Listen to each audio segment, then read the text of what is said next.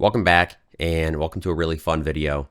This is an open-ended lesson where we cover a lot of the fundamentals of RBD and actually work up from scratch to build this full shot here. We've got a primary fracture, we've got a primary RBD sim, we've got a secondary RBD sim, we've got a secondary particle sim, we've got a secondary smoke sim, all set up with high-res geometry. And I preview these down here and zoom in a little bit, we'll see what our final shot is looking like. But we've got all this going on, and we spent a few hours actually covering everything here from scratch. So we started working with some basic cubes. We covered some of the fundamentals of both the SOP RBD workflow as well as the DOP RBD workflow. And that's actually something we do throughout every single one of these examples. We set up both workflows so you really have an understanding of how and why you should use one over the other. Then we explored a little bit about different ways to organize the DOP-based workflow for solving, as well as the collision objects for both concave, convex, as well as a nice handy trick to handle some more complex collisions. And then we continued leveling up a little bit about our work, and we explored some high-resolution geometry, some proxy geometry, as well as how to manage different name attributes for transforming our geometry after our simulation has been completed. We covered a little bit about dynamic sourcing. So when you do simulations within RBD, you may have everything in your simulation already involved in the simulation on the first frame, or you may want to add things throughout the simulation itself. So we covered some important concepts, as well as covering some important issues that may arise as you start setting up those simulations. And then after we kind of learned a little bit of these fundamentals, we then spent a while setting up this entire shot from scratch and covering a lot of the problems that do arise within different ways of organizing your workflows, as well as different reasons for why you might want to choose certain ones over other ones. And then again, everything here has been covered, created from scratch. And also we do use our SOP workflows and our DOP workflows for everything except particles, because there is no SOP wrapper for a pop solver yet. So lots to learn. This video is kind of an informal exploration. So if you do like this format, please let me know below. And if you want to grab the final files, you can go ahead and grab those at the link in the description. So awesome. Enjoy. Hopefully you learned some cool stuff, and I'll see you in just 1 second. Welcome back, and welcome to a informal video, just hanging out and exploring RBD within Houdini. I've got a couple hours today in between recording lessons for Level Up Houdini, which is my full formal Houdini course. But what we're going to do today is explore RBD, explore some of the common workflows you might use, set up some fun shots, as well as kind of learn some of the different ways you can approach either organizing your simulation sourcing, your simulation prep, kind of your post-processing, or even some tricks you can use to create some cool simulations pretty quickly. So I've sketched out a couple ideas. I just listed out with a note card, a sticky note, and empty geometry containers. And we're just going to go through work by work, or container by container, and start creating some nodes, start putting together some shots. And it might be a little informal, but if you're trying to learn, it might be helpful to follow along. And if you want to download the final files, you are welcome to do so below. So without any further rambling, I will end the video here and then come back and we'll get started. And also what I'll try to do is each time after we finish a section, I will leave a comment timestamp below, as well as the final preview of what we make in that section. So if you want to skip ahead and kind of jump through each individual one, you're welcome to do so. And I'll also do my best to start each individual idea from scratch, just so you get a good amount of practice putting these together. And then if you do want to jump ahead and create one of them, you don't necessarily have to see the entire rest of the video. So let me know if you do like this format. It's a little bit less formal than what I usually do. So any feedback on the structure, if you found it helpful, would be awesome to know. So awesome. I'll see you in just 1 second. All right. Welcome to the preview of this first chapter. The next chapter in the video, so the first cube falling section you're about to watch, the end result of what we create is these two networks here. And we cover quite a bit of information. We learn a little bit about our name attribute. We recap the difference between packed and unpacked geometry. We learn about high-res geometry. So right now we've got our box here in the high-res, and we've got a sphere using our proxy input. So we're actually simulating with the sphere as our collision, but we're transforming our box, which could be our high-res geometry. In this case, actually, the box has fewer polygons, but the overall idea remains the same, that we have the opportunity to create one geometry to simulate and one geometry to actually render and transform on to those simulated points. We also recapped a little bit the name attribute, how our transform pieces match. We learned that you sometimes don't need to have an input on the third transform pieces, and you commonly do if you're having animated inputs. And there's some other situations where that arises, but you don't always need to have a third input on your transform pieces. And then in this one, we use the SOP based workflow using the SOP solver. We also learned that this handles a lot of the important parts of RBD. So creating the packed geometry and creating the name attribute, it handles this for you. But as we are working with our own setups, or if we're creating our own simulations and our own DOP networks from scratch, we want to be aware of the attributes, whether they're on our points or primitives. And then we also want to be aware of where our geometry is packed, because the bullet solver does need packed geometry, but we've also learned that our high-res geometry does not necessarily need to be packed. So over the course of the next 20 minutes, this is what we recap. And yeah, hopefully it's some helpful information, and you're welcome to follow along and skip ahead to the chapter after that if you want to keep learning. So I'll see you in just 1 second for setting this up, and then we'll keep working. All right, welcome back. In this very first one, we're going to take a look at a cube falling, and that's kind of really all it's going to be. We're going to learn a little bit about how Houdini works for RBD, as well as some of the weird, I wouldn't say weird. It's not necessarily weird. It's kind of unexpected if you don't know what's happening. But there's some attributes within your geometry. There's some ways you have to prepare your geometry. And there's some organization you need to be ideally aware of as you work in RBD. But sometimes the workflows within side effects, or within Houdini created by side effects, sometimes they manage some of the information for you. So you don't have to be aware of them, but it can feel confusing if you don't know what's happening. So I'm going to try my best to keep the explanations here relatively straightforward and not too complex, but also not over explaining some of the fundamentals. So if you do want a quick intro to RBD for fundamentals, I'd recommend checking out the RBD video on my channel. But we're just going to start working. So I've got a box. I'm going to move it up here, maybe 5 units on the y-axis, zoom out. And to create a RBD simulation, we can just grab our RBD solver. I hold down Shift and hit Enter to connect it. And then if I go under collision, add a ground plane, I can actually click play and my simulation will run. You'll also notice that after a certain frame number, everything here in the geometry spreadsheet freezes. And the reason for that is the solver is putting the geometry to sleep, which is a way to say that it is deactivating the geometry if it doesn't move enough.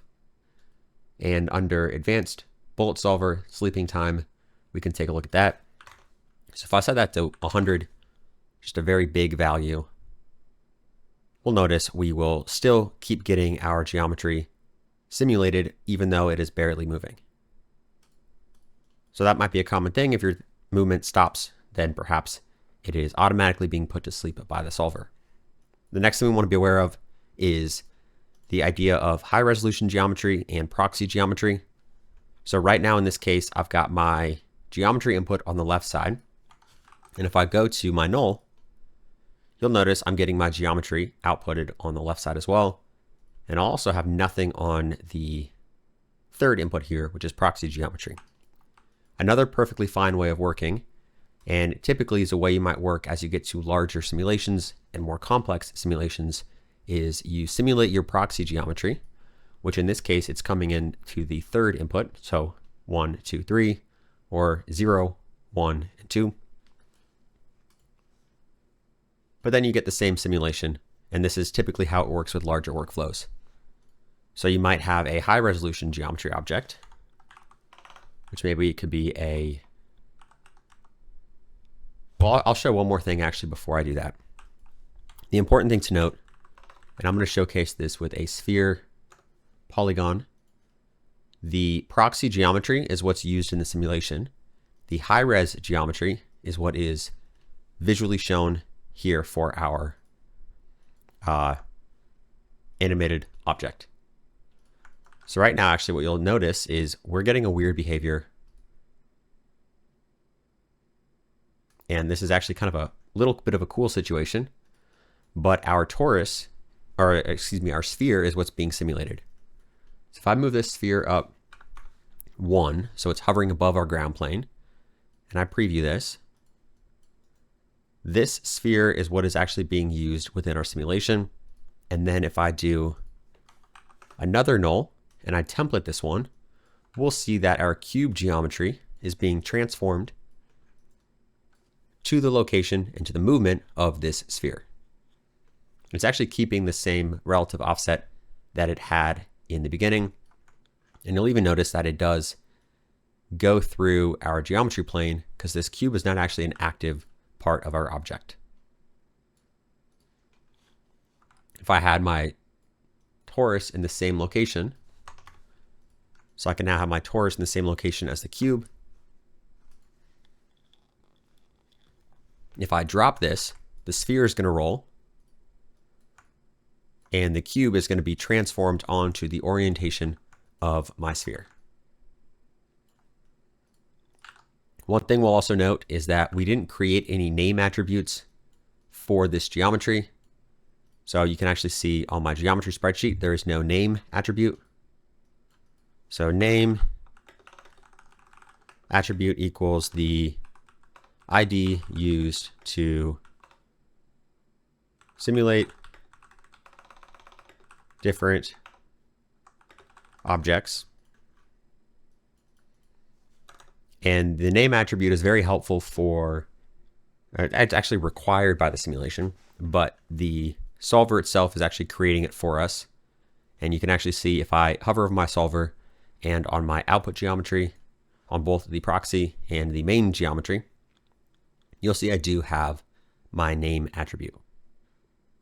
So how it works is this incoming geometry is being split and packed within this solver. So we do also need packed geometry for RBD. And if that's a new term to you, then I'd recommend you check out the full RBD section on my channel.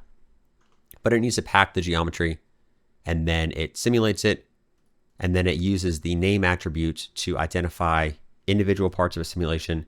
And the name attribute is also very helpful for constraints. So if we want to connect certain objects to certain objects using certain relationships, or in other words, constraints, then the name attribute is what lets us define what's connected to what. So it's a very simple setup here of how to actually drop a box. And another thing we might want to do is this might be a SOP based workflow.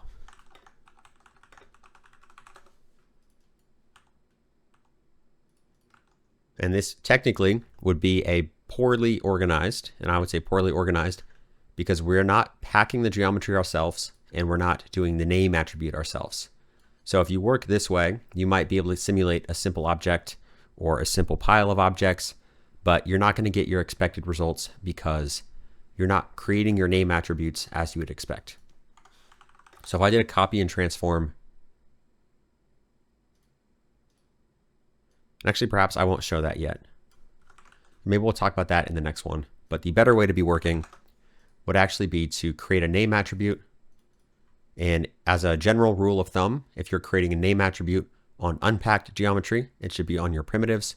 If you're creating it on packed geometry, it should be on your points. So I can create one. It could be box. And in this case, actually, the high-res geometry and the proxy geometry should have a matching name attribute. So box and box would be fine.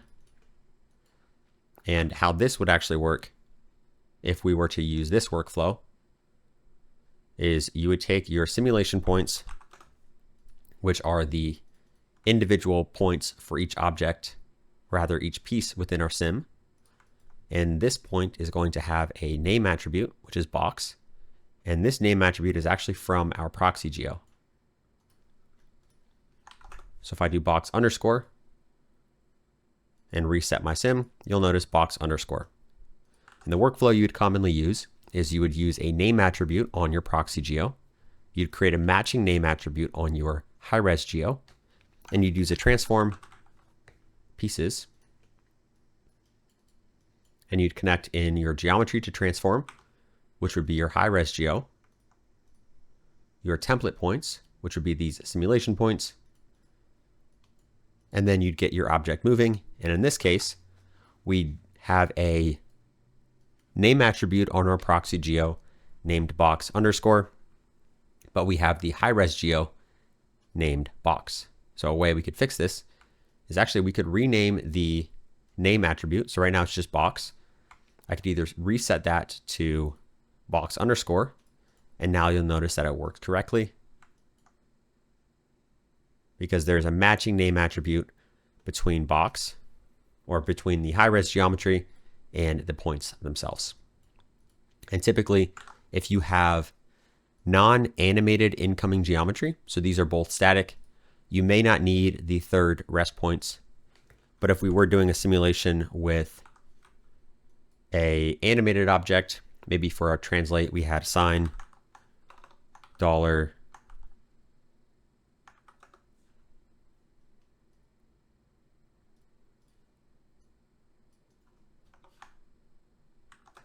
frame times 10, $f times 10.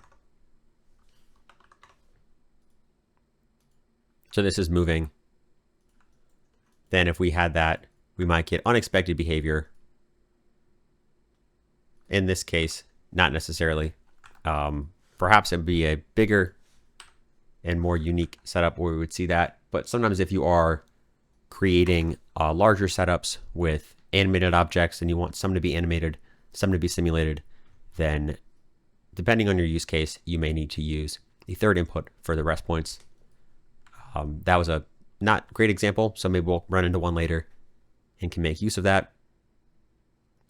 But this is kind of a basic workflow for setting it up with SOPS. The other option we might want to do is if we're going to use a DOP workflow where we don't use the SOP level bullet solver, but we actually create our own DOP net and set that up ourselves. The way we would do that would be we'd have our incoming object. And I can even actually set this up with a sphere as well. I'm going to copy this transform just so they're at the same height. I'm going to simulate with the sphere, and then I'm going to transform my cube to the sphere's location. So to do that, I want to create a name attribute. And an easy way to create that is with a name node, or actually with an assemble. And I'll do one for each. So right now, what I have is my box. I'm going to use the assemble node to create the name attribute as well as pack my geometry. And you'll now notice that I don't have any attributes on my primitives because that is on my point. I'm going to say this is box underscore. Now it's box underscore 0 because it's going to add an extra number for each individual object. And I'll make my sphere also box underscore 0. And now my name attribute on the sphere is on the primitives, but on the box, it's on the points. So I'm going to do a pack to create packed geometry, but I also want to make sure I transfer my attributes name. So now it's going to keep that on the packed geometry itself, but that's now on the primitives. I want that to be on my points. So I'm going to go from original class primitive, name, transfer that to point, and now I have a point attribute name, which is box_0, and a point attribute name, which is box_0 on my box. So this is high res geo. This will be my proxy geo to sim. Now I need a .NET to create my .NET network. This will be my sim from scratch. You'll also notice that our geometry spreadsheet has now changed. This is the DOP information spreadsheet, which we're not going to get into today, but it will look a little bit different than our SOP-based geometry spreadsheet. I'm going to jump inside here, and the most basic simulation we can set up, we need a RBD packed object, we need a bullet solver, and there's actually two types, we want a rigid body solver, but there are two types, there's three types of solvers within Houdini. There's a bullet solver, there's a legacy RBD. Bullet is what we use when we're simulating in most workflows now. It's the newer and more efficient simulation solver where we use packed geometry. So the bullet solver is a way to use that, but the more common way to work is to use the rigid body solver, which is actually a wrapper that contains both types of solvers, and we use that set on bullet. So I connect my pack object to the rigid body solver, and I also now need to do really actually nothing. This technically would be a simulation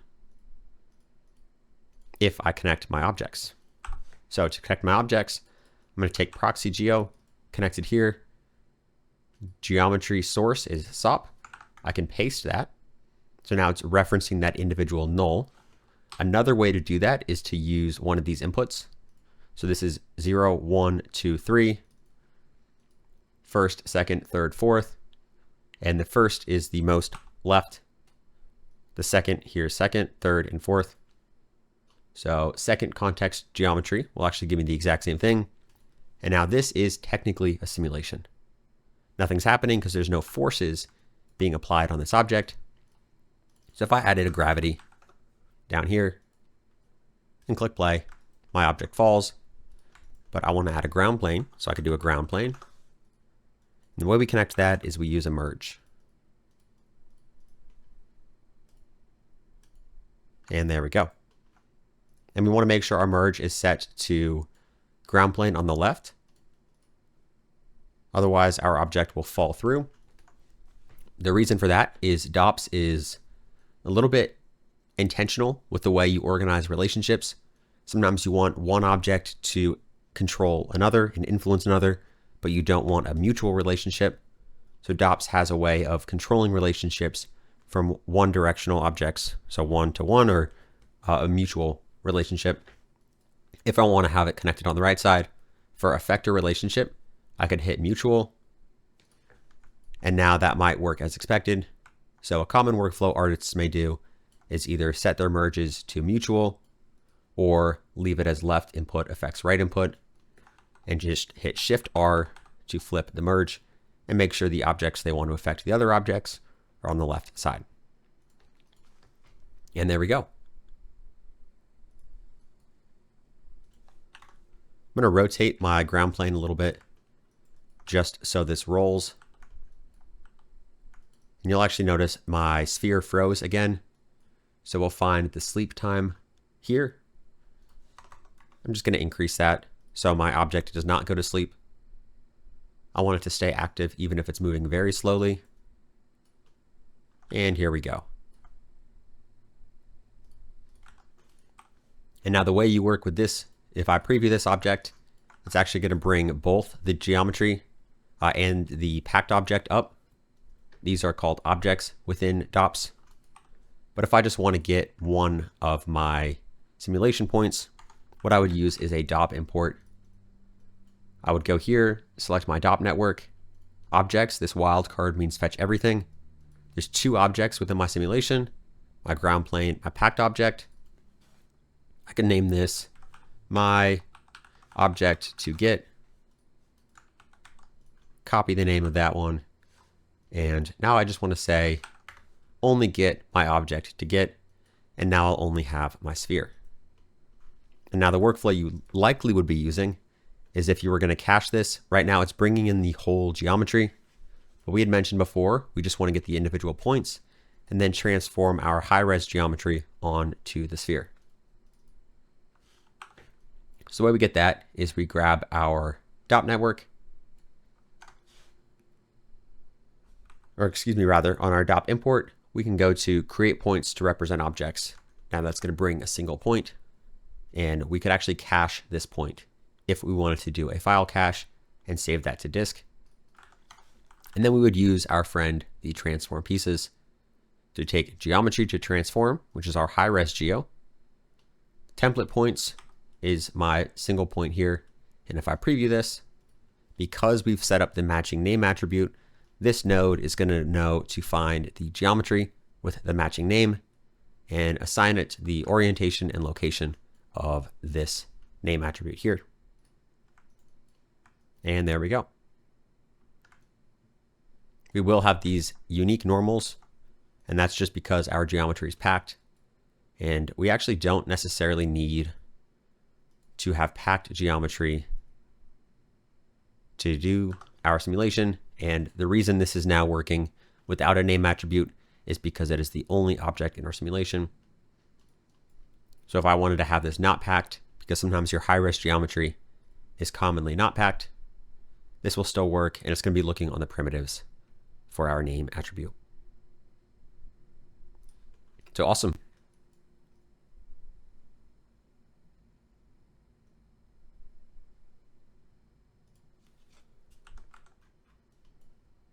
This is our DOP workflow for setting it up from scratch. The main things we want to be aware of is the name attribute. Ideally, we always want to be creating it ourselves. That makes it a lot easier to keep organized and to be aware of what's going on if something goes wrong. And then we want to also be aware of where our name attribute is stored. If it's packed geometry, we should have that on the points. And if it's not packed, then we should have that on the primitives.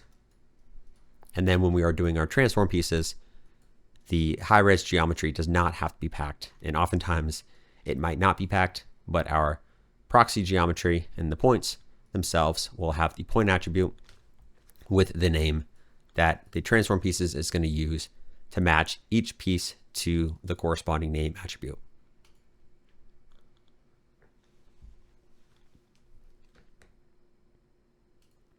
So awesome.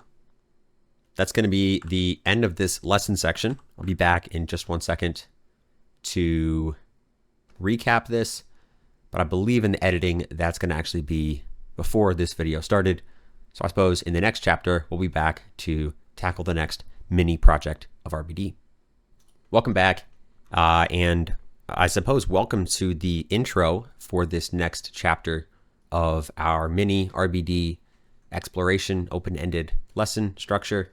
What we've actually done in this video, or in this next chapter, which you're about to watch, is we covered quite a bit of information on the objects, the convex versus concave shape of collisions, the name attributes. We recapped the active attributes. We recapped setting up simulations and collisions for the SOP solver with our convex versus our concave geometry representations for our collision shapes. And then we also did 3 DOP networks from scratch. And actually, while we were working, I showed the dependency links so you could turn those on or off. And I also mentioned in the next section why you might want to have those on. We set up a solver from scratch for simulating our RBD object. I'm going to hide our collision geometry, so we can see it falling through this tube. We did it with a static object and our rigid body object here. We also did it with 2 rigid body objects. So we can have this. We also added a little bit of a velocity to the torus here. And then we also set up one where every object is within a single RBD packed object. And then we covered some of the reasons why you might choose one over the other, as well as a few of the common gotchas and small tricks that Houdini does automatically that you might have to be aware of. And the most prominent one, and perhaps the one that might get most artists stripped up, and I know it did happen to me a lot, was the active attribute. When you're merging geometry streams with an attribute, so in this case there's no active attribute, but on this one there is. When you merge, you will get a mismatch of attributes. What this means is that Houdini is getting an attribute on one geometry stream that's not on the other, so it has to create a default value on the other one. And if you don't have a merge, by default, this solver actually will create the active attribute set to 1 because the initial object type is set create active. When you do have this merge, Houdini is overriding that, setting a default active attribute of 0 within SOPS. And then that way, when you go into DOPS, this create active attribute will not be overriding the existing attribute on the incoming simulation geometry.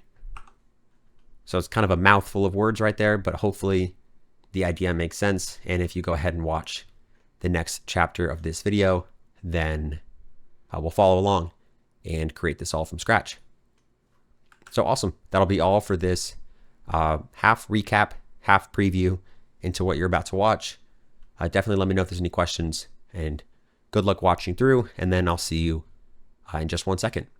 Welcome back, and welcome to the next section of our open-ended RBD exploration.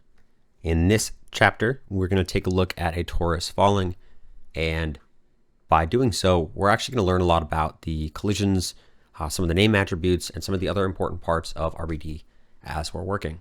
So I'm going to jump inside here. Very first thing I'm going to do is create a torus. I'm going to transform it up. Whoops.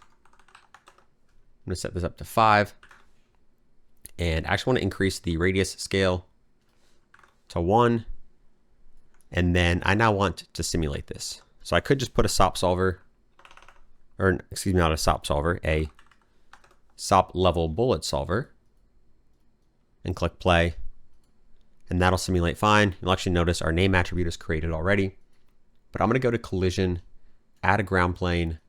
And because we want to be a little bit more organized and start thinking about better practices for our workflows, I'm going to go to name, and I'm going to set this as my torus. So I now have created a primitive name attribute on my incoming geometry. If I click play, that will simulate. And if I look at the output of this, my name attribute is going to be correctly set to my torus. So to showcase what I want to do here is we're going to do a tube, polygons, connect that to the collision geometry.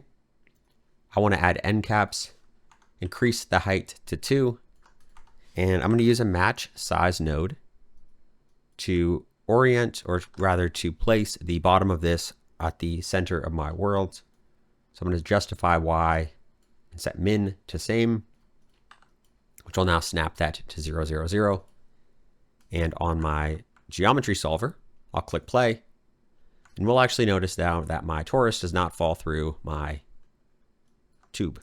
And the reason for that is actually if we go to the RBD bullet solver, go to visualization and show collision shapes, we will see that the torus object, the shape is using to create the collision shape, the collision outline, and is not using the concave object. So there's no holes within this torus.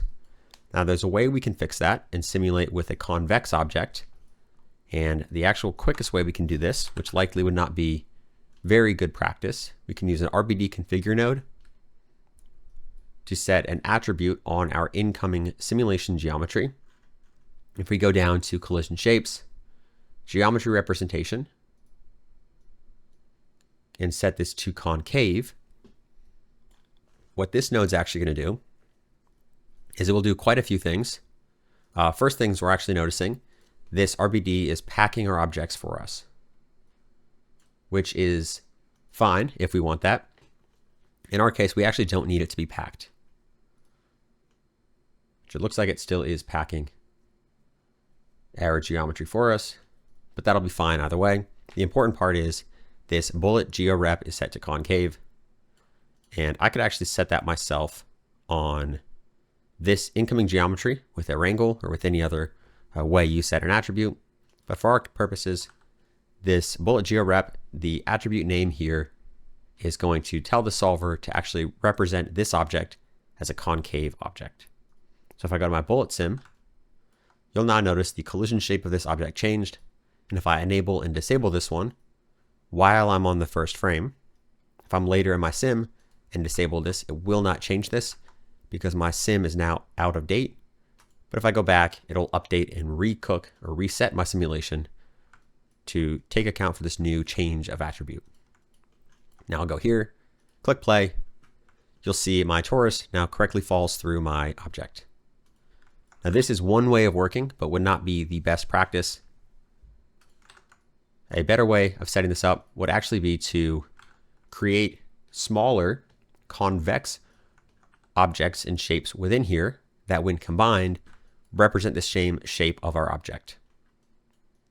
And before we do that, what I can do is set this also up in the dot network as well. So if I did a dot network, this will be my solver, but from scratch. And if you are following along, I would actually recommend following along with this section as well. Whether you choose to use the SOP level solver or the DOP level solver within your projects is 100% up to you, but it is very helpful to understand what's going on in this solver because this is really just a wrapper of the same solver here. So I'm going to go here and I might actually plug these in to these inputs to make use of those. We'll plug our tube. And actually, before we go to do that, there is some more information we'll need to create. So I'm going to say my collision object. And I'll do my RBD object. Jump inside here. I'm going to get my rigid body solver. I want this set on bullet. I want my packed object. Connect this here. Connect this. And I want a gravity as well. And now, technically, this would be a simulation, but there's no incoming objects. So I want to get my RBD object, Control C, paste that in here. And now if I click play, you'll notice we're getting a little warning saying there is no packed primitive types. Well, actually, this is saying there's no primitive types supported by the solver. And the reason is because it is looking for packed geometry. You can kind of get the hint by packed object here. So the way we'll fix this is we'll actually have to pack this geometry and we'll have to get our attribute on the point. And we can do that with a pack node.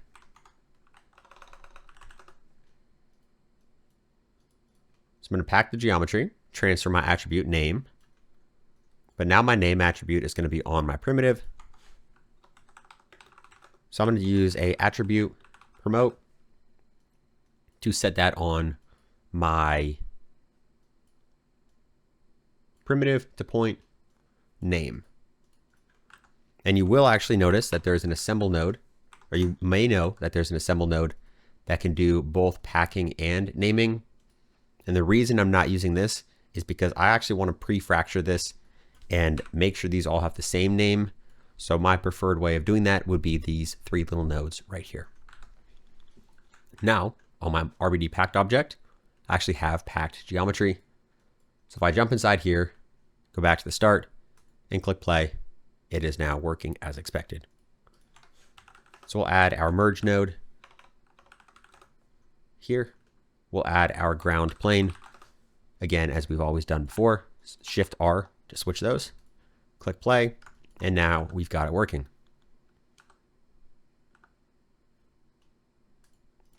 And now our way we can actually add our torus, there are quite a few different ways, and there's really no correct way of doing this. We could put our torus within this packed object. And actually, since we are learning, that might be helpful to know how it works. So there's 3 main ways we can do this. I'm going to say this is same packed. Actually, this is a static object. This will be different packed object.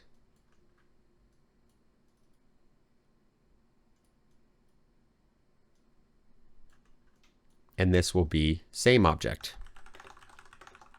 And there's many reasons once you get to larger projects why you would choose one of these over the other. But because we're learning and we're kind of doing an open-ended exploration of simulations, I think it's going to be helpful to show you all 3 of these. So first one is a static object. We've got my object here. We got it working with our ground plane. And the way we can actually do that is we just add a static object. I'm going to use a merge, connect this in the same way that my ground plane is working. Hit U to go up, get my collision object, and paste that in the SOP path for my static object.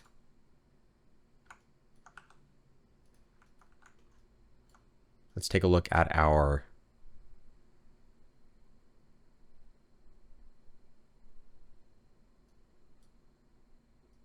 collision previews. So if I go to packed object, I believe we're actually going to be getting the same issue we had here, which it looks like we are. So to fix this, we could actually use our RBD configure to set up that concave geometry representation. Click play, and that'll work as well. But you'll actually notice that the simulation is not quite going to be as stable. So rather than doing that, and actually to show you that this is correctly working, if we do disable this, jump inside here and click play, we'll notice that we are actually colliding with this object. So that's one way of setting it up. To do the other way of setting it up, I'll actually first fix the collision issue here. And a way we can fix this is we can actually fracture this and then use the fractured object as a collision, but simulate all those fractured pieces as a single object. And an easy way to do that is to use a Voronoi fracture. So we'll connect that here. And another easy way to do that is to use also a scatter node to create our points. I'll do 25, connect those in here. And if I do an exploded view, you'll actually see these are all the individual pieces that are going to be used as mini convex colliders, or mini colliders that will make up the shape of the object. So I'll connect this here to name, and that's actually all we need to do. And that's actually the reason I also use this name attribute, or this name node, because you'll now notice that every single one of these objects has the same matching name attribute, which we're going to leverage to our own benefit. Now, if I go inside the solver, click play, that will not work. And the reason for this is on our RBD packed object, we have to go to the bullet data right here. And we want create convex hole per set of connected primitives. And if I check this and show my guide geometry, and actually we'll now notice one more thing. We've got our simulation cached from before, so it's not going to update. It's now orange, saying that it is out of date. I could reset this simulation by going up and hitting reset sim, or I can just go to the start. And now what you'll notice is we're getting collision objects for each of these individual pieces of our objects. If I click play, that will now simulate as expected. And this additional collision padding is something that's done by our object right here, collision padding. So we can modify that if we want, but in general, it's a good idea to keep it at the default value, unless you understand why you would be changing it. So there we go. We've got our torus colliding. We're now leveraging multiple packed fragments.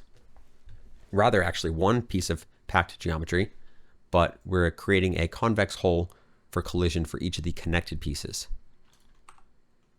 And this is something that's a very common workflow and a very common thing to do within simulations. And even if you didn't scatter, sometimes what you could do is use a circle, a cleaner geometry. You could group by range if you want to get a perfectly uniform object. So maybe points, and we'd find one of 12.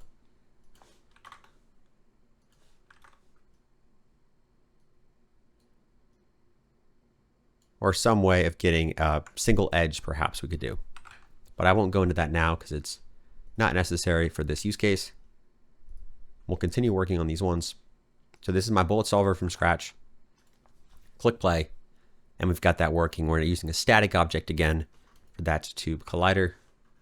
The other way we could do it is we could use different packed objects. So if I go up and click play, or I display my simulation and click play, we'll notice our torus is falling again. What I actually want to do is get my collision object, and you'll notice it is not packed and is not no attributes. So what we'll actually do is we'll create a name attribute and we'll pack it as well. This will be my tube. And I'll promote my name to points. We've got my tube right here, and then inside this object, another very common way we can do this. And this way, it's actually more common with secondary RPD simulations. So this would be my torus. This would be my, actually rather than that, I would need a packed object. This would be my tube.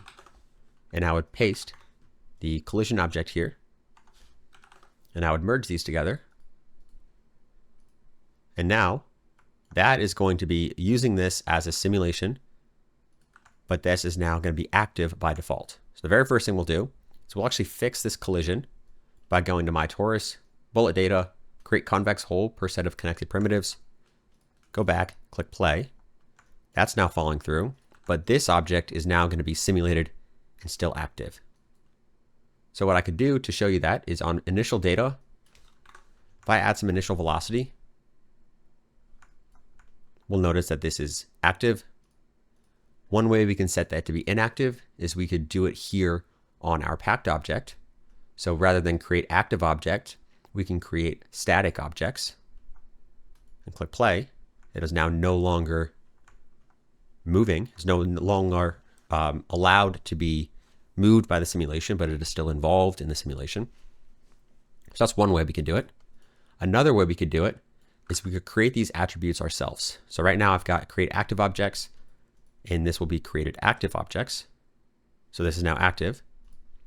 But if I went up here and created an attribute on my packed geometry here, set active to 0, I could say I at active equals 0. And now if I jump back inside this same solver, even though I have create active objects, Houdini will recognize the attribute that I had created here, which is the active attribute, and it will use that within my simulation. And because I've set this active attribute to 0, it won't actually involve that in any, well, it won't allow this to receive forces and move. It will involve this in the simulation.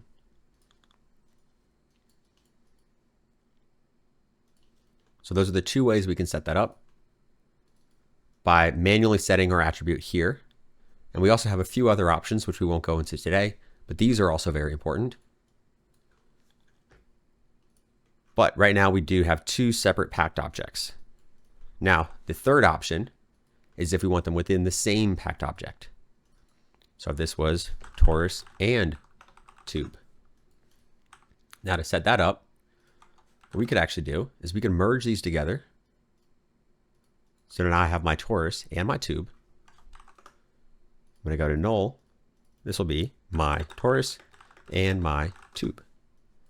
Copy this, jump inside here, go to torus and tube, paste, and now if I click play, we'll notice a few things. First of all, these are both active in my simulation, but we'll also notice my torus is not represented with individual convex whole per connected primitives. So I'll check that here. Go back to the start and click play. But now another thing we'll actually be noticing is this will be active. So if I set my initial state for velocity to 1, not only will my torus move, but so will my tube. There we go. So if I wanted this torus, or this tube rather, to be static or not moving, if I did set this to static objects, that would set both the torus and the tube to static, which is not what I want. So I'll leave that on set active objects, but on my torus here, I'll re-enable this attribute wrangle that set the active attribute to 0. And you'll also notice that we are now going to be getting one of the common use cases that used to get me tripped up a lot, but this is now setting a default attribute for the other object that is not having a matched attribute. So because there's an active attribute here, and there's no active attribute here, when the geometry stream is merged, Houdini is going to create the attribute for the pieces that do not have it.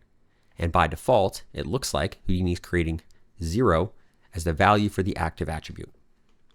So if I go inside here, even though it's set to active, if I click play, my simulation is not going to work. And the way I'd fix that, I have to now manually assign or override this active attribute.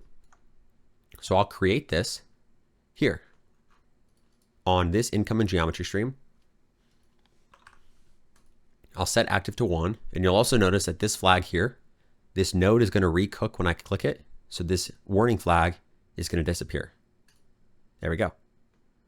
Now I have an active attribute on both these geometry streams. So it's not going to be giving me that error. And if I look at my geometry spreadsheet, my torus is active, my tube is not. And again, these are both packed geometry, which is exactly what this is looking for here. And there we go.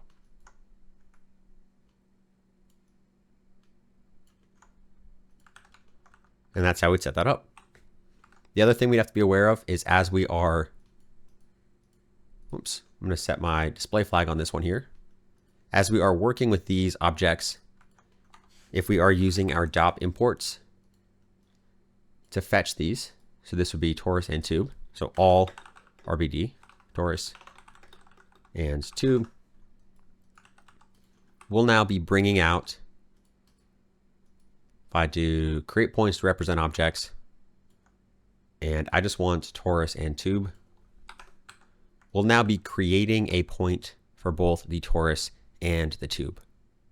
If we were doing a simulation where this was always static and we didn't want to deal with handling the transforms or the objects themselves after the simulation had been done, it might be helpful to have these in separate objects so we could then segment them and bring them out back into SOPS individually.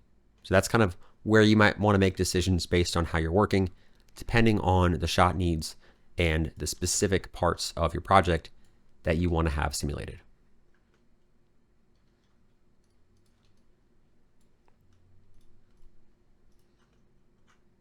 But I think that's actually good for now. One more quick tip we can do is if we go to view, show dependencies for selected nodes, as you start working with what we might call these floating DOP networks, it might be helpful to have these dependencies shown so we can see which objects are going into which solver. So right now, if I highlight this, we can see this node has a dependency link to here. And this actually has a dependency link just to my torus and tube. But these ones here are now fetching these objects here.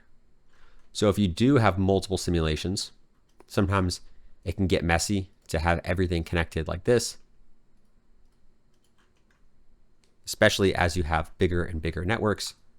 So sometimes you might not directly link any objects to your network, but you might reference them by selecting these SOP paths within your dot context. And you can now actually see we've got two nulls, or rather two objects here,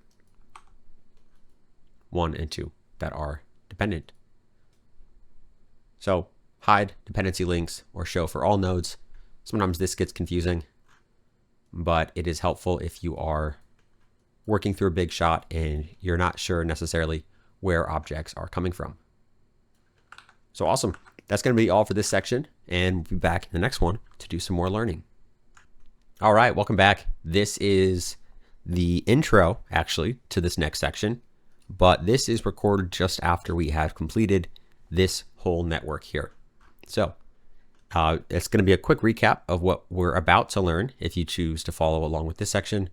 The overall concepts we covered here were kind of how to manage a intro workflow for high resolution geometry, proxy geometry, some tricks with packing and unpacking that, as well as 2 different ways to create a solver, a SOP bullet wrapper. So using the SOP level solver and using the DOP network, which we created from scratch to actually simulate these cubes. So we created some high-res geometry here with the lab's edge damage node. And then we did a copy to duplicate this, but we actually left it as messy geometry and non-packed, and perhaps not the most efficient way to do this little copy setup. But what we did was then we created a name attribute uniquely based on the connectivity of these polygons. We can see here, we actually created a name attribute in 2 different ways. We then created proxy geometry based on the individual connectivity for these objects here. We then deleted all these names for organization and then retransferred our proper name attribute from our high-res geometry, repacked and retransferred that attribute again. And then we did a simulation on the proxy geometry itself. So this low-res geometry, and we transformed our high-res geometry onto the simulation points of the low-res geometry. And we also found a kind of interesting setup where if I go down to the end and skip ahead, that the same setup with the bare minimum for the SOP level bullet solver versus the DOP level bullet solver can give you 2 different results for your simulation, even though the starting conditions are exactly the same. So there's quite a bit of information we covered here. Hopefully, again, this kind of informal approach to teaching RBD is something that's helpful. Again, this is the first time I'm doing a video like this, so if you find it helpful, please do let me know in the comments, as that definitely helps me understand what is helpful for learning and what's better for me to be creating. So awesome. I hope you enjoy the next section, and if you choose to watch it, I hope you learned something new. So I'll see you in just 1 second. Welcome back, and welcome to the next mini project, sort of, in our open-ended rigid body simulation and kind of just dynamics exploration within Houdini. In this one, what we're going to do is just set up a nice fun cube tower that we can simulate. We'll do it both in SOPS or SOPS workflows as well as DOPS. Maybe come up with some cool ideas to showcase some helpful things as you continue working. So very first thing I'm going to do, I'm going to make our main cube, which perhaps we'll actually do. Maybe we'll do actually this. This might be a cool way to set it up. So I'm going to do a high res and a low res workflow for our objects. And while we're actually setting this up, I actually will do our high res first and then create proxy geometry based on our high res geo. So this might be kind of a more standard workflow to how you might be working on a larger destruction shot. So very first thing we're going to do is I'm going to use a poly bevel just to create what I'll call our high res geometry. So 5, maybe 0.02, and maybe we'll even use the labs edge damage. So this is a tool, a node built by Side Effects Labs, which helps us create some cool little dents on the edge of our object. In this case, I'm actually going to delete the bevel because I think the edge damage is going to give me a cooler result. I'm going to set this to smooth shaded. And I'm going to increase the damage control resolution to 1, which is going to make this a relatively high poly object, which is going to be the perfect case for using proxy geometry to simulate this. And that's taking too long to remesh. So I'll do 0.6.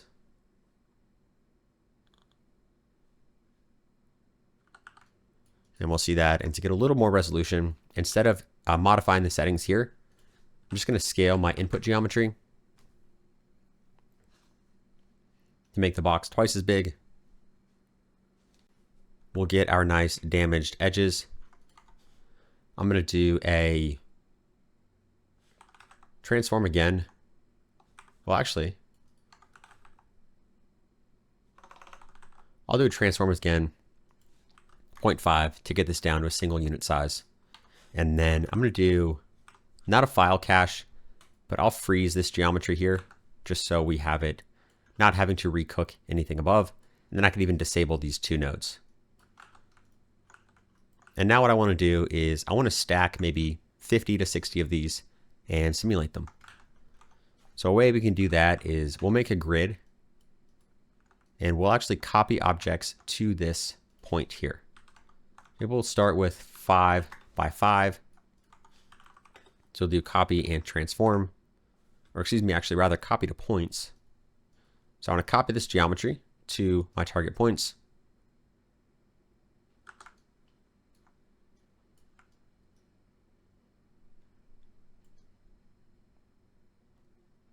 And actually in this case, this might not be the best situation to show creating proxy geometry after you've already done your high res, because in this case, every object here is going to have the same proxy geometry.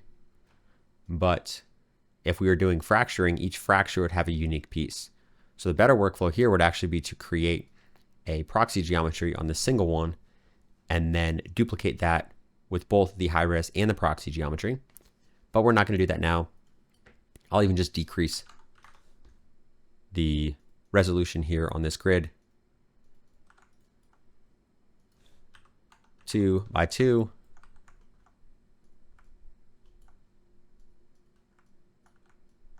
You can see we've got our objects here. We'll also notice these are not packed geometry. So we've got quite a bit of heavy geometry here. And that's actually going to be fine for what we're going to do now. And I'll copy and transform.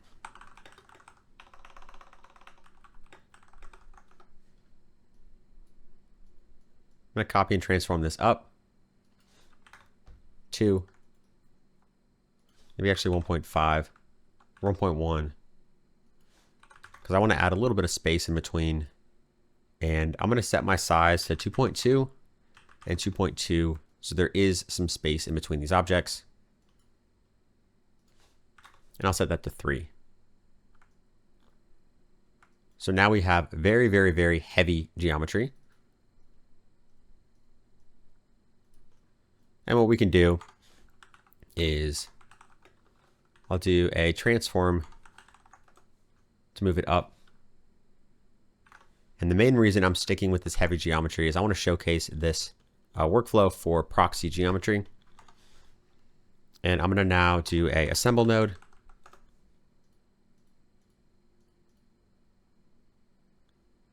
Create packed fragments and create name attribute.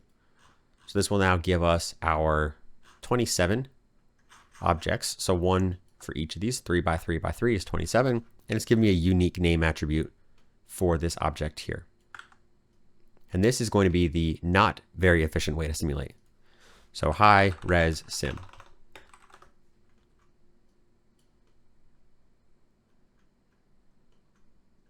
You can even notice my computer is slowing down quite a bit. So if I did my bullet solver, which we have packed geometry with a unique name attribute, plug this into geometry,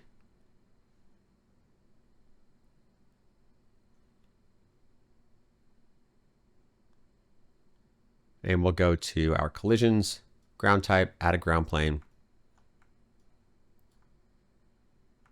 If I click simulate, this is going to take a very, very, very, very long time to simulate. And I'll maybe let it go for 2 frames just to see how long it takes.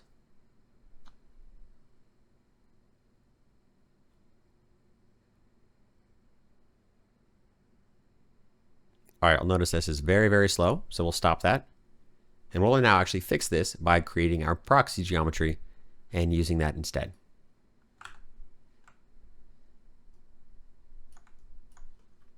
So the way we can do that is, rather than assembling these, is we can actually use these objects and create a proxy representation for each of these connected objects. And there's ways we could do that up here, but for now, I'm going to use a for each connected piece.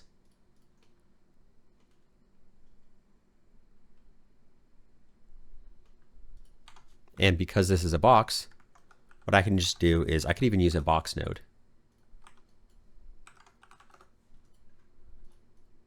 And by default, what this box node does, if there's a object connected to the top, is it will create a bounding box.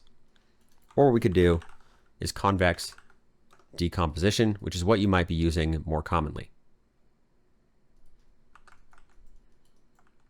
So this one will create a lower representation object, but it still would be true to some of these edges if it wasn't perfectly a box. So in our case, we might get away with a box, but we'll even stick with the convex decomposition. And what we now want to do, let's take a look at our name attribute, which it looks like it does have a default name attribute, but that is just from the surface here. And this surface is actually the volume that was created inside this edge damage node. So I might even delete this attribute. Delete the name. We'll say remove name.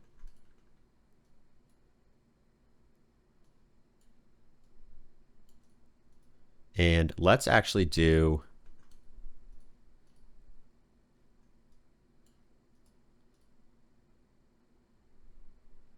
this. Will take quite a while because this is very, very, very high resolution.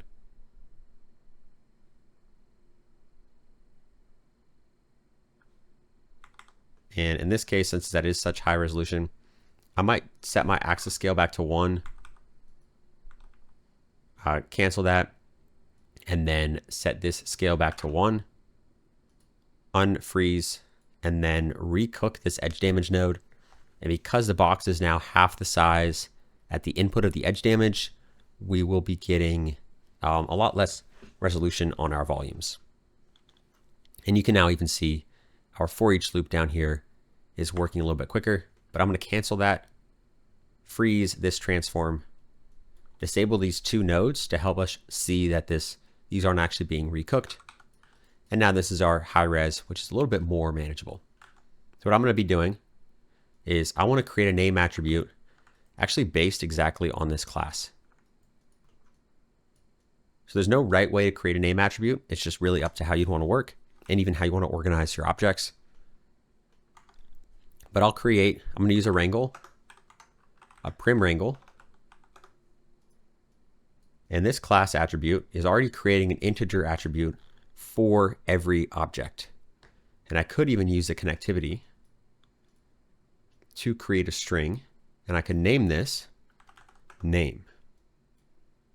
And this could be cube underscore. So I could use this connectivity to create a unique name attribute for each uniquely connected object. So that'd be one fine way to do it. Or I could create this integer class attribute, and I could say class to name, and I could say s at name equals, I'll say cube underscore. And now what I want to do is I want to do ITOA which is the function for converting an integer to a string. And I want my at class attribute, and I need to use the add to append a string here. And I need a semicolon at the end of my line. And now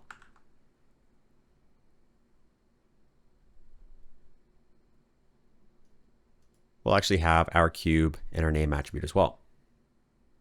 And this is fine. If we really wanted to fix this, what we could do is we could do a explicit cast from integer, which is now casting this attribute class to int, but it actually is already as a class an integer attribute. So we could also do I at, which will tell Houdini to look for the integer attribute class. So that's either fine way of working. These technically switch would be fine ways of doing it. So these are both actually creating the exact same name attributes for our objects. And now how we would do a high-res workflow, I'm going to cancel that so it doesn't cook here. And actually for now, I'm going to hide the dependency links, which we had from the last video. Again, I'm going to cancel that so it's not cooking. What we'll see is we have our high-res geo, and this is actually all you would need. So out high-res. And then what we would do is we'd create our low-res geometry. So convex decomposition.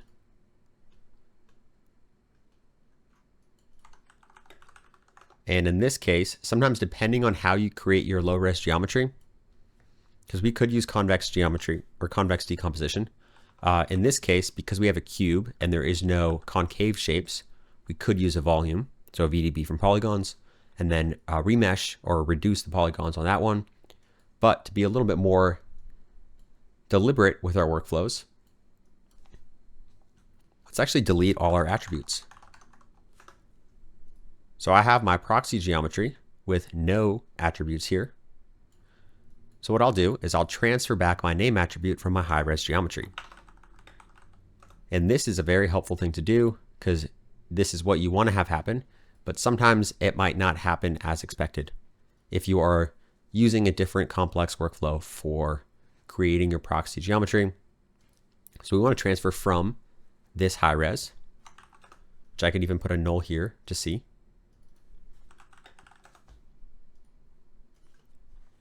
We've got our name attribute on the primitives. So I want to transfer no point attributes, just my name attribute on the primitives, and then right here. I'll let this network or this for loop cook.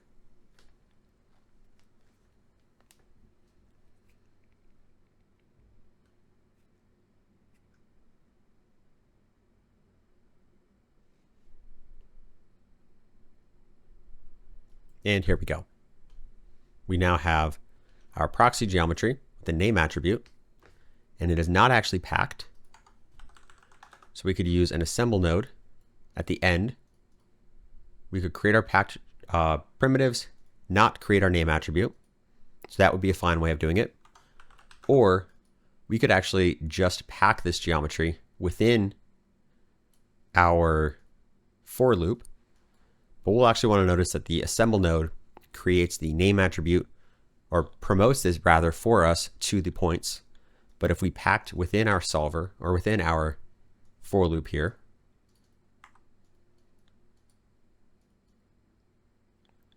we'll notice our name attribute has disappeared, and that's because it is now inside this packed geometry. So we want to transfer this, which is now going to leave it on the primitives. So we'll attribute promote the name attribute from the primitives back to the point. So primitive, fetch my name to point, and here we go. Now at the end here, we will have our packed objects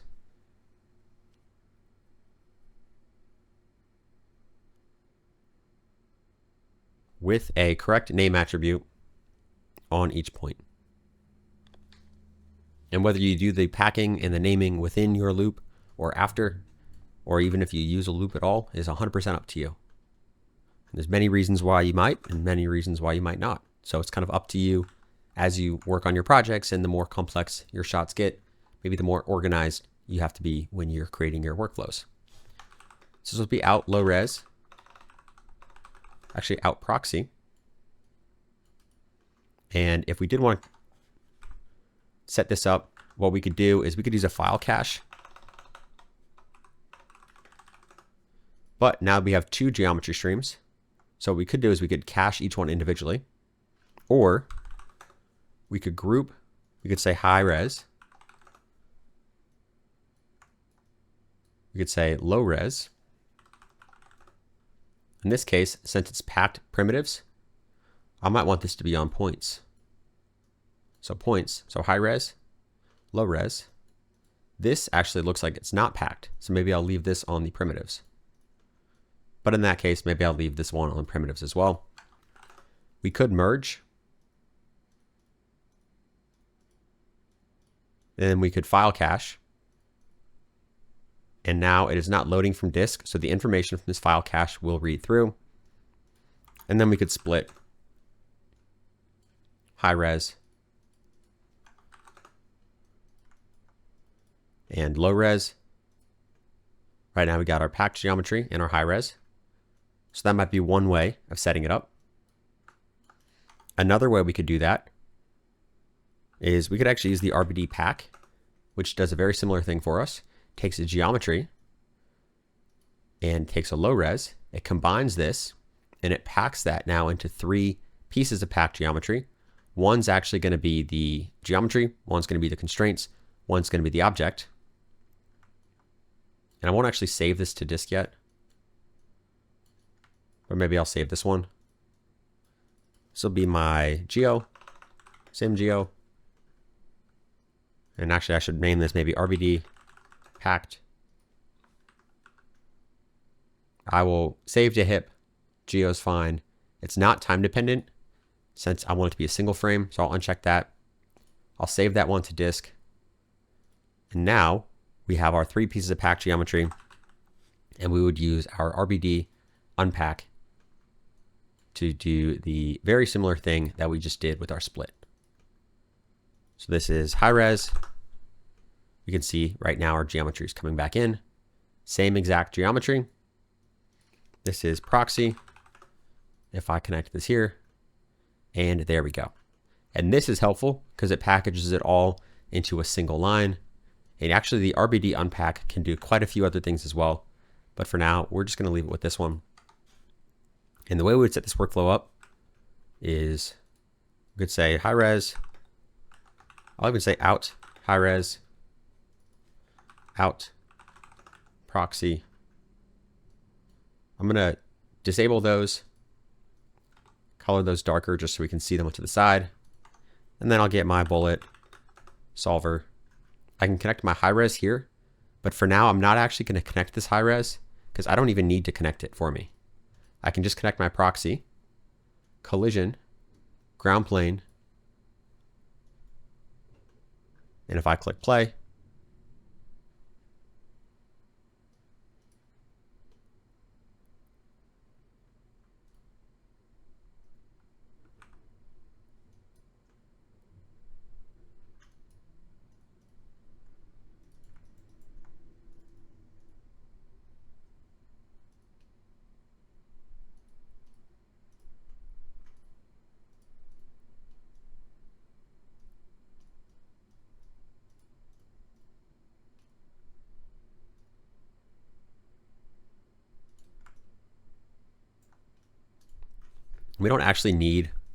we shouldn't actually plug our simulation high res in. So perhaps we could plug our proxy into the high res. Whoops, I accidentally hit U to go up. So I'm going to jump back into the cube tower. I'm not sure why Proxy is not liking this. Sometimes this bullet solver allows us to not plug anything in. But for our purpose, as far as the bullet solver is concerned, perhaps this is our high res geometry. So I'll run our simulation, maybe to make it more interesting, and which is maybe why we want to have the RBD packed, or RBD pack to unpack, is we can actually now transform the packed and the unpacked geometry as a single object. So we'll see our high res is now in the same starting location as our proxy, which is very important if we are going to be transforming our high res after. So this might be a use case for wanting to have these combined geometry streams. If I click play to simulate, we'll now simulate with our proxy geometry. And the workflow we would continue to use is we would get our simulation points. I would say null out sim points. We've got our 27 points here. And we would use our transform pieces. My honest recommendation is if you are using the SOP level solver, I would not plug in my high-res geo, because there may be a case where you think you're simulating with your proxy, but it is using your high-res geo. So a way to be 100% positive you're simulating with your proxy is only connect your proxy to your SOP solver, your SOP level bullet solver. This is not a SOP solver. That's also not a SOP solver. A solver, in this case, is a SOP solver. This is a SOP level wrapper for a DOP network, which contains a DOP solver. So now we go to our template points, connect those here, and we can even see we've got our high-res geometry with this nice high-res detail as well.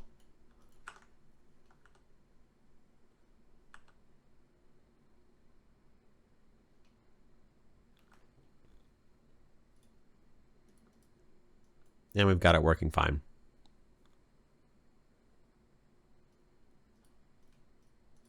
So that'll be our workflow for working with our high-res geometry. And it is taking a little bit of time to transform this geometry. But again, this is relatively high-res, which is fine for us to do. If we were to set this up within a DOP network,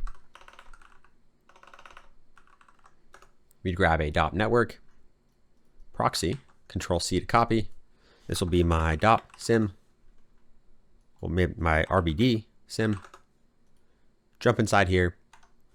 We need a packed object, which I'll say my cubes. We need a bullet, actually a rigid body solver, which will have set to bullet, which it is by default. Connect that. I want a gravity.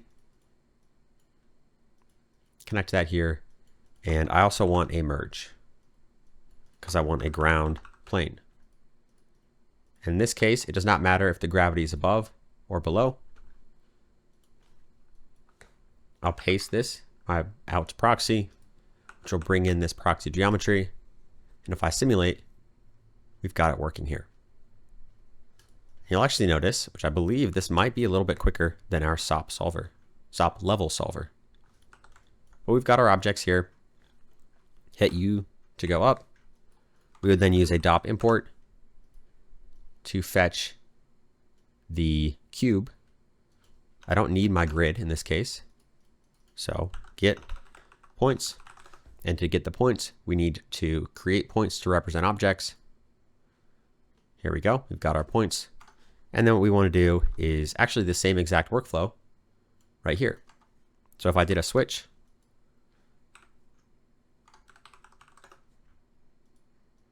between here and here,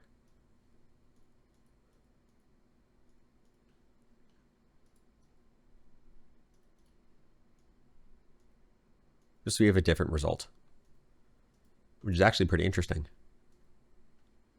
So even though these start in the same location, try a color node. Maybe I'll do this. I'm going to do a color node on the SOP solver. Maybe make it purple, or SOP level solver, make it purple. I'll duplicate this one. I'll do a green, and I'll do green on the DOP solver, the DOP net we made. I'm going to set the color here to constant. I'll get a purple, and on this green one, constant, I'll get a green, and I'll duplicate my transform pieces. I'll even cut these wires and I'll connect the purple one rather actually to the purple. You don't have to follow along here. I just want to take a quick preview for my own curiosity, actually. The difference between these two simulations. And maybe I can merge these.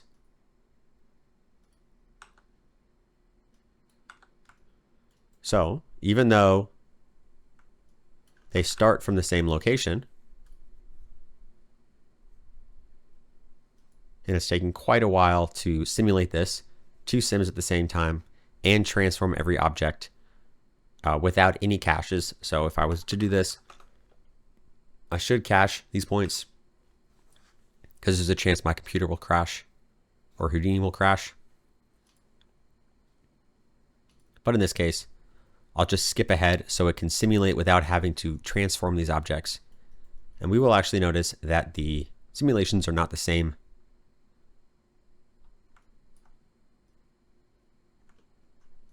So you may get different results whether you use the SOP solver, SOP level solver, or the bullet solver. And that's likely just due to different default values here, different settings for pretty much all of these different nodes that are set here. So sometimes this DOP solver is also a quicker way to set up because you're really just working with the bare minimum and you slowly add complexity as you go. So again, this is my preferred way of working.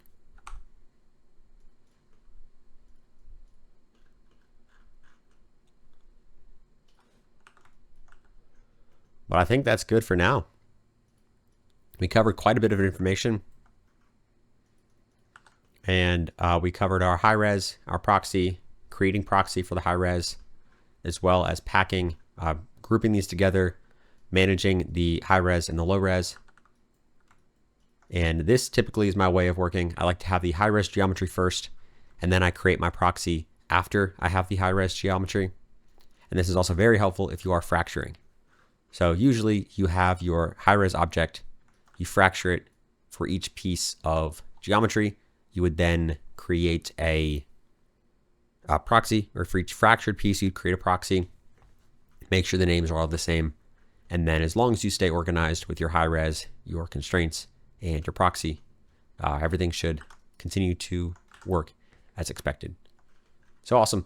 I might even do a quick little setup here. I'm just going to color these and maybe do some names. This will be my high res geo.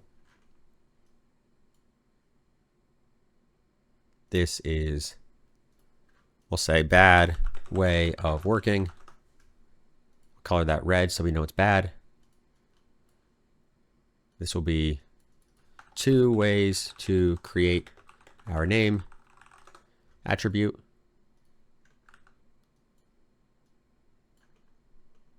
So sometimes you have integers based on really any way you choose to work in Houdini.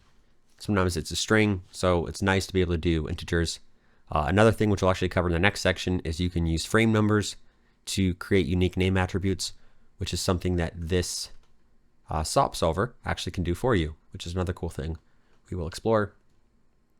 This is proxy. So create proxy and transfer name attribute. Excuse that noise, I just bumped my microphone. Then we pack our geometry. This is very helpful if you are moving this. So we'll say merge to cache, merge geo and proxy to cache. We split it out for our sim, and we'll say maybe 2 ways to simulate.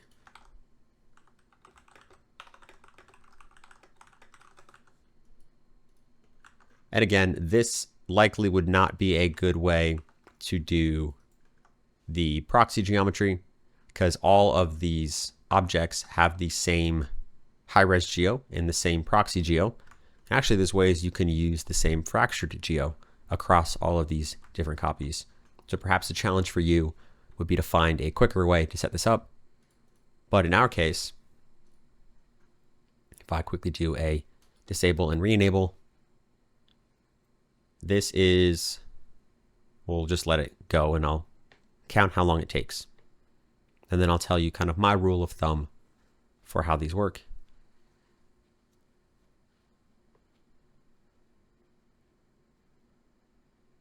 So that took me, I think, 25 seconds. So 25 seconds to cache, to compute maybe the proxy geo. And if I was to spend maybe an hour optimizing, or a half hour, or 10 minutes even, to figure out a better way to get my proxy geo copied, then would I be able to do that in less than 25 seconds? Perhaps not. But if I'm doing a big simulation where I need to do this for thousands of objects, then this 25 seconds might turn into 25 minutes, in which case it might make more sense to optimize this setup. But what I'm trying to say is, for simple setups and for learning, it is perfectly fine to not work in the most efficient way, as long as you understand what's going on and perhaps even have use cases like this where you start to think about where you could optimize. That's a lot of where the learning comes from. And there's no point in optimizing something, spending 2 hours making it perfect, if you could perfectly run it once in 25 seconds and have that work fine for your project. So awesome. That's going to be all for this section, and we'll be back in the next one to do more Houdini. Welcome back, and welcome to the post recap. So actually the intro, I suppose, to this section. But once you watch the next chapter, you'll actually have everything here explained and recreated from scratch. What we've done in this section, this dynamic sourcing, is we made this little dynamic cube, which is actually randomized every frame, and every 24 frames, we shoot it at these cubes, these boxes, and then on frame 96,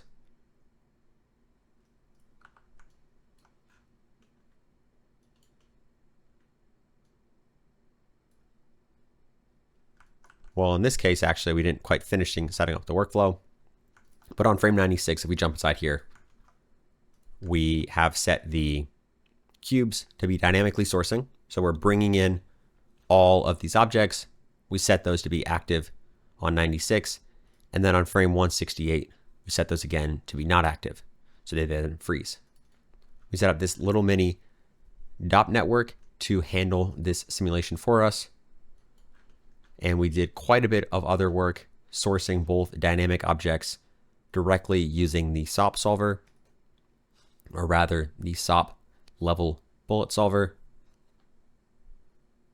And we handled some common objects or common gotchas, such as the name attribute, perhaps intentionally duplicating some objects within your simulation is what a common error might happen. And we handled and fixed that here, as well as covered quite a few other pieces of information, as well as how to run simulations and why you might want to choose specific workflow organizations to manage different objects within DOPs, and as well as actually how to control which DOP objects are being solved by which solvers. So perhaps a little bit more complex than we've been doing before, but hopefully this will be helpful as you cover some more of our RBD sections that we're learning here in this video.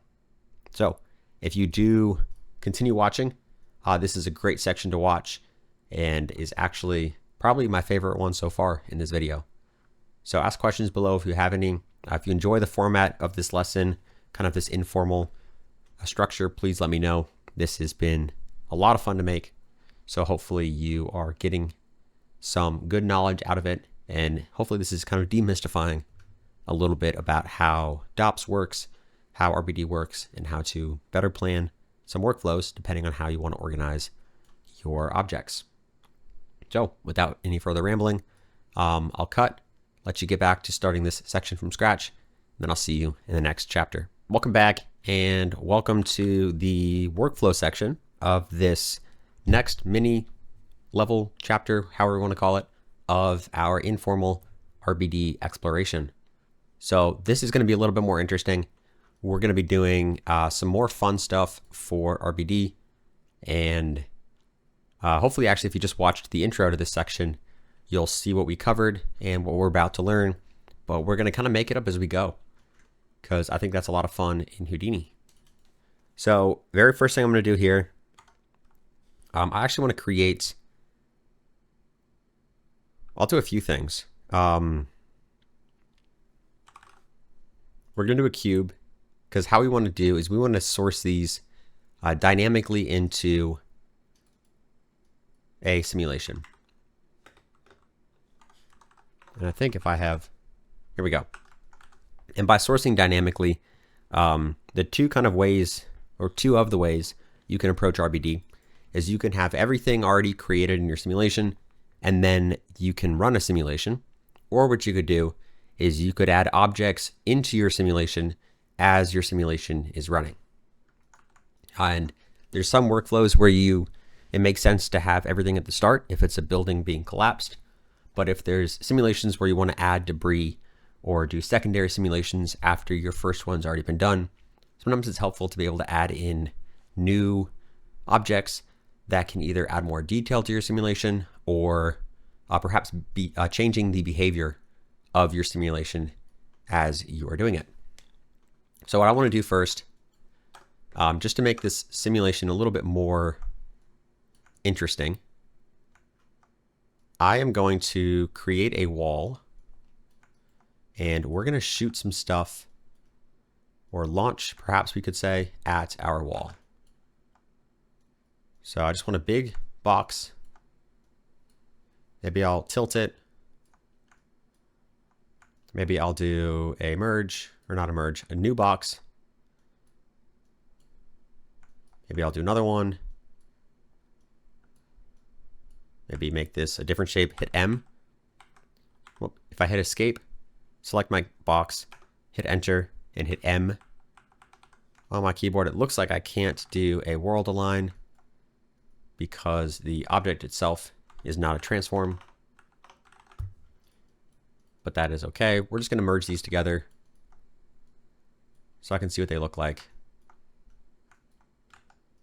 And maybe I'll do one more box.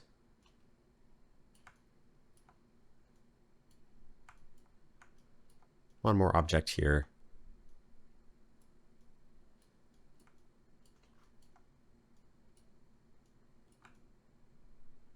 And maybe this will be the target that we're shooting.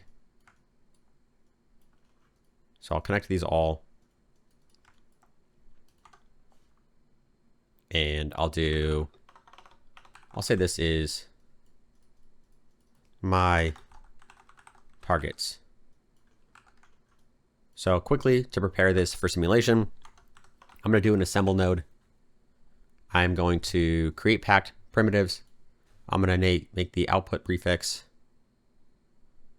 I'll name this to be targets underscore. We'll now see we have packed geometry with a unique name attribute. Maybe I'll put this down here. So this is going to be bringing in my simulation. Also change my shading to flat shaded so that is being not visible. And maybe we'll create our sources now that we have our targets that we're going to be launching at. So to do that, I'm also going to use a box. Zoom in a little bit. And what I want to do here is I want to dynamically source this. So every 24 frames, a new cube is launched. So I'm going to move this to the left first,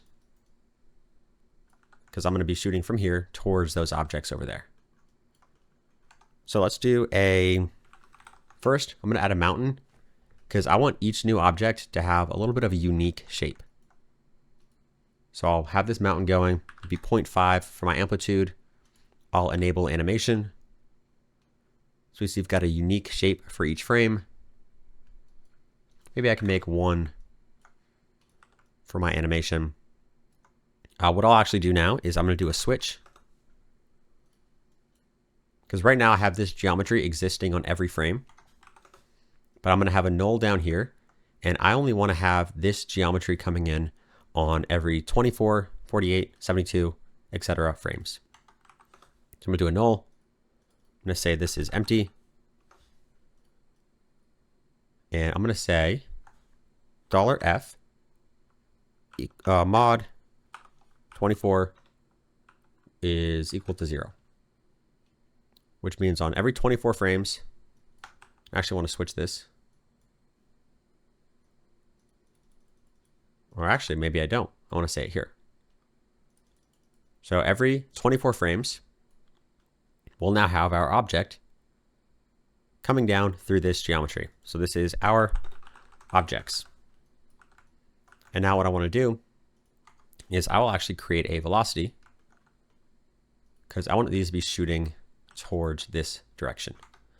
So I'm going to use a wrangle to create my initial velocity. So I'm going to say v at v equals set, and I'll do chf, which will be x vel chf y, or actually rather than individual floats, I could just do ch v. So ch vector, so channel vector velocity. And I'll need one more parentheses. And now, if my cube exists on frame 24, and I want to shoot it in the, it looks like negative x direction, or rather negative z, I'll say x, y, z, negative 25. Maybe I'll give it a little bit of y as a 5. So I'll quickly preview my velocity. If I space G, sometimes you have to refresh, so enable or disable. If you don't see these, you could check this one. And if you really don't see them, what you can do is open a new scene view, and sometimes they come back. But as I'm recording, sometimes they don't show up. So that's one interesting thing to be aware of. Now what we're also noticing is this is a convex shape. So we want to have, or we want to actually make sure that this is a shape that we can use with our bullet solver. So I'm going to do convex decomposition, because this is actually a concave shape, excuse me. I'll decrease this to 0.5. And actually for our purpose, we'll be fine using this.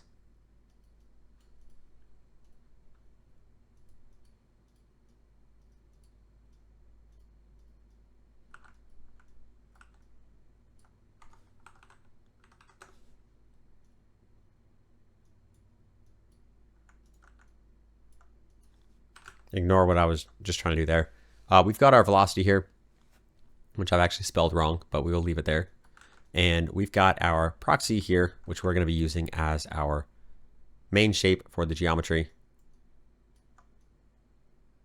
And maybe we don't even need this proxy. So we'll just leave this and we'll be fine with not having these correct collisions. If we did want to fix that, there's a few other ways we could fix it, but we won't worry about it for now. Now let's say this is, I'm going to shake to disconnect our objects, and I want to use a bullet solver because we've now kind of prepared our targets and our object. And in this case, it's going to be shooting a new shape every 24 frames. So connect that to the start, go to geometry, collision geometry can be my targets, collision, I'll add a ground plane. If I click play, nothing will happen. Very first thing we should actually do is, well, I won't actually do it yet because the bullet solver will do it for us, and I want to show that. But if we go to setup and we check emit RBDs, what this will do is every single time, every single frame is going to continually look for new objects to add to our simulation. So if I click play, we'll now notice that we are not only getting our objects being added into the simulation, but if I select a null, if I select this one, I'll also see my ground plane. But if I select my null, I won't. Or what I could also do is under visualization, I could turn off my ground. But every single time a new object is here, it is being shot at this target. So first, let's make it a little bit taller for our velocity. So I'll do negative 35. I'll do 15. And I'll also do an attribute randomize to randomize the velocity for my objects. I'll say V, I'll say add value, and maybe we'll make it 0 centered, which we could say inside sphere. We'll find a 24, and even actually we'll decrease or disable the switch so we can see a little bit more, and we can even disable our mountain just so we have static cube, and we can do a animation. So maybe rather than attribute randomize, I'll use an attribute noise vector. We'll leave it on V, and I'll check animation. If I set my display flag here, we'll now see our velocities being animated. And if I check back on my switch and my mountain and go back to my solver and go back to frame 1, whoops, that's sometimes what happens. So I'm going to pause and we'll be back, hopefully without any data loss. All right, welcome back. We are back after restart. Looks like we didn't lose anything. I've just selected our null here, and then I did a control template click on my targets, and we can actually see we are now launching our object into the simulation, but we are perhaps shooting a little too fast. So I'm actually going to switch my shading back to flat shaded. I'm going to do a color on my collision geometry just to set this to a little bit darker of a color. And I'll perhaps set this before my template flag here. Maybe a little bit brighter. One other thing to be aware of, sometimes when you create attributes like a color attribute on packed geometry, it might not work as expected if the objects within the geometry already have a color attribute. So if one of these was green, and we create a color attribute, sometimes you might lose the attribute inside, or you might get unexpected results. So just a heads up on that. But I'll decrease the noise for our velocity. We'll go back and we'll click play. And we'll now see we are launching some little random rocks towards our target every frame. And it is working just as expected. So if we wanted to increase the size of our targets, we could even just do that with the transform here on the actual incoming target geometry. Maybe to make this a little bit more easy to see, I'll say this is my geo. I'll color this as a red, will be fine for now. And I'll merge this with, do an object merge, and I'm going to grab my targets. And I'll merge these here.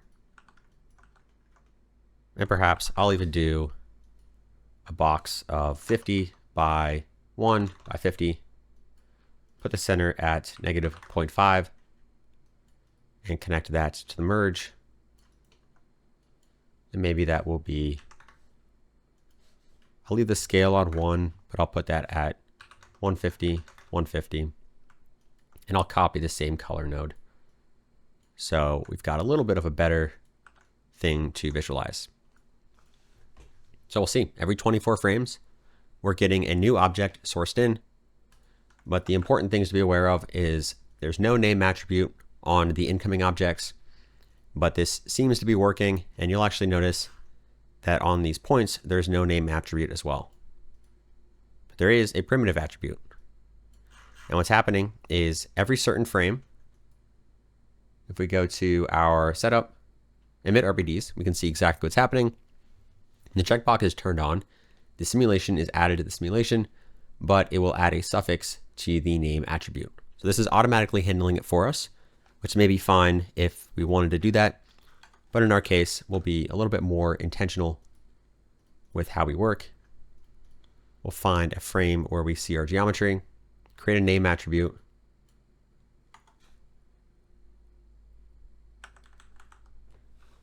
Actually, we could assemble and create our name attribute. So I'm going to say this is rock launch underscore. I'm going to say our object's no name, or our object's single name. So rock launch 0, 0, 0, 0. They all have the same object, and I want to pack our geometry. So I only have a single packed geometry with a point attribute that says rock launch.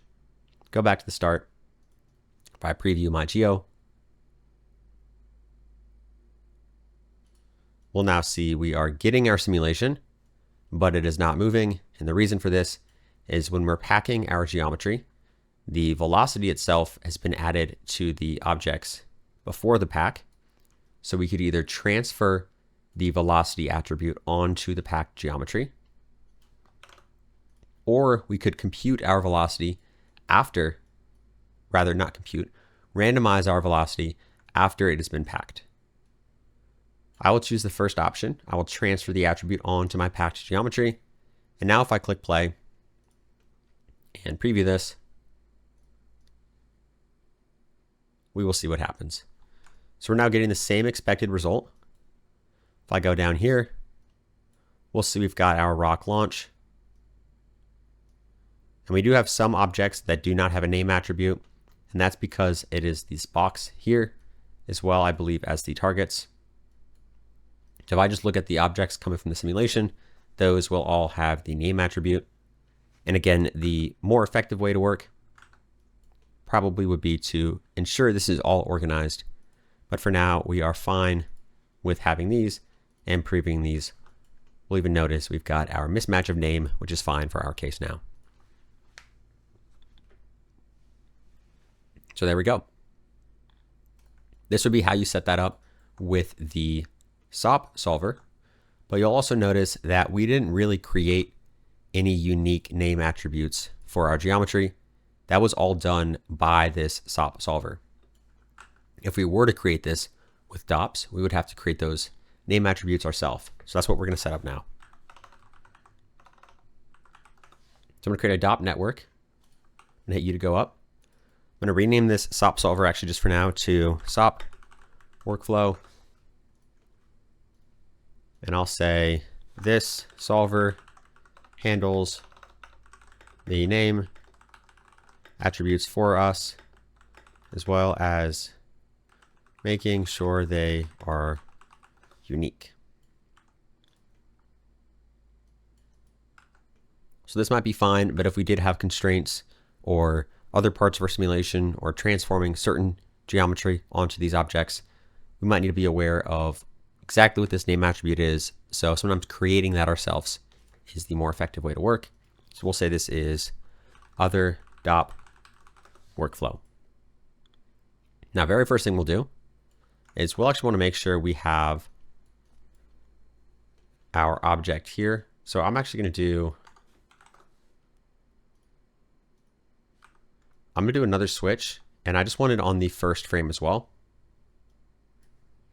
And actually, rather than doing that, what I could do, I could just start this on frame 0.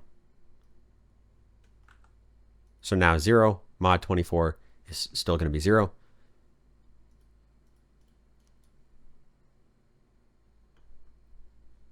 And we have to make sure our start frame is 0.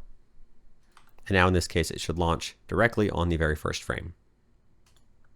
And that's going to be a little easier for me to see this DOP setup. So I'm going to set my simulation to start frame 0. You typically wouldn't want to be doing this. Typically for bigger workflows, you'd set your start frame to 1000. So you have the opportunity for pre-roll if you need to do a simulation to get your main sim looking correct before your camera timing starts. But for now, we'll jump inside. I'm going to need a few objects actually. But the very first thing I'm going to do is, because these are already packed and unique with names, I'm going to use a packed RBD object to simulate the collisions on this object. So I'm going to do packed object. I'll say targets, paste. I'm going to merge. And we'll actually see an interesting kind of gotcha, which might happen here. So we'll solve this issue once we run into it, but it might be a more unique DOPS issue, but again, we'll solve it once we run into it. And we're going to do a second one for rocks. Connect this here. And I also don't want the SOP path set here for the rocks. I will do a null. I'm going to say RBD to DOPS. So Control C, paste, hit Control U, or not Control U, hit U to go up one more time. And now because we're linking these without any direct connections, I'm going to go to View, Show for selected nodes, which is hopefully going to make it a little easier to follow along if you are working to follow along with this lesson. So inside here, we've got rocks, RBD to pops. We want our initial state to inherit velocity from point velocity. But before we do that, let's set up the rest of our simulation because we actually need a solver. We're going to do a rigid body solver, connect that in here. And we're going to want to merge. We're going to want a ground plane. And hopefully, actually, you might have caught this. The active objects for the targets, we don't want them active. But for now, they'll be fine as is. I'll set this to gravity. And if we click play, we'll notice our rock falls and every single object here is falling as well. And some of them are not falling specifically because now I believe our ground plane is intersecting with these, so they might be standing up tall. But to make sure this doesn't happen, what we could do is we could set those to static objects, or what we could do, and we have learned this in the past lesson if you are skipping ahead, we could set a I at active, so an integer active attribute named active, and set the value to 0 on the target geometry. So I'll jump inside here. This will be okay. And now what we want is the rocks. So if we go to inherit velocity from point velocity, go back to the start and click play, we'll now see we are getting our incoming objects launching correctly, but it's only happening on the first frame.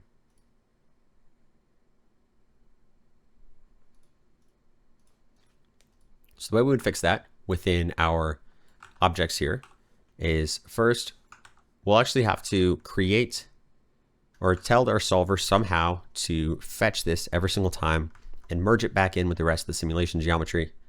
And a really easy way to set that up is on this rigid body solver.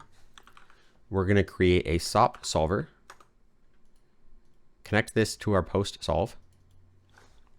We'll say this is my geo, add, jump inside here. We'll now see our DOP geometry. And if we do a merge and a object merge and connect these together, we'll now be bringing this in and merging it with the existing DOP geometry. If we hit U, go back and hit play, we'll now see every single time we are merging our geometry in, but now we're running into the issue that I was expecting us to have. And we'll actually notice there's now 2 objects coming into here. And this is what's going on, and it's giving us a little bit of a warning. And the exact issue here, first, there's 2 issues we're having. One, every incoming object has the same name attribute. So each of these objects, if I do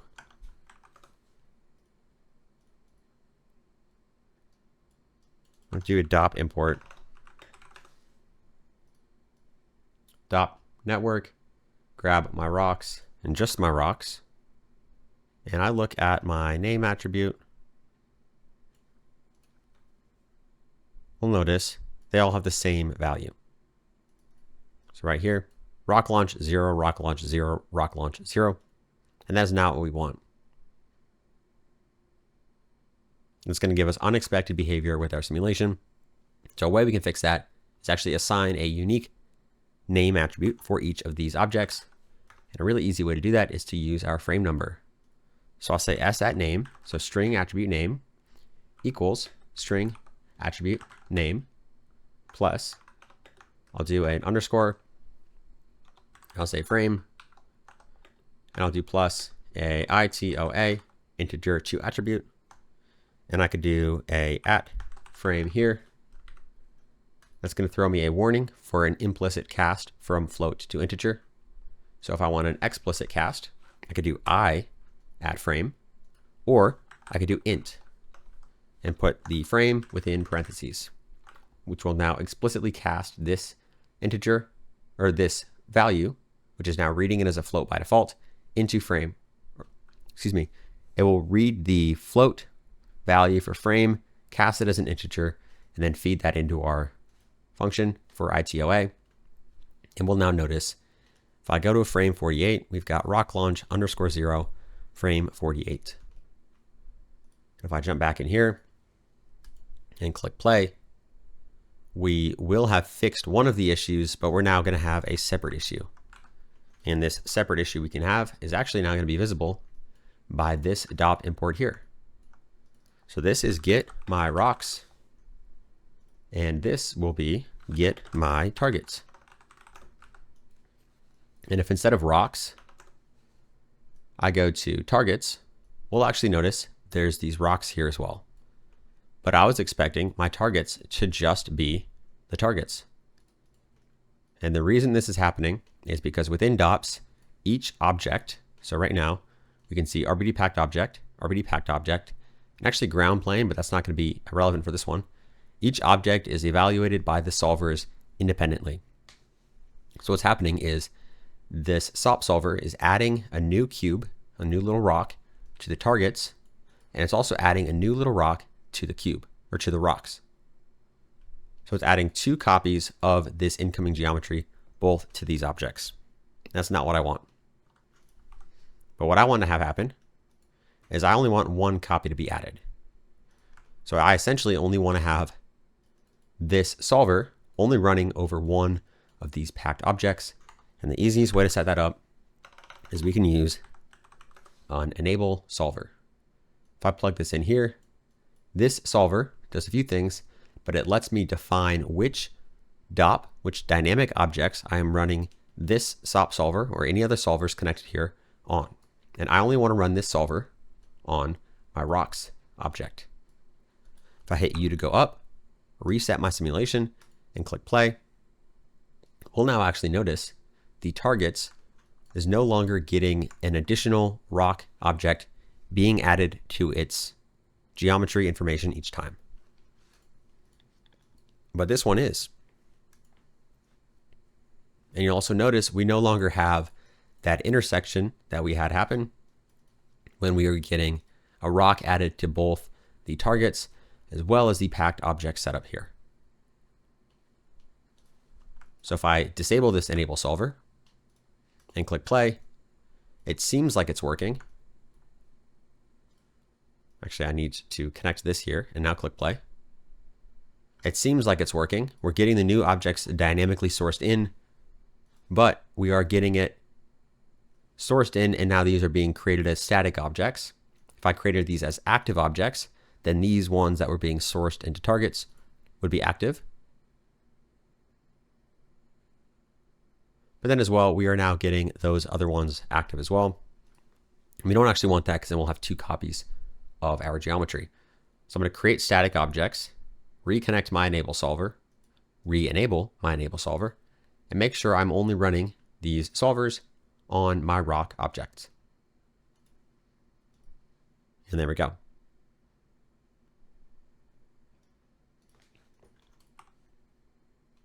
And that's working as expected. So a little bit of a hopefully helpful DOP little gotcha right there. So these are individual objects and each solver is running uniquely over each individual object. So these enable solvers are helpful if you want to either process or modify the geometry in just a single object.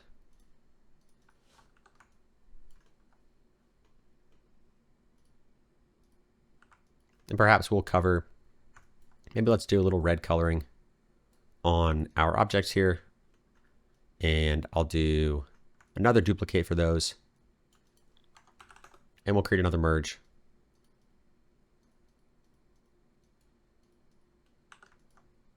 So this is DOP workflow.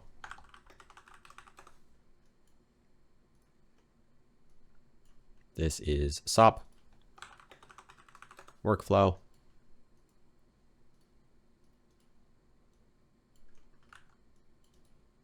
And now we've got two setups. Perhaps even what we could do. Maybe let's try that. Instead of red, we'll set our SOP one to green. And let's preview this and control click to preview the red one as well. So let's see if these are the same or if they'll result in different simulations. So it looks like they do. So we are getting a different result from this solver here, which if I color this one green and this one red, we'll actually see there is a slight difference between how the simulations end up playing out just because of the workflow we chose to use. And I'm sure there's a way by modifying some of the values within this DOP setup, perhaps to match better the SOP workflow. You could get those set up correctly. But we're also using a different collision object for these here. And actually, while we are talking about that, you will notice we have no active attributes, but this is connected to collision. A perfectly fine way of working would also be to do a wrangle. I'm going to set active. This is I at active equals 1. This is set active to 0. I at active equals 0. And rather than having these set to collision, maybe on frame 48, I want those to fall down. I could cut. And now the same thing is going to happen. Same simulation. I'm actually going to, so we're now seeing two of them. It's because I've got this template flag clicked as well. So I'll click here to reset that template flag. And we'll now no longer be simulating two sims at once. But now maybe on frame 96, I want those to fall down. So I could do maybe a switch. Set active to 1 here. And I'll put a keyframe, Alt, left click, 96. It goes to 1. Put a keyframe as well. And now the active attribute for these targets are going to be set to 1 on this frame. So I'll say set active on frame 96 for the target cubes.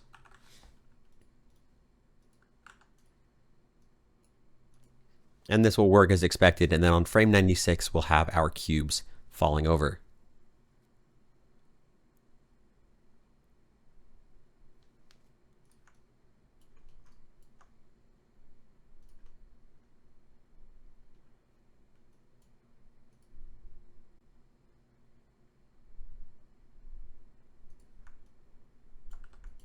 And now we're actually noticing a different issue. Because we have the emit RBDs, what's actually happening now is every single frame, we are getting a new cube because these are now active. It's getting a duplicate of these objects added to our simulation. So in this case, we actually would not want to be setting it up that way. Whoops. So if we did want those to be active, perhaps we wouldn't be using this. Actually, I'm going to leave that checked in.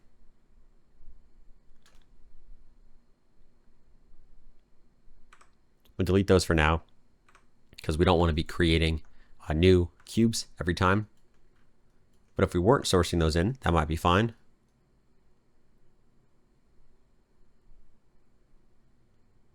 And as long as we no longer set this to active, we won't be getting those duplicate ones. But perhaps if we wanted to set those to active, we could try out our DOP workflow. And if we go to create initial object type, I'm going to leave this as active. on the targets. And I'll actually do the same. Well, maybe I'll Control Z to undo until I get that little switch back. I'm going to copy, delete. Delete this and reconnect these. Apologies for hopefully not too confusing of a rearrangement. So this is unactive because we learned last lesson when we merge objects with mismatched attributes, there's going to get assigned a default value. So to be a little more intentional, we should actually set this to be active of 0. This will still work as expected. With our objects being sourced in, we're no longer getting the duplicate target cubes. Actually, I believe we might be.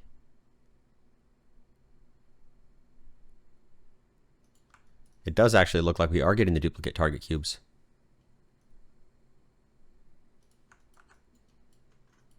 So this is a case where I likely would not be using the SOP solver. And perhaps is a case where you should plug in your collision geometry here rather than plugging that in there. So this kind of duplicate case is the same exact thing that was happening here.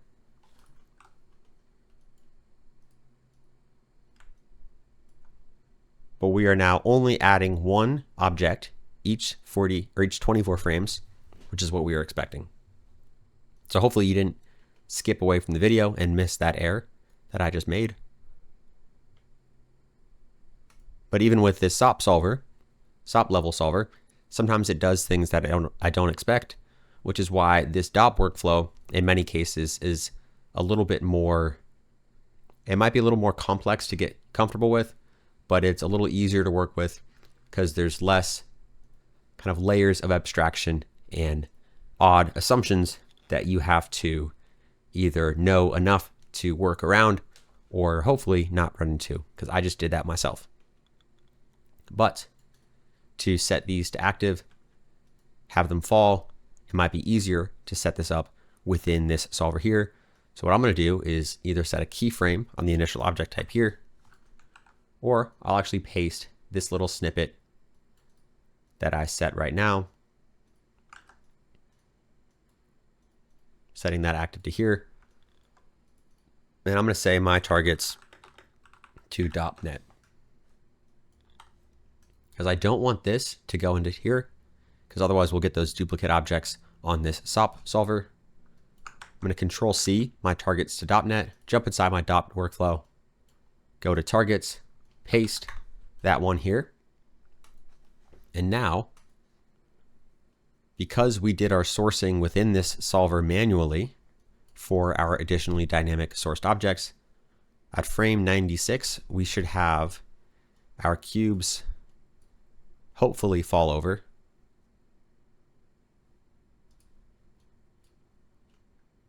And actually it will not, and the reason for that is we're no longer looking for our overwritten active attributes. This is capturing the active attribute on one frame and then no longer looking back into SOPS to figure out what that was. But before we do that,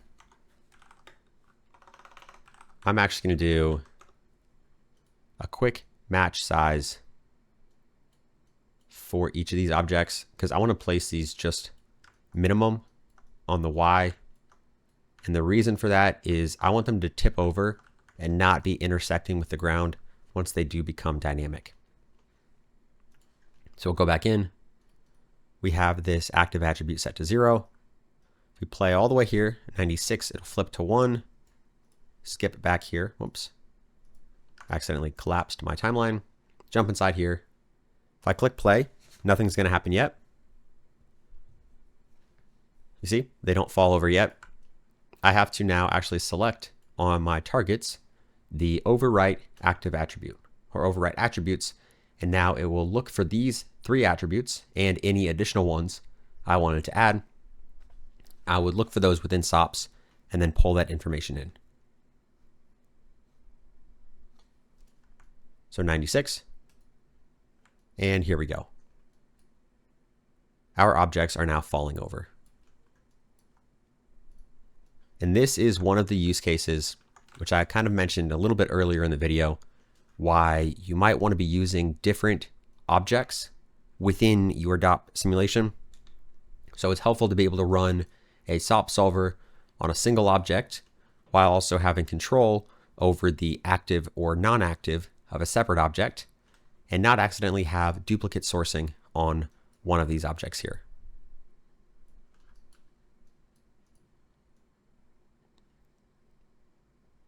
So 96 falls over.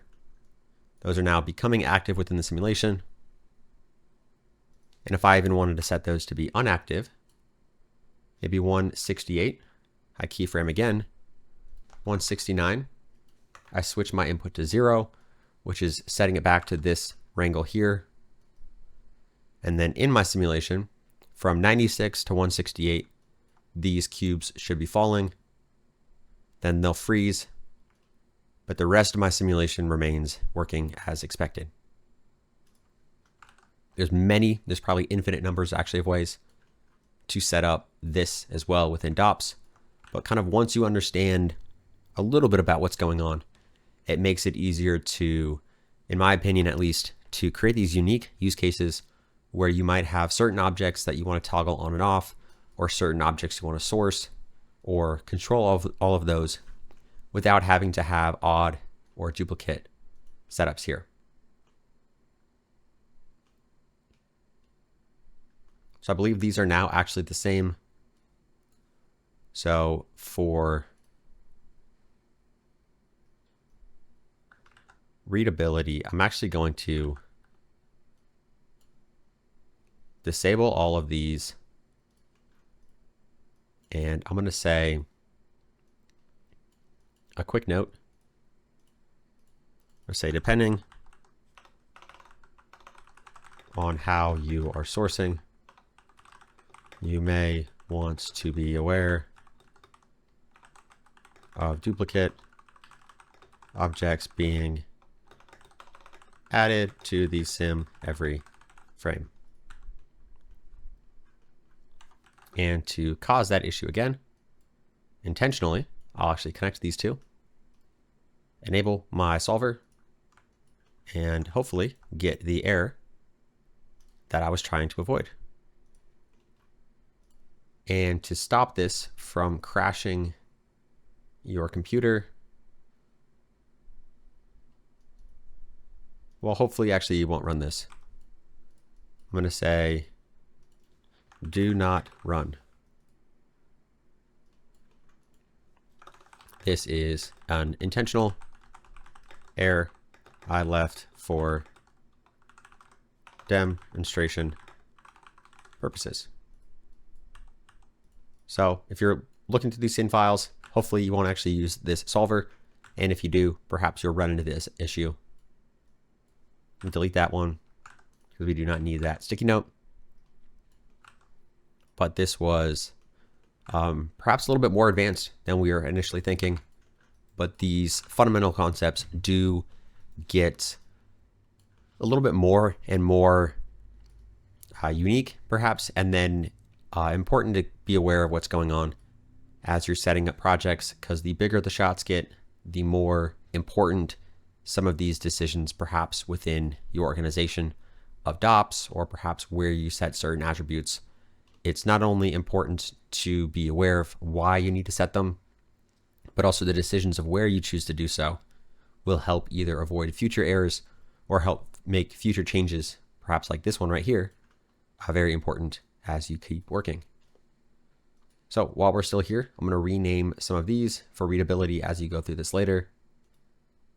So prep, target, geo. This will be prep, active, attributes. This will be set velocity. And this is a little bit more, again, of an open-ended workflow. Set name. So I probably wasn't as organized as I could have been, but it's always good practice to go through at the end. So toggle, so only every 24 frames. Say set velocity and pack.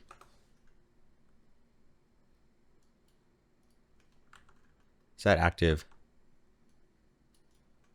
And this actually should be good to go for now. So hopefully lots of information was here and was helpful. And some of these maybe less formal lessons might be helpful for showing some of the common problems that arise a lot. But again, this is my first time doing this informal lesson. So if you do like this format, let me know. More feedback here would be helpful as I choose what to spend time making. Because again, there is lots to learn, but sometimes there's almost too much to explain. So hopefully this was a helpful one, and I'll see you in the next lesson as we continue learning. Welcome back, and welcome to the intro for this final bigger chapter of our RPD exploration. The end result of the next 4 chapters is going to be this shot right here. So what we do over these 4 chapters is we create the main object, we do fracturing, we do a primary RBD sim, we do a secondary RBD sim, we do a secondary particle sim, we do a secondary smoke sim. And within all of these containers, if I go back to frame 0, we can jump inside and we cover quite a bit, but we do actually recap the overall ideas of fracturing. We do some cleanup for our object. We do some prep for high-res geometry as well as proxy geometry. We do some tricks with displacing the insides of our fracture geometry. And then we create some constraints, do the solver and workflows for both the SOP-based workflow as well as the custom .nets as well. And we do primary fracture, a very, very similar thing for RBD, again with both RBD workflows. Particles we've got here as well. And smoke we've got here as well. So quite a bit we end up covering, and we do debug a lot of issues that come up, and we see a lot of the kind of common techniques you might need to be using as you are working on projects, and problem solving and debugging that you'll have to get a little bit more comfortable with, as well as some tricks on doing some secondary sourcing and some additional fine tuning to start thinking about how we might art direct some of these simulations. So hopefully you enjoy the next chapters. It's pretty long, but I definitely recommend you go through and follow along because there's lots to learn. And as always, enjoy. Hopefully you learn a lot, and I'll see you in just 1 second. Welcome back, and welcome to the next section of our kind of open-ended RBD exploration. In this one, we're going to set up a workflow for a primary RBD fracture, a secondary RBD sim, a secondary particle simulation, which we perhaps could consider tertiary, and then a secondary or a tertiary, so kind of a third level simulation for our smoke as well. And we're going to start this actually just by breaking a single object, and then perhaps in later videos we'll expand on how to set it up for multiple objects, but more than likely that will be part of the lessons that are inside Level Up Houdini. So if you want to learn more, then definitely check that out. So I'm going to jump inside here. Actually, before I could do that, I'm going to name my geo to be main RBD sim, and we'll be breaking a cube. And perhaps to make this a little more interesting, let's use that labs edge fracture as well. Labs edge damage.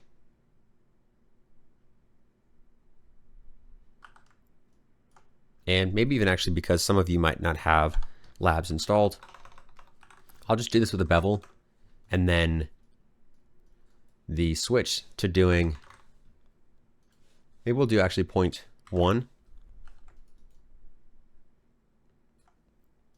and 1 division, and then we'll do another poly bevel as well to add a little bit extra resolution. We'll do 0.01 and 4. And then for our axis divisions, I'm going to do 4, 4, 4, and 4, and disable the beveling on the flat edges. So I'll set this to 25. So we're only getting the edges cut with our bevel. What I'm also going to want to have is UV attributes, or a UV attribute. So I'm going to do UV unwrap. And I'm going to unwrap my cube before I bevel. I could also unwrap my cube after it's been beveled, but then I might have odd intersections and UVs across these beveled edges. So for now, I'll be fine with beveling it and then unwrapping it. Or excuse me, unwrapping it and then beveling it. And this is going to be my high-res geo. Now, for the simulation itself, we're going to want to do a few things. This is hopefully not where you're just skipping to if you are watching this video. But if you are, I'm going to make the assumption that you've seen all the previous chapters of this video. So we're going to go straight into doing, we'll do a Voronoi fracture, which we actually only used once previously in this video. And I'm going to do, so for this 4 hour points, this actually isn't our high res geo. This is our geo to fracture. And I'm going to do an ISO offset because for this, we actually want to have geometry to fracture and we want to have points to fracture or determine the locations of our Voronoi fracture. If we just scatter and don't use a volume, what's going to happen is all of the points, which in this case, it doesn't make too big of a difference, but all of the points are going to be arranged on the surface. So the origin locations for each of these fractures is going to be the surface. But that might not be what we want. So a very common workflow is to use a volume, in which case we can create here by using an ISO offset 50, and we can scatter within that volume. We could also use a VDB from polygons and create a fog, a density volume, and scatter within that as well. So either way works. I'll use the VDB from polygons for now. I'm going to create 100. Now we'll actually notice these are scattered all within the volume of this object. And now when we fracture and look at the exploded view, we will have a more uniform fracturing throughout all of these individual objects. But what we want to also have is we can see we've got our internal UVs here. So what I'll do is I'll use a new UV unwrap, and I'm just going to set this only on the internal faces. So I'll say group inside, and that's a little bit big. So I'll do a UV transform, and I'm going to scale this to 5 by 5 by 5. Maybe that's too big because I actually just want to do the inside, and maybe that's actually a good value there. So I just want the relative UV tiling size to be approximately the same as the outside, which it looks like it is. So this will be technically now my high res geo. And what we can do is we can simulate first this and then add additional geometry later if we need an additional resolution. So I'm going to stick with this one. And now the next workflow we're going to need to do is we're going to need to set up some proxy geometry for this right here. And actually to create some high res now, I'm going to throw in a divide just to give some, in this case, useless polygons, but I don't want to go into adding additional geometry yet or additionally detail. I just want to create a high res object here. So now if I look at exploded view, I'll see I have a very high resolution geometry that I'm going to be using in my simulation. So this is make fake high res geo. Now what we'll need to do is we'll need to create proxy geometry for all of these objects, but we also might want to have a unique name attribute for each of these that makes a little bit more sense. So on the Voronoi fracture, I'm going to say this is cube underscore. Now it's going to refracture and redivide this geometry. And a good workflow actually here would be to do a file cache. uncheck time dependent. I'll leave this under hip geo, and I'll name this to be high res fractured. Now what we would do is we'd create our proxy geometry for this simulation, because we have learned in the past that we'd want to simulate with proxy geo, but then transform our high res geometry onto the proxy geometry. So I'll use a for each. I'll use a for each named primitive. And now we can also see that this is already working as expected, because we have unpacked geometry and we have a name attribute on the primitive level. So connect that. This odd shape, if you're skipping ahead of here, is the dependency links set.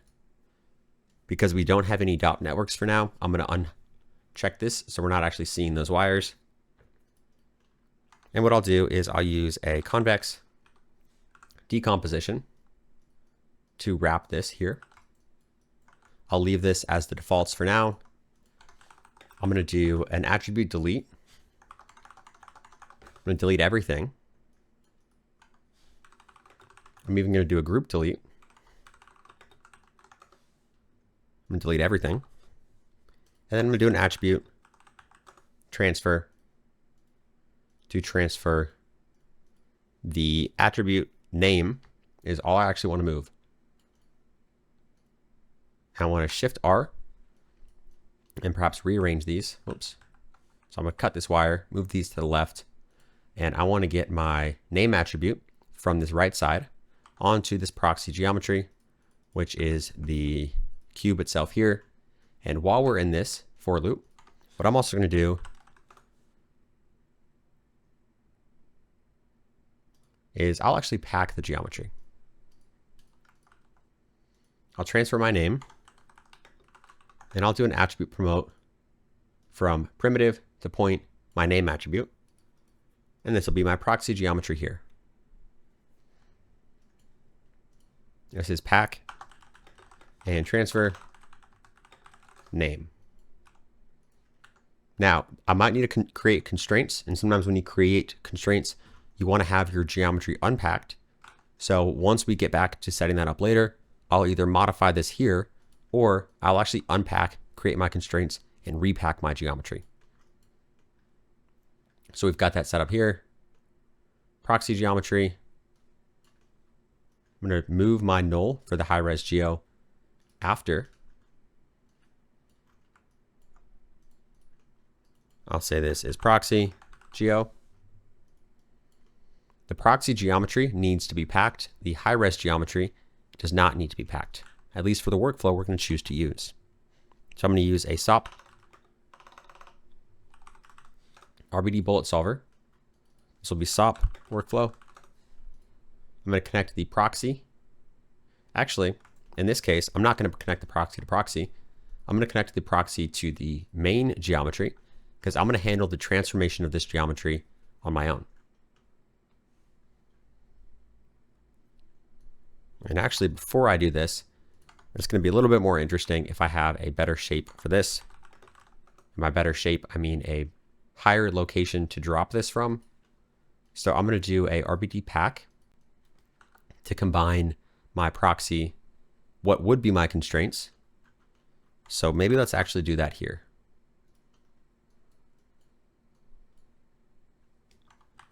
I'm going to do these nulls just to make a little space. So this would be the high res geometry.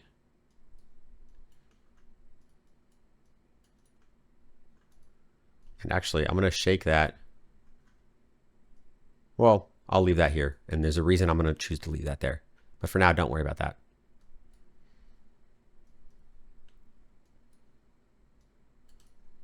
So this might be constraints, and this will be proxy. And more realistically, what we'll do is we'll create the constraints from our proxy geo and then connect them in here. But I'll transform this up, maybe 5. And give this a nice little rotation to make it interesting if it fell.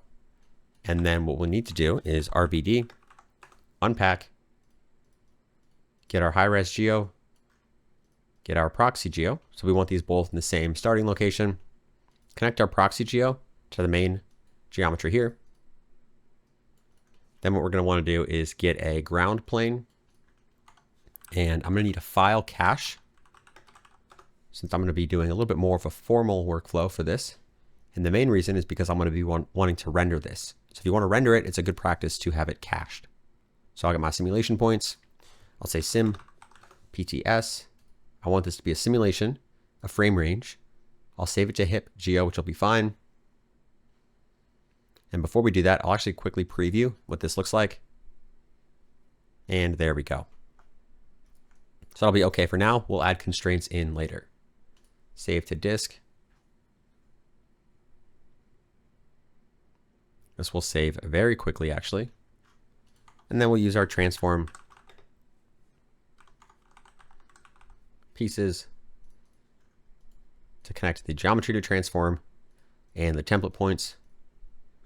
And if we click play, we've got our high resolution geometry being transformed onto the locations of our low res simulation points. And there we go. And this would be out to render. So I'm going to do a little bit of organization. I'm going to say this is merge to move to new location.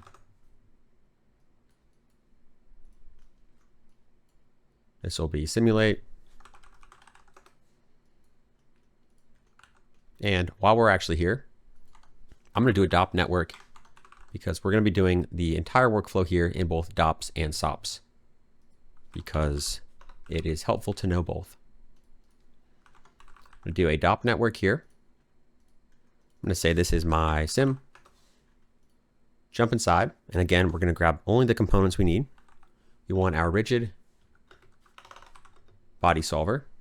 I'm going to skip back to frame 1 just so I'm not accidentally starting any simulations. I want my packed object. Connect that to objects.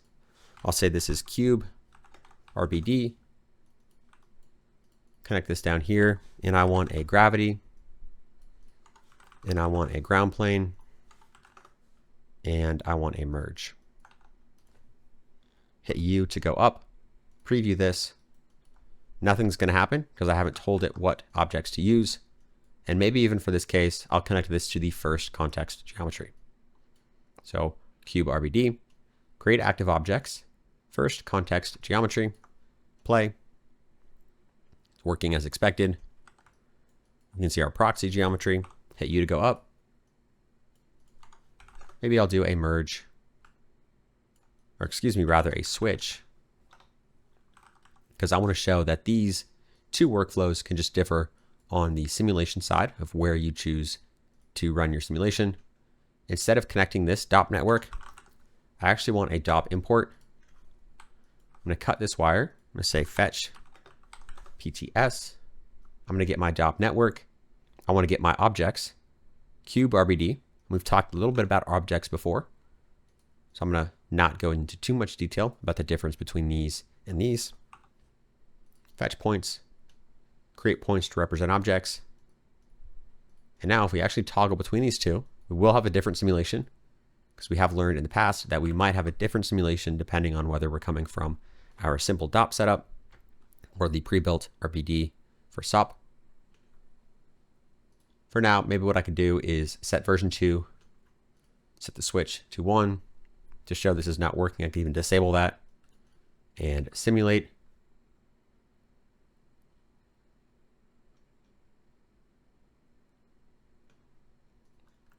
And now here we go. We've got our high resolution geometry being transformed onto the low res simulation geometry. And we are actually now using this SOP solver, or rather this DOP network that we are running our simulation through.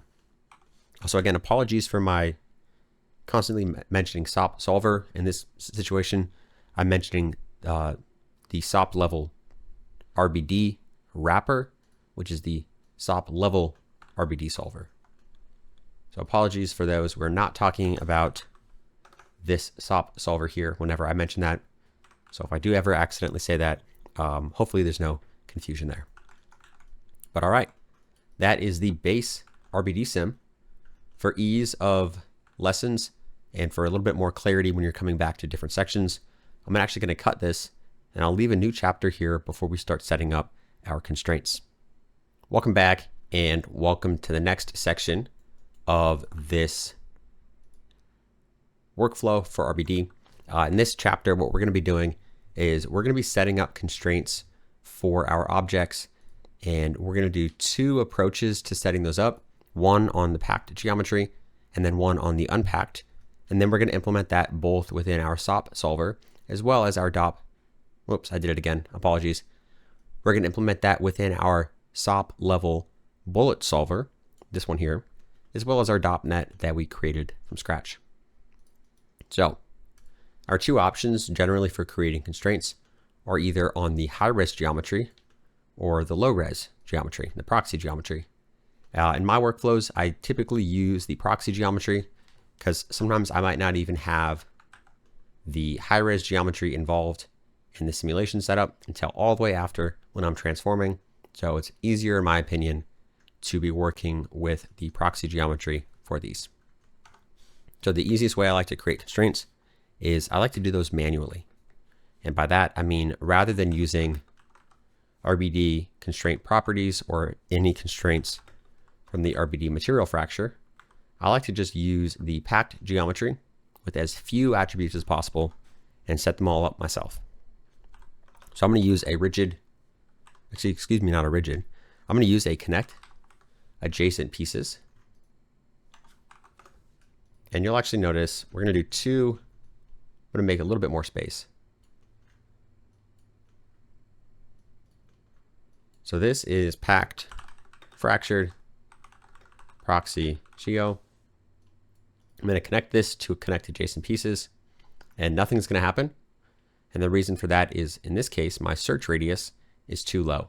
So if I increase this, what's going to happen now is I can actually do an add to show you. So I'm going to delete geometry but keep the points. Because this is packed geometry, 100 points of packed geometry, each of these individual objects are going to be a single point that this connect adjacent pieces can consider for essentially connecting adjacent points. So what I can do now is for this one, I want to connect based on my name attribute. I'll increase the search radius and I'll allow maybe 2, maybe 3 max connections. And actually for now, I'll leave it at 1. And what I'll do is, actually that's really all I need to do. There is a rest length which we can compute, but because we're going to be using glue constraints, we don't need a rest length.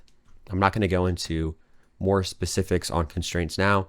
If you want to check that out, there's a lot more info on constraints and RBD within Level Up Houdini, but I just want to be showcasing just the basic workflows.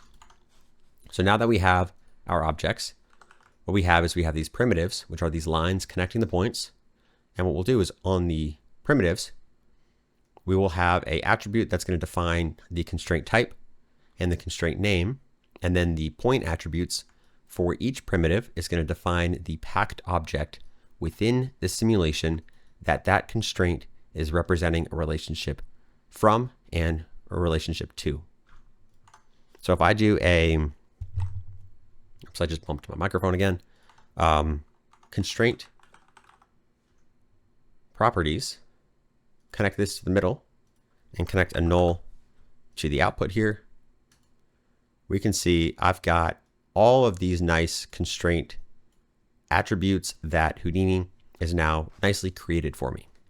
And another trick, if you're looking at the constraint properties and you want to look at the attributes of a single one of these exports, I like to connect these nulls to look at those, but you could also select this one on your geometry spreadsheet. You can select the drop down and select constraint geometry, which will now give you the constraint geometry output right here.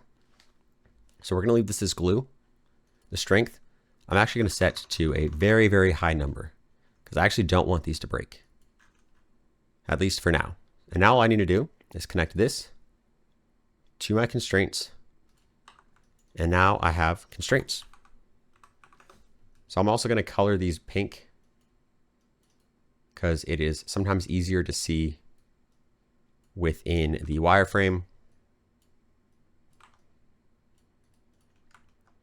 And now if I preview this, sometimes if I zoom inside, we might not actually be able to see those because this has now packed them. But if I unpack the geometry, even with the high res, maybe we can't see, but if I did a null down here, we could see our constraints are now correctly set up in that right location.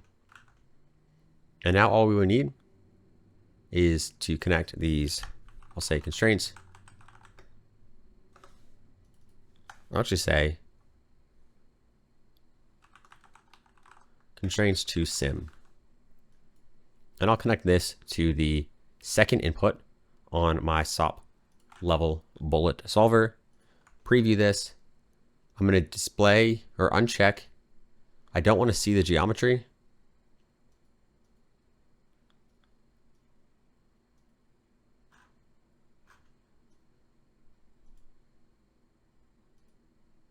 I don't want to see the geometry.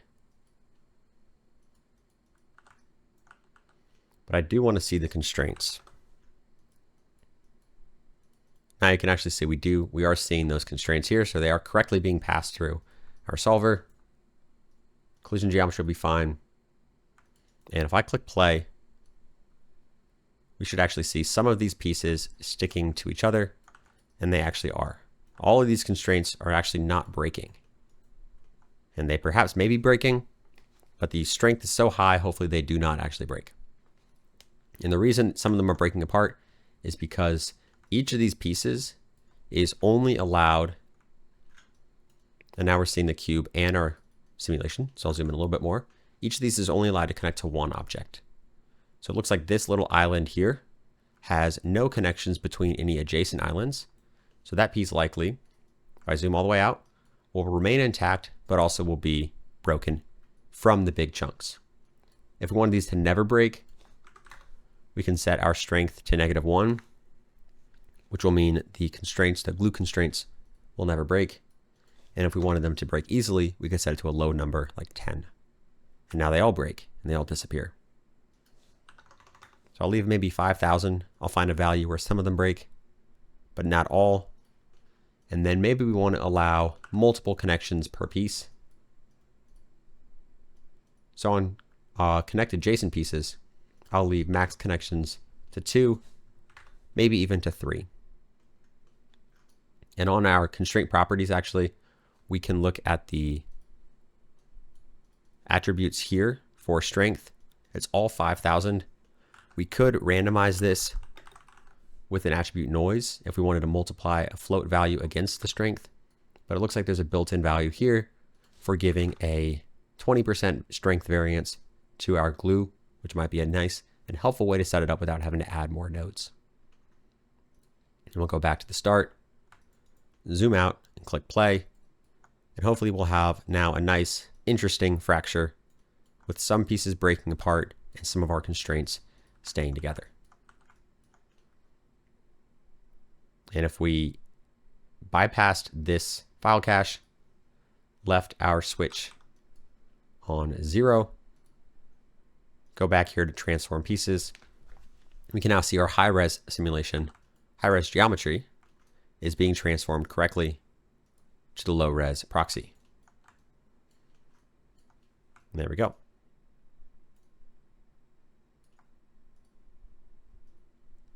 And now the next thing we can set up in this case would actually be to get these constraints working in our DOP solver. So right down here, if we wanted to set those up, the workflow for doing that is relatively simple. What we need to do is we need a constraint network, which is this node here, and that's going to tell us what geometry we want to bring into our DOP network simulation that actually contains the constraints. So that we can do first context geometry, second context geometry, or use a null. In this case, I'll do the same setup we did here. I'm going to color this pink just for visibility, connect it to the second context geometry, jump inside and say I want to get the second context geometry.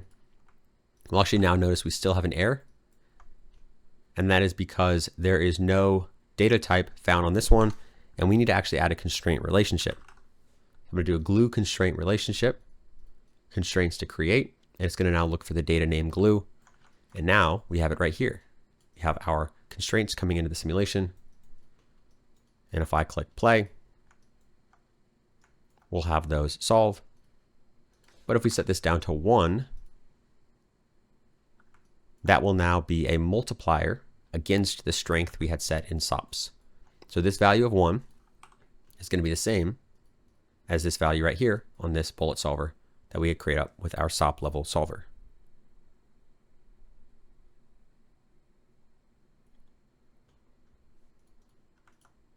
One other thing to note is the data name that it's actually looking for. In this case, our constraint name is set to glue because that's the default value that the solver relationship is going to look for. But if I set this to glue underscore my name, Control C to copy that, jump inside here. At first, we'll get an error because there's no data name type found for glue my name. But if I change my glue constraint relationship data name, I should have the simulation working as expected as well. So you can actually have multiple data names, merge these constraint relationships, and have multiple constraints, whether they're glues, soft, hard, cone twist, or really any constraint types in Houdini, and have those working as expected. So I'm going to leave that as glue because that is the easier and the properly organized workflow. Set this data name back to glue so it works with both my SOP solver and my DOP solver. Again, I said it again, my SOP level bullet solver and my .NET bullet solver. And we've got this all nice and set up. One more common thing we might want to do is we could add a pop, drag, a merge. I might make 0.05 my air resistance and a speed limit. And I might set my maximum spin and maximum speed to 50.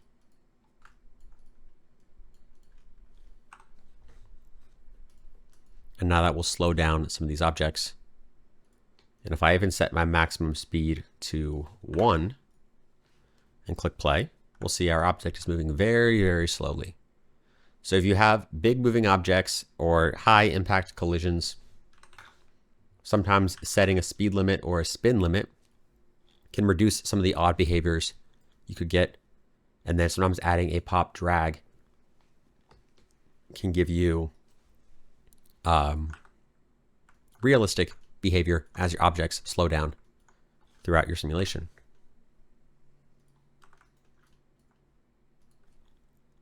So awesome. There we go. That's the workflow simulation for our constraints. Welcome back. Apologies for that quick cut. We have just set up our constraints for our simulation and connected those both to our SOP level RBD solver as well as our DOP network that we created from scratch. If we did want to expand more on these, what we could do is clustering. So we could connect a couple of different pieces of these objects and say we want the constraints to be stronger between those. Or if we wanted to sub-fracture again and go perhaps for each of these objects, give a whole nother layer of fracturing and a whole nother layer of constraints, we could also set that up for now. But for now, that's going to be out of the scope of this video, and we will finish and wrap up our constraint section now before moving on to the next section, which we're going to actually be doing a little bit of detailing for the inside of our object to make this high-res geometry a little bit more interesting. So it's going to be all for this section, and we'll be back in just 1 second to keep working. All right, welcome back, and welcome to the next section of this mini RBD workflow and open-ended exploration. What we're going to be doing in this one is we're going to be adding some interior detailing to the fractured objects itself, and that's going to be actually done up here on our main fracturing. So very first thing we're going to do is perhaps rearrange a little bit here.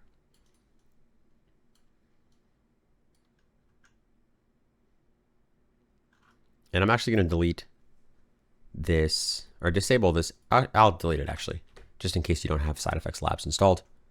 But we've got our box, bevel, unwrap, This will be our geo diffracture. And I actually want to make sure we have a few more divisions on the edge here for our geometry. So an easy way to set that up is actually to use this fake make high res geo node we had set up earlier. And the reason I'm going to want to use this is I want to create additional geometry on the edges because I'm going to be doing a rest, fracture, and restore rest workflow for creating this geometry. In this case, I should actually make sure my X, Y, and Z are the same. And now this is going to be, whoops, rest position. So, and I actually could showcase on a box before I set this up on the big model. So if I set this here, maybe to 50, 50 by 50 on the box, I can use a rest, a noise, attribute noise vector. I'm going to use an attribute noise vector set to position because by default, the mountain, which is a very similar setup, is actually set to displace along the normals of the object. But in my case, I want to displace along all three axes. So I'll set this to 0.1 and 0.1. So we now have this messy cube. And then what we would do is we'd use our Voronoi fracture. We could even do a ISO offset to scatter within. I'll scatter maybe 25 points inside the volume, fracture here, and I'll use another rest to extract this right here. And then if we use an exploded view, we'll actually now have our fractured geometry with a little more detail. And we will have some small pieces. That's because this noise went a little too far, excuse me. So I can decrease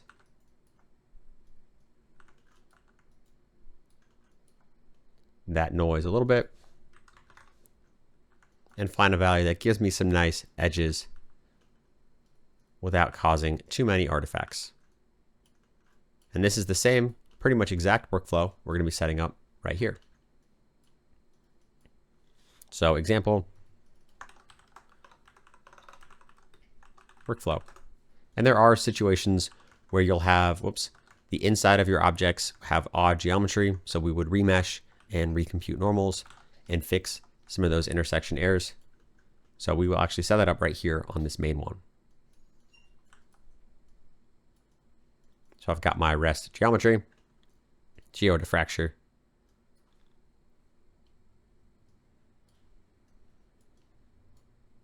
and really all we actually need is I'm going to grab this attribute noise, shake to disconnect. I'll put it here on this object.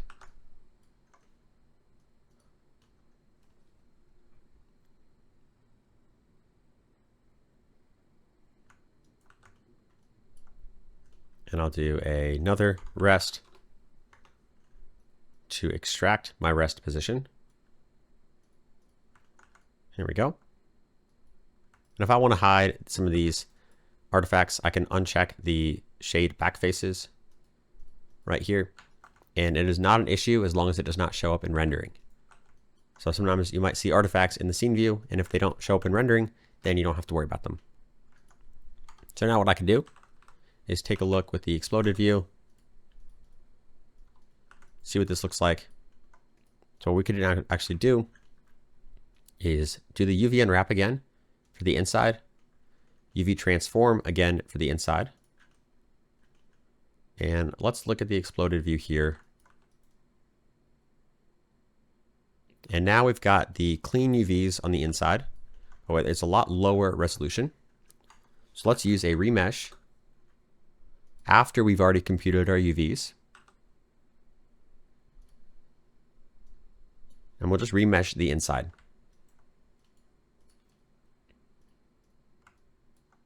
And I want this to be quite a good bit lower, so 0.01. Whoops. I'm going to reset that to default. I want to change the target size to maybe 0.02.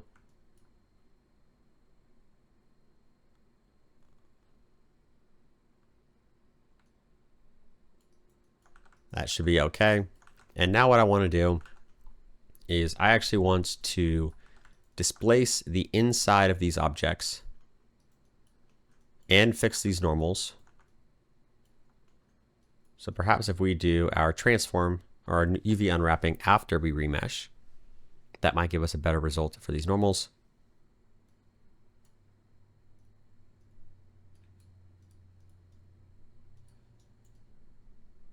It looks like we are not quite getting the same. So what we'll do is we'll compute these and we'll do a few tricks to get this working. There's really no correct way to set this up. So for now, I'm also going to decrease my target size to be a little bit smaller, well, bigger, but a little bit less resolution so we can get it working correctly. Welcome back. Apologies for the quick cut. We're going to pick up from exactly where we left off. We have the UV attributes on the outside of our geometry set correctly, but they are now messed up on the inside. So we're going to recompute those for the inside geometry. So to do that, I'm actually going to use, well, first we'll just recompute based on the inside. And we can do a very similar setup we have here. Or rather, actually, we can just move this down.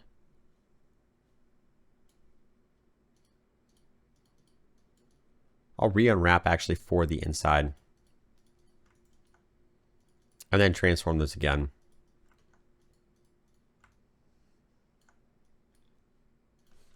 And I'll do 25, 25, 25, and I'll keep increasing this, maybe 35, 35, and 35 until it fits relatively the same UV density as the last one.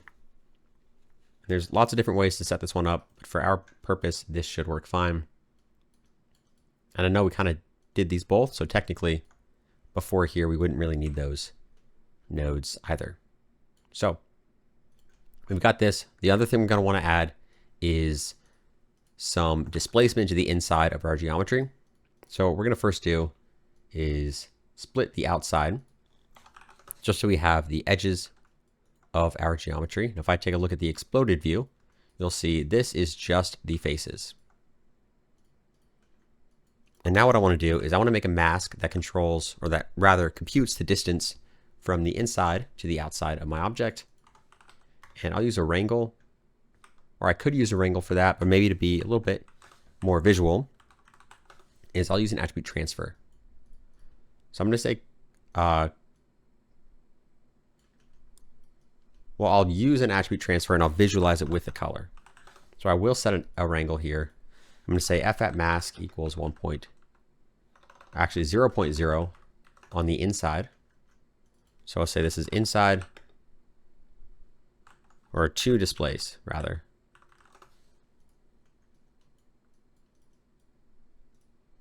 And in my case, actually, I will want this to be 1 because I'm going to want to multiply this against the displace value. And then I'll set on the outside, displaced will be 0.0. And delete that null just to make it a little bit fewer nodes. And I can do an attribute transfer to this geometry. So to my fractured geo from just these external faces. And I want to transfer my mask attribute. And if I preview my mask attribute with an exploded view, you'll see it currently is all red. But if I decrease the distance threshold, we should see some of these edges are now turning blue. And basically what I want to do is I want to displace all the blue edges and leave the red sides exactly where they were. So what I can actually do is now I'm going to use a mountain node. I'll set this to a very low amount, 0.05. Maybe 0.02 for my amplitude. And I could even increase my roughness by a little bit. And maybe set this to flat shaded to see exactly the detail I'm going to be adding. And then what I want to now do is I want to blend between this geometry in this geometry based on my mask attribute. So I'll do that with a wrangle. Connect this into the first input on the left. And then the second input is going to be my displaced geometry. So I'm going to say blend displaced with mask attribute. Now I could say f at, well, I can already read this in, so I don't necessarily need to define that again. But all I would do is v at p equals lerp, which is a way to blend between two values. I want to blend between v at p, which is the current position of this incoming geometry stream on the left. I'm going to say my target vector, which will be a new vector that I'll define, and I'll say f at mask. And now what I can do is vector my target vector equals, and now what I want to do is I want to get the point attribute for each of these points on this left geometry stream. I want to find the matching position on the right area here. So to do that, I'm just going to go point 1, which will be 0, 1 for the incoming geometry stream. 1, I'm going to get the position attribute in the name, or rather the point number I want to get it from is the same point number on this left geometry stream. And I can do this because it is consistent point counts between these two here. And now if I preview this, perhaps with a color and an exploded view,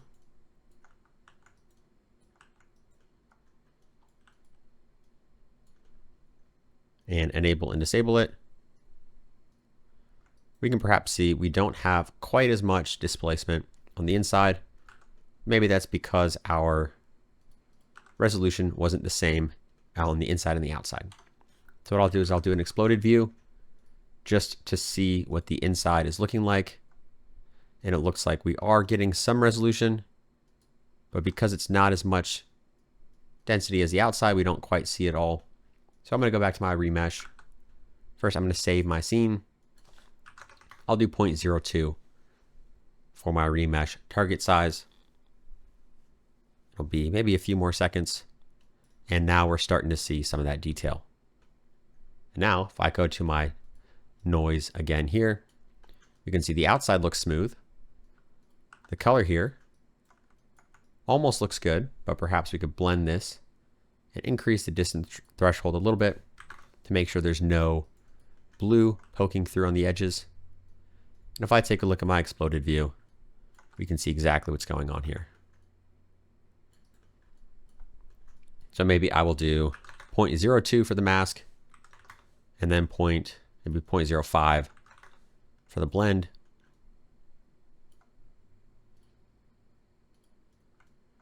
And that should be okay.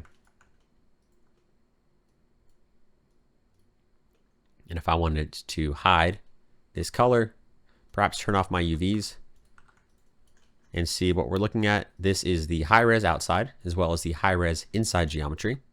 And we have working UVs for both of these parts.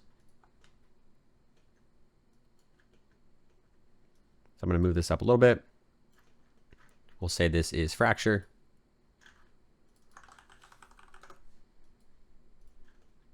We'll say maybe this down here is displace inside and blend based on outside surface.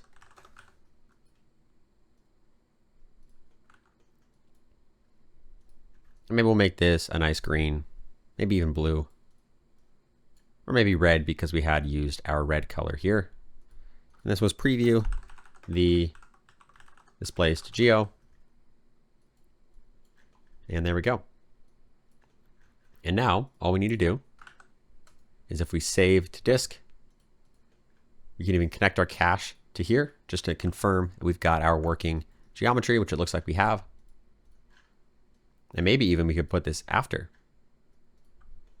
Now if I go all the way back down to my rendered geometry and perhaps re-enable my cache, we can now see we are getting a little bit different of a simulation. And the likely case for that is when I was redoing some of this setup, perhaps our Voronoi fracture seed got reset. So now the object pivots are different for each piece name. So I'll go back to my fracture geometry quickly. Take a look at my proxy, which looks like I would expect. Go back to here, and maybe I'll just resim my simulation.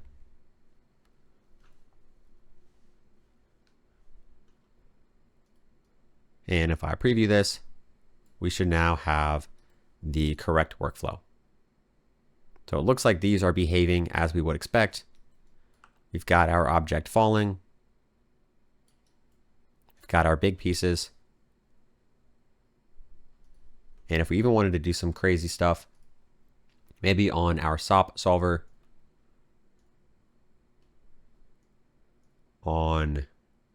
actually rather than this, what we could do is we could do set a wrangle on our single packed geometry here. So I'll say set velocity. I'm going to say v at v equals, I could do set 0 to 0. So I want to throw this up for a little bit first. RPD unpack. When I transfer that, I want to transfer my velocity. Now if I go back to my simulation and on my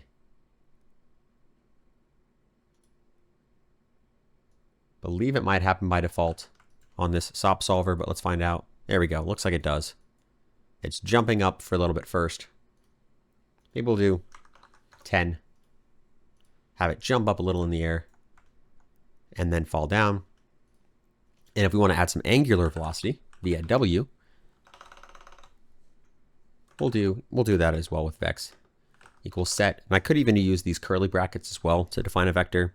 So maybe -10, maybe 10, even 12 will go crazy. And here we go. I need now a curly bracket at the end. So these are two different ways to define vectors. And I will, on my unpack, make sure I'm transferring that angular velocity W onto my proxy geometry. And now hopefully we'll have a spin and a crash. It might be a little too strong for my taste. So we'll do 3 and maybe 4. I just want a little gentle throw and a land with our collision, our proxy. And if I disable my file cache, I'll have my information pass through. And now my high res. So there we go. Looks pretty cool. One thing we can actually do before we end this section is confirm on our DOP network with our DOP setup that the incoming velocity and angular velocity is working as expected. To do that, we'll select our network, click play, and now we can see it's not actually working as expected. So let's figure that out. We can see it is on the proxy geo and coming to my simulation. So my guess is on my cube RBD, we just need to inherit velocity from point velocity. Check that. And now my hope is that this will jump and spin as we'd expect. There we go. Very, very cool. And maybe to be consistent, I'll switch this back to version number 1, save to disk with my switch node actually now connected to the point output from this SOP level bullet solver. And then I will switch this to 1 to now be fetching from my DOP network, switch my version to 2, and save to disk.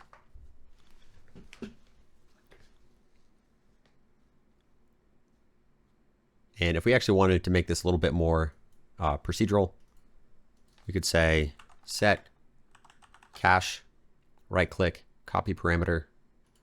On my version number, right click, paste relative reference. But now we'll notice this is 0 and 1, but our sim cache is 1 to 2. So I'm just going to add 1 to here. And now 2, when I have 2 selected, and if I select 0, we'll be fetching 1. Now, depending on which one we're setting here with this cache, we can choose where we're saving our version number. And if we are saving multiple simulations to one cache just for testing, this could be a nice little trick to handle that. And you'll actually notice the attributes are different. If we wanted to be extra consistent, what we could do is to delete all the unneeded attributes. So I'm going to get velocity, position, name, orient, pivot, and I don't need scale. I don't actually need W in my case. And that's it. So I want to delete non-selected, and I'll do the same for my SOP one to make sure I'm not doing anything. Position, velocity. I don't really need a DOP object ID instance. I'll keep my name, my orient, my pivot, and I don't need my scale or my angular velocity. And then I'll recache these. So my way of working, my preferred way of working would be to delete all the attributes you don't need. Sometimes when you're doing simulations, and especially running a simulation into a secondary simulation, or using the results, and I'll even try our little cache trick. Looks like it worked. But if you're using the results of one simulation as the input to another simulation, sometimes having additional name attributes or pivots or orient attributes can give you unexpected results if you wanted to do that. But awesome. Very cool stuff. If we wanted to make this look fancy, we could do a maybe smooth shaded.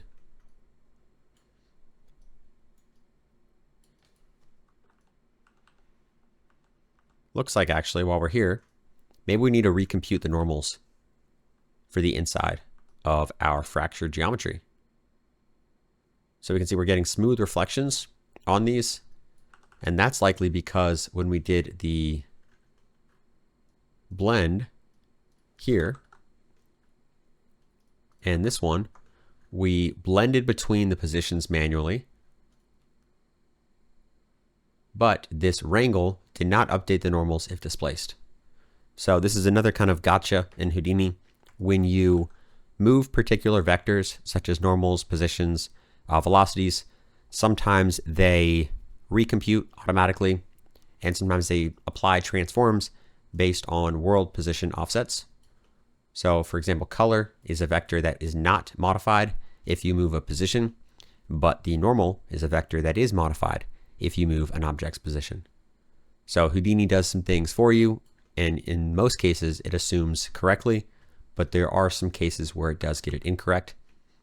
In my case, and in our case, we could do exploded view, and on our wrangle, we could update normals if displaced, but that may even update the external normals, which we might not want. And it looks like we actually do want that, because you can now see the edges of our object are rough, but the inside is smooth.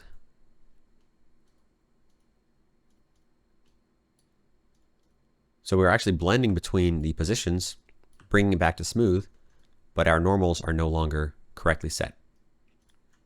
So I'm going to do update normals if displaced, and then I'm going to manually recompute the outside normals. And the reason for that is sometimes when you're shading and rendering, if you don't manually recompute the outside normals, you'll get these odd artifacts.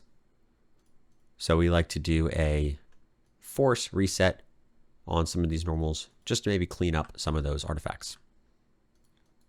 So I apologize for not catching that earlier while we were setting up our fracturing, but that's usually how it works. You might miss something, you'll come back, make changes to ensure it is correct, and looks like this is now actually working.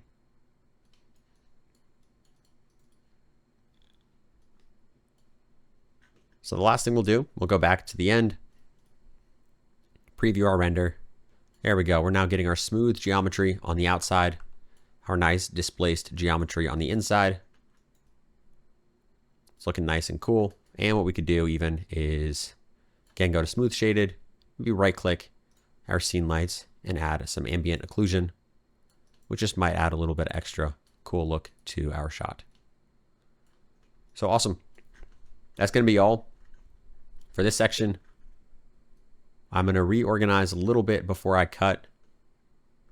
I split this up here because sometimes when I'm working on a shot, I might even want to do extra attributes for shading. So maybe I'll say, sometimes it's helpful to have a space to modify the render geometry after it has been fractured. Oftentimes, I'll prep attributes for rendering here or add any additional info I may need. So one quick note there. And one more thing we're actually going to want to do is high-res geo. I'm going to say static out to render. I'm going to say, I'm actually going to rename to high-res geo transformed. And I also want to do a low-res geometry transformed. So I'll grab another transform pieces, do an object merge, connect this here. This will be low res. And right here, I'm going to grab my proxy geo, transform this, which looks like it is working correctly. This will be low res geo transformed. And one more thing to note, depending on your level of displacement, you might want to make sure that your proxy geometry representation of your collision shapes, and by that I mean you want to make sure these little proxy wireframes kind of match, because if we do have too much of a cut here, you might have an object that looks like it should go through, but based on your simulation, it doesn't actually go through. You might get behavior that looks a little bit odd as it's being simulated. But in our case, we're not worried about that because that likely won't be a case. Really because actually these proxy geometries are pretty close to the shape of our high-res geometry. And you can see we've got our nice UV attributes as well already working. Perhaps we could rescale those on the inside. So maybe to be consistent, I will do that as well. Let's go back up to an exploded view. Let me go to the UV transform on inside. Maybe set this to a bigger number so it fits.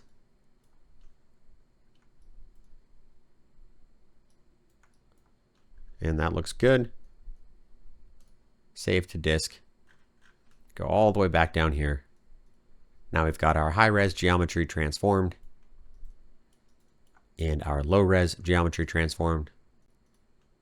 And we're making great progress towards our shot. So awesome. That's going to be the end of this main video, and we'll be back in the next one to keep working. Welcome back, and welcome to the next chapter of this mini extended RBD workflow project that we are going ahead and completing here. What we're going to be doing is jumping into the next part of our workflow, which is going to be the secondary simulation of RBD. And you've actually hopefully followed along here from previous chapters, but if you're skipping ahead, then you are welcome to skip ahead here. We've got a low resolution proxy geometry transformed with our simulation points. We've also got a high resolution main full geometry, again transformed with our simulation points. And that's actually all we need to start our secondary simulation. So to keep this nice and organized, I'm going to hit U to go up, and we're actually going to leave this one right here. So this is RBD, our mini level 4. So just, we're going to continue working out. This is going to be main RBD sim is here, fracturing, constraints, and sim itself. And then what we're going to be doing is we're going to be taking some information here, and this is going to be secondary RBD sim. So we're going to set up both the workflow for the SOP based solver and the SOP RBD solver and the .NET workflow we'll create from scratch. So very first thing I actually want to do is I'm going to Control C to get my low resolution geometry. I'm going to hit U to go up, jump inside my secondary RBD sim, and I'm going to object merge and paste that. And I'm also going to go back to my RBD sim, grab my high res geo. I'll actually color these red because I like coloring them red if I am exporting them into a different context, or really if I'm just moving them and they're important. So high res geo transformed. Back to object, jump inside here, grab this one, and that will be what we need. High res geo. We actually don't necessarily need this, but it's kind of nice to preview with our final sim just to see what it looks like. Low res geo. And the overall workflow we're going to be doing here is something we've actually done in this workflow right here. We're going to be dynamically sourcing objects into our simulation, and for the purpose of this, we'll actually use cubes as well.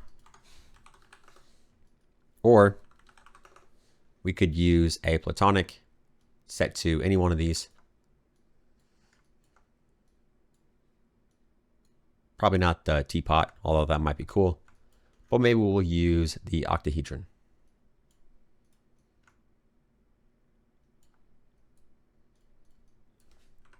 So our overall idea for this simulation is going to be to use the debris source node.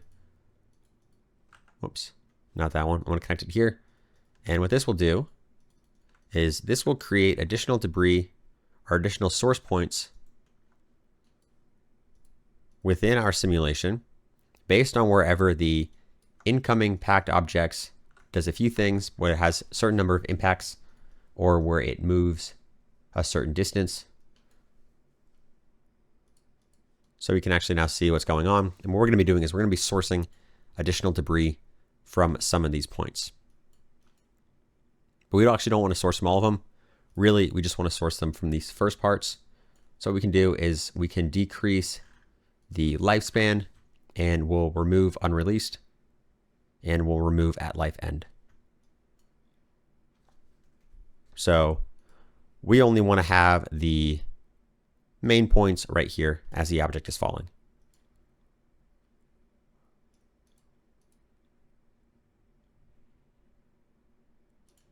And we'll actually now be creating points, or rather platonics, on these objects, and actually be creating those within our simulation. So the very first thing we want to do is we want to copy these to these points. So I'm going to use a copy to points, and I'm going to set this to pack and instance. So I want to copy my platonic onto my points. See what these are. These are way too big. So I'm going to use an attribute randomize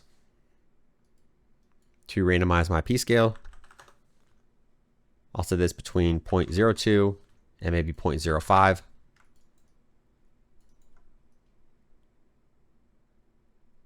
And maybe this is too many points.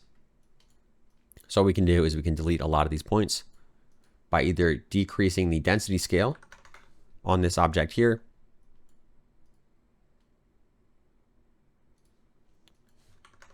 I'm going to leave that as default. And what we can actually do is just delete randomly. So I'm going to say if f at rand, or rather if rand at ptnum is less than chf val, remove 0.0 at ptnum. And now at this point, if it's 90 or 0.9, we'll be removing 90% of these points. We'll do maybe 0.95 to remove most of them. P-scale, leave it as packed. And we'll now set our unique name attribute rather than cubes. We want to rewrite this. So I'm going to make sure it is packed geometry. We're looking at the points. I'm going to say s at name equals debris. And I want to add the two identifiers. One, the frame number, because we're going to have multiple points scattered on every frame. And then the second one, I want to do the point number. So there's a unique ID for each emitted object per frame. So debris plus, we'll say ITOA. Actually, I'll do frame first. So F underscore plus ITOA at frame. I'll do plus again, underscore, plus again, ITOA at PTNum. And now we've got debris, frame 74, point number 464. And that's fine with the implicit cast. I can hit an I at frame to define that cast explicitly, which it looks like that is giving me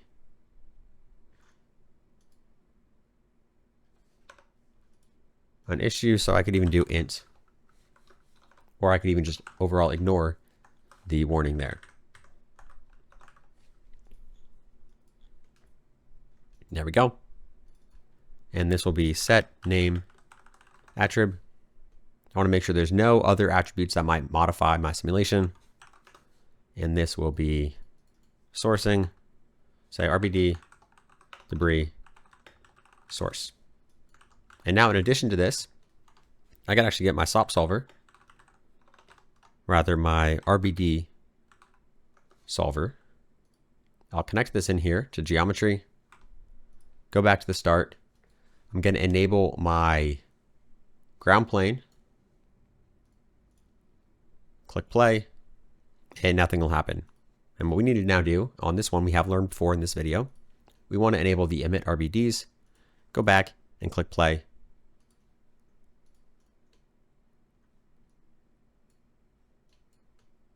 And it looks like nothing is actually working. And that was because we hadn't gotten to that frame yet. So what we probably should be doing is using a file cache to cache this source here. We can even do that after we delete these points. So delete random. We'll say cache debris source. I'm going to say save frame, simulation, time dependent, and I want frame range. I'll leave that on my HIP file, which is fine. I'll save that to disk.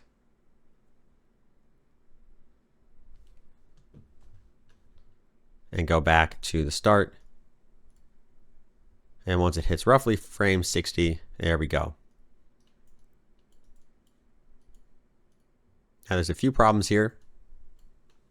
First of all, let's take a preview look at this one. We're seeing our geometry is flying very aggressively. So what I might actually do is first do a trail to recompute the velocity on these source points. So if I go compute velocity there, because I could look at the debris source, preview the velocity, and we'll now see it is very chaotic. But if I recompute debris source, and perhaps even we can unpack this geometry, because right now we're getting a single velocity source for every piece of packed geometry. But what I'm going to do is do two low-res geotransformed, and I want a second one that is low-res geotransformed unpacked. And the reason I want to unpack it before I transform it is so the unpack is not time dependent. So now I'll have this. I'll have a lot more points to get a better representation of my velocity. Jump back into my secondary sim. Switch this to low-res geotransformed unpacked.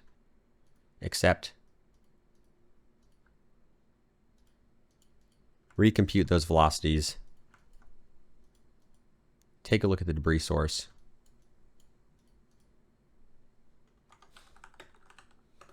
And even I could transfer the velocities to see. But before I try that, I'll even recache this.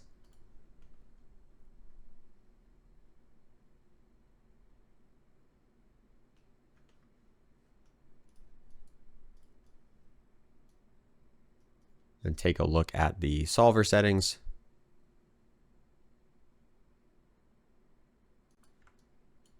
Looks like we're getting a little bit better of a result.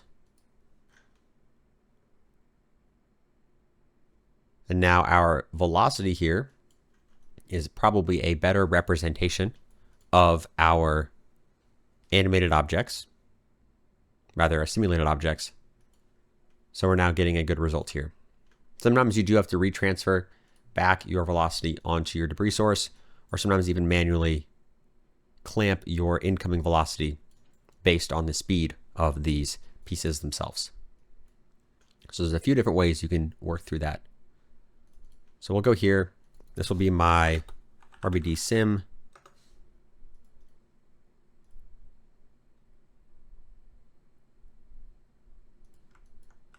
And then rather than caching these points themselves, right here, what we can do is we can take our simulation points, make sure we've got our attributes, which it looks like we actually want to get our p-scale attribute. So we can copy these back onto our object after the simulation. So we're going to get our copy to points. I want to make sure this is getting my p-scale attribute. So I'm going to delete p-scale from here.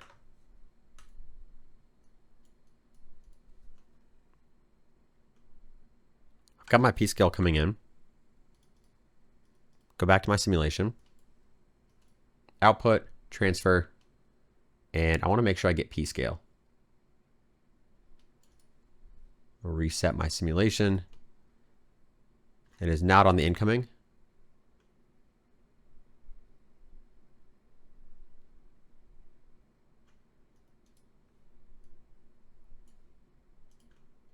And it is actually, I just didn't have a frame set correctly there.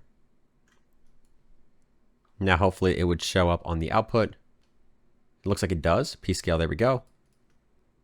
We now have our p-scale attribute. And this will be to cache. If I did a file, cache, frame range, simulation, delete all the unnecessary attributes.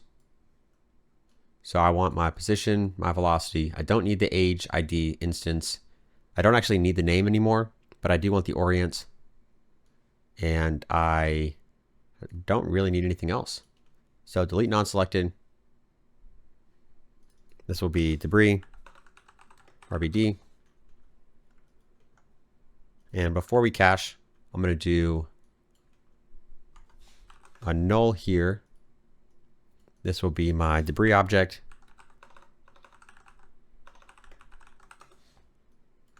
And I'm going to object merge it back down here and copy 2 points.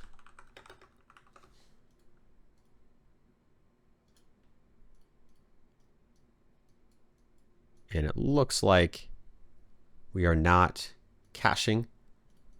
So our p-scale is not working, and we want to make sure we are keeping our p-scale. There we go.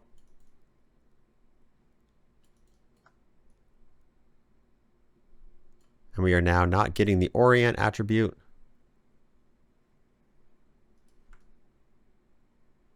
Or perhaps it looks like we are, but they're all starting with the same orientation. So what we can do is before we do these, we can do an attribute randomize. And we can even just randomize the normals. I can set this to be inside a sphere. And now if we look at these, they will all have a random normal rather than being aligned with our incoming object. I'll simulate until we get a frame. And then we'll take a look at this here.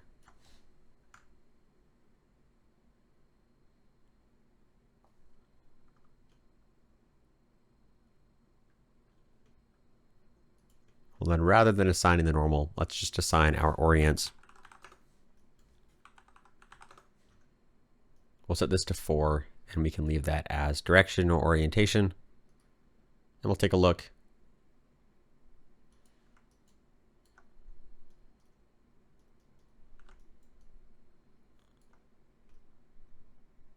And let's actually transfer the orient onto our points.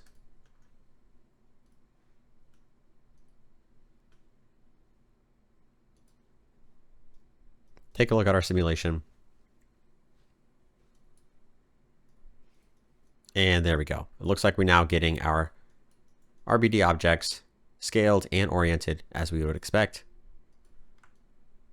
But we're now not actually having the collision of our object, which is what we can fix in just 1 second. But first, I'm going to do a quick cache, save this to disk, and I'll be back here in just 1 second. Welcome back, and we're going to keep going from exactly where we left off. The cache took about a minute, but we are going to fix the two issues. One, we're noticing a bunch of spin on some of these objects. So we can fix that by jumping inside here, and on a post solve, we can do a pop spin limit, or rather a pop speed limit. I'm going to set the maximum spin to 15 and the maximum speed to 15. And I'm also going to use a pop drag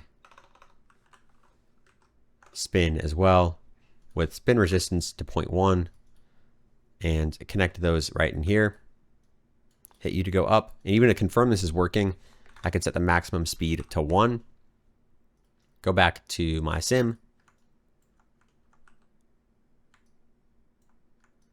And we'll now see that the old simulation, which is this template flag here, is moving a lot quicker.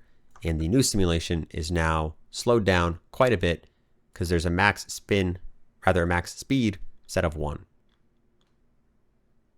And you can see those stop and fall to the ground very, very quickly. So we'll jump inside here, leave our pop speed limit maybe at 20 actually. Maximum spin we can leave at 15. And I'll even decrease my spin resistance a little bit. And that will be our RBD solver. But now we also need the collisions.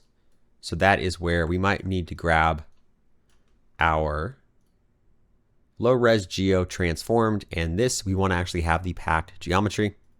And what we can do is we can connect this to our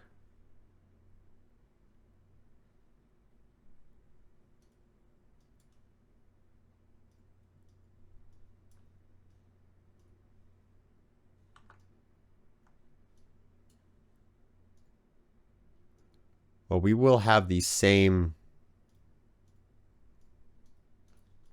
issue we had animated. I believe this might work.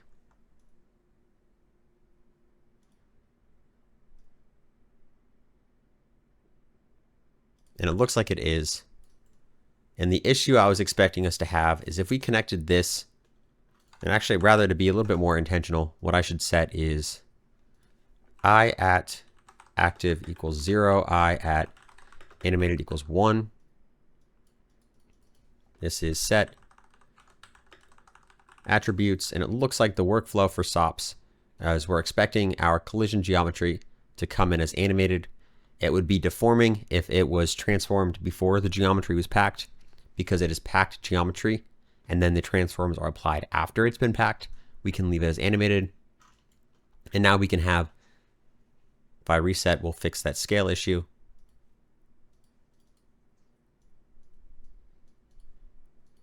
We can have our dynamic sourcing with the emit RBDs set up here. So we're going to be adding new simulations, objects to our simulation. And we'll actually have our animated collision objects working as expected with the rest of our sim. So if we had connected this one to our main source, we would have that duplicate object issue that we had in one of the previous videos, rather the previous chapters of this video. And if we want to hide this, I can go to collisions, rather visualization. Maybe that won't be a way to hide it.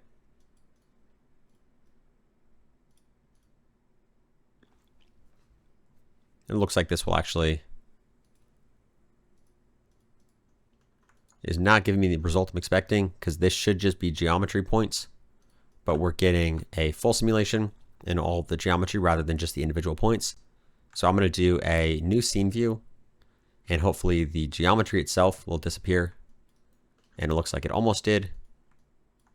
I'll X out this old one, relink this to 1.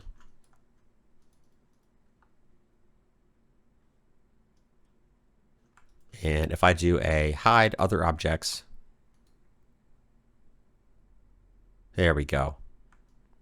We can now see our simulation is working as expected, and we are just getting the points from our debris objects. So what I'll do is I'll go here, save to disk, which will resimulate this.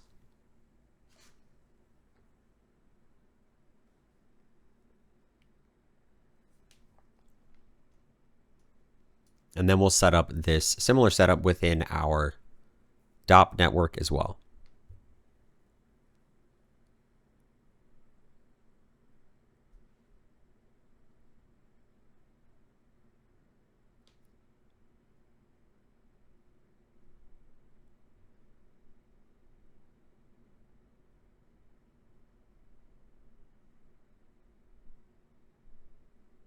And I'll actually be back once this finishes.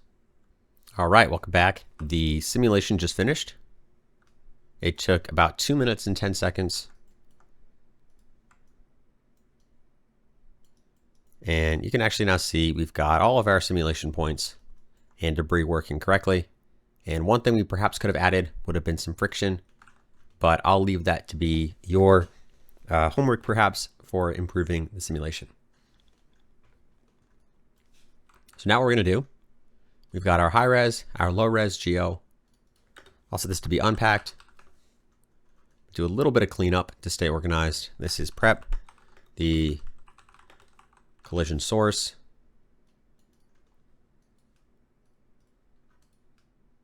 And I'm actually going to do a small change to swap that cache before we delete. And I'm going to re-save to disk. And we'll see why actually in the next chapter. But for now, we've got our random, create our orient attributes. So this is prep our debris source, prep debris.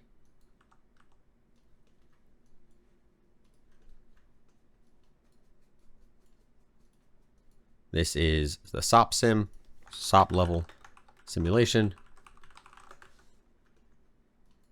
And this is our preview here for the final simulation.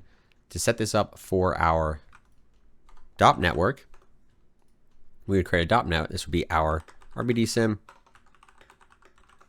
And we'll need a few things. The first thing we'll actually need is we'll want to get our low res geo here, which we can connect perhaps to the first input. And this, I want this to be my animated objects. To RBD packed, this will be collision, fracture, or collision RBD. I'm going to go to create animated static objects, SOP first context geometry, RBD solver, the rigid body solver, excuse me. Connect that. I want the packed object in my rigid body solver.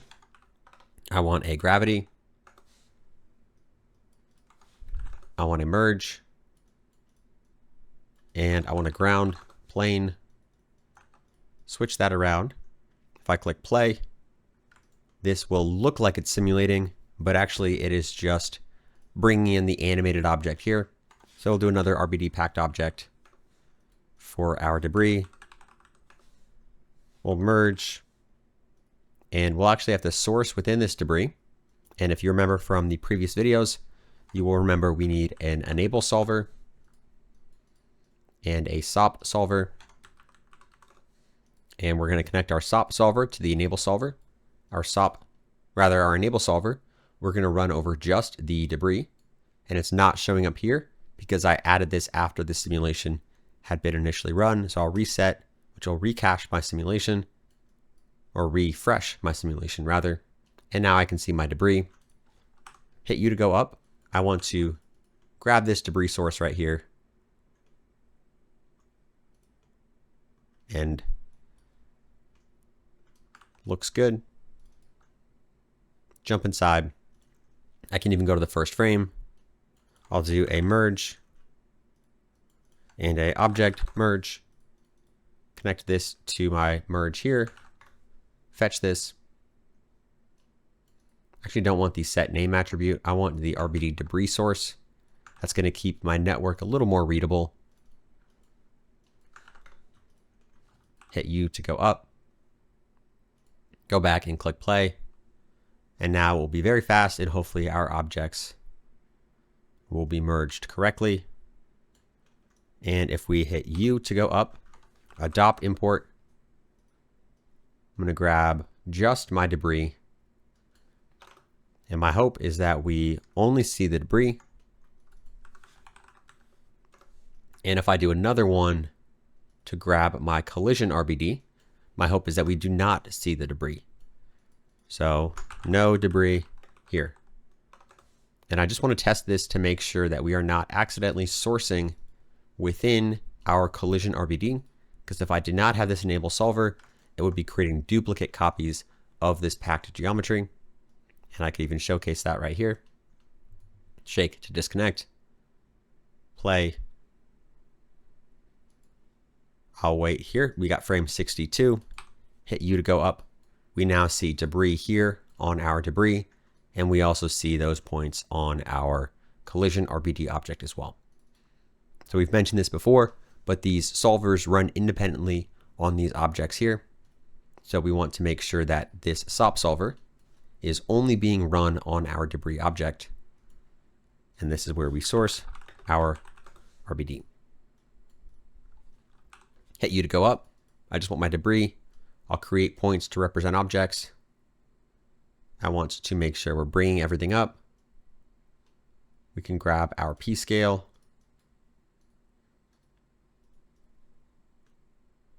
Which if we don't have it here,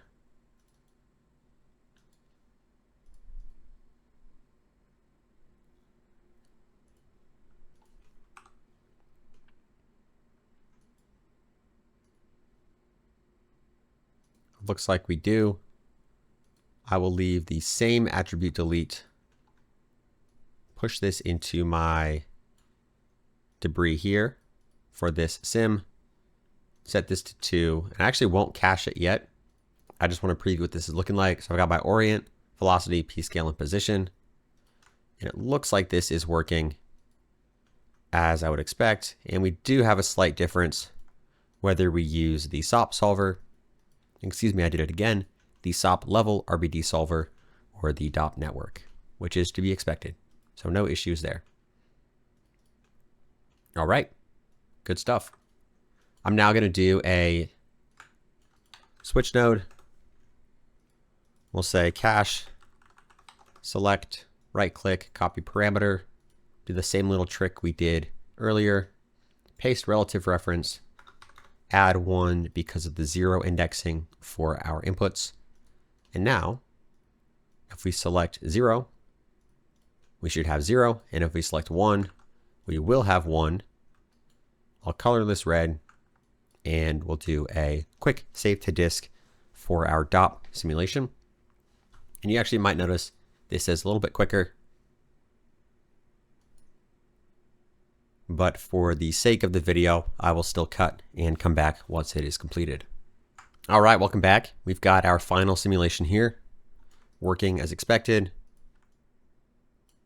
Looking pretty cool. One thing to note, we could actually add the same, I'm gonna jump inside our SOP level solver here, grab the 2 nodes we had added for our debris simulation there. And I'm actually just gonna merge, paste, and add these 2 nodes as well. So the simulations are very, very similar. And what we could even do is resim this if we wanted, but I'm not going to do that because we don't necessarily need to. So we've got our 2 versions here. Our debris and our main sim.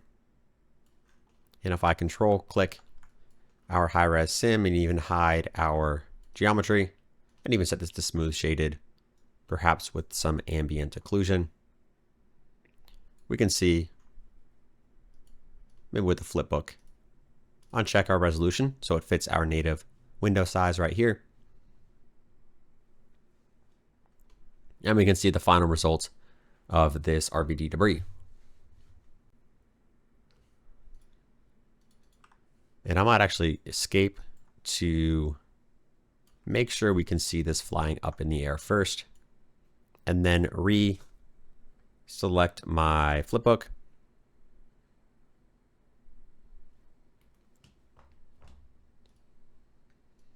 And now we can see object flies up, comes down, smashes. Perhaps this is actually quite a lot of debris.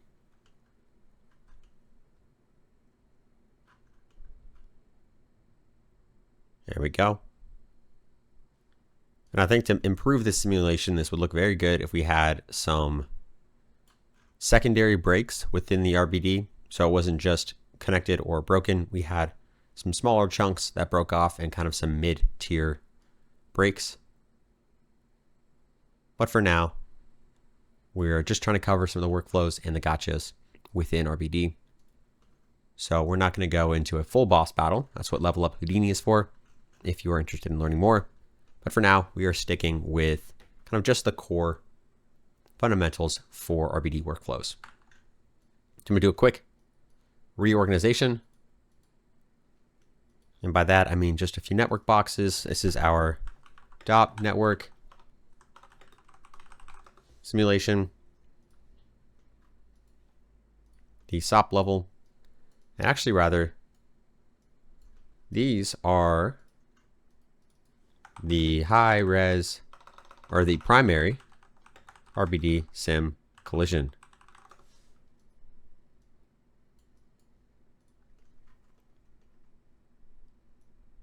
We got our incoming objects.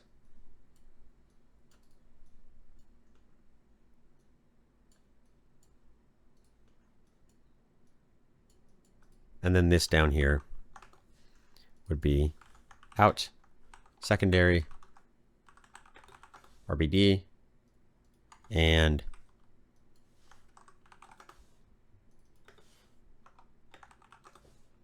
we can make a little network box and we can say fetch debris.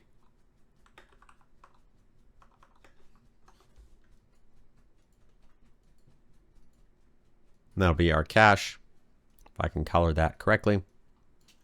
And there we go. So we don't actually need the high res, but it is nice to have the option to preview. And we've got our simulation, some of these points. And if we really wanted to make some really cool debris, we could even create some more detailed debris here or make a little bit more of a variation for the sizes. But for now, we just did a randomized p-scale here. But it is looking pretty good so far. So that's going to be the end of the secondary RBD setup. What we could even actually do is output the high-res transformed on my RBD sim. So we can toggle that on and off.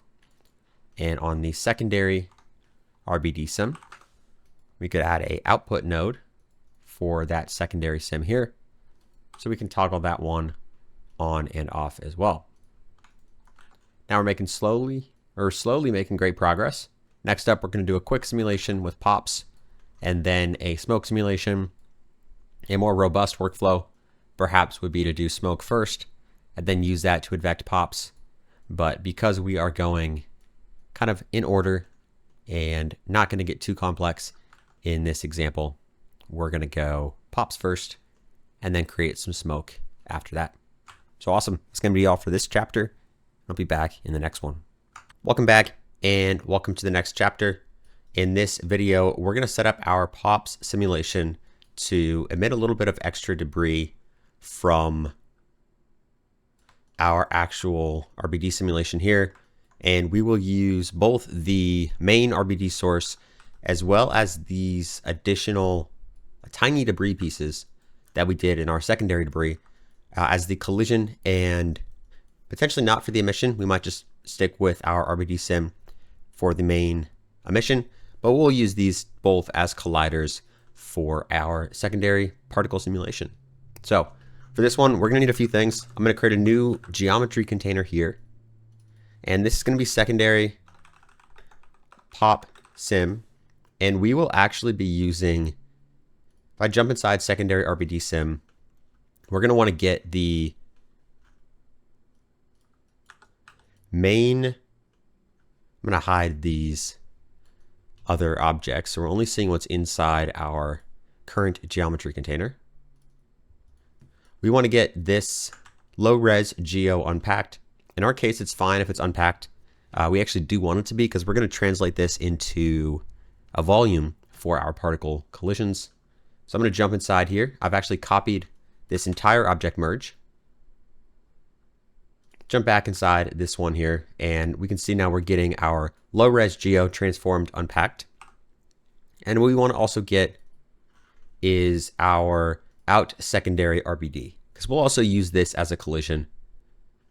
And in this case, we do not have these packed, and that's going to be what we want for this case, because we want to also transfer these and convert these into a volume for our particle collision. So I have this other null copied, so I'm going to need another object merge. And if I Control V to paste it, we'll see I have my unpacked geometry for the secondary RBD, and I have my unpacked geometry for the primary RBD. So this is secondary RBD, geo, unpacked. And I'm going to merge these together. And what we're also going to want to do is we want to create a trail node to recompute the velocity on this one. We don't actually have to do this, but there is sometimes issues with our, you can even see actually there's a little bit of difference. We'll get a little bit more of an accurate representation for all of these, because if we are just using, for example, the secondary RBD, every single point on this piece is going to have the same velocity. But if we recompute those, there may be some objects that are spinning, and we want to be able to capture some of that detail in the velocity. Because when we are instancing our small points onto, or rather our small objects here onto our debris, this had copied the single velocity vector onto every single part of the larger RBD debris here. So we'll get a little bit more of an accurate representation of the movement of these if we recompute our velocity in this case. So this is going to be 2 collision, and the two ways we could do this, we could do a VDB, or actually rather a collision source has some nice things built in, but we're going to do it manually. So I'm going to do a VDB from polygons. And before we actually set this up for our resolution,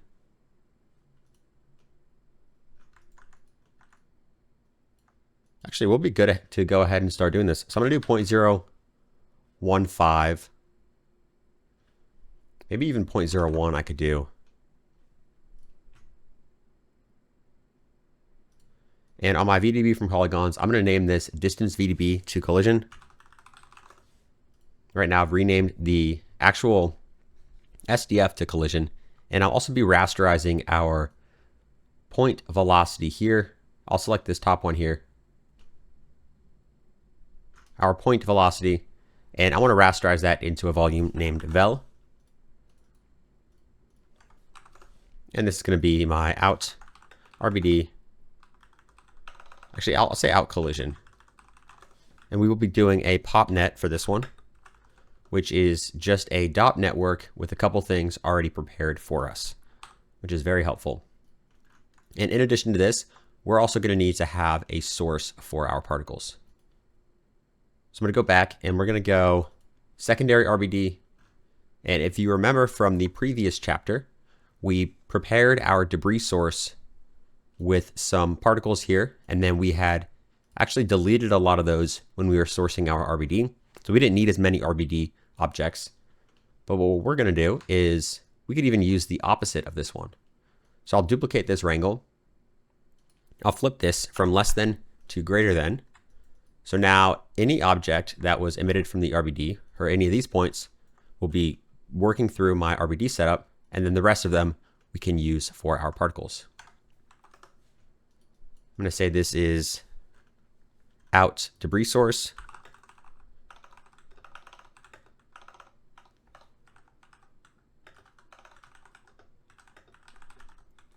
For particles. And then I'll do a Control C to copy this null. And again, we're in our secondary RBD sim right here. I'm going to go back out, jump into my secondary pop sim, and I'll do another object merge. And I'll be fetching the debris source that I've already created from the previous section. Now I might want to delete a couple of these attributes. So I'm going to do attribute delete, and I will delete everything I don't need. I will keep the velocity, and I actually want to delete the age and life because those will be interpreted by our pop solver, and we don't want to have those. We'll want to set those manually within our pop solver.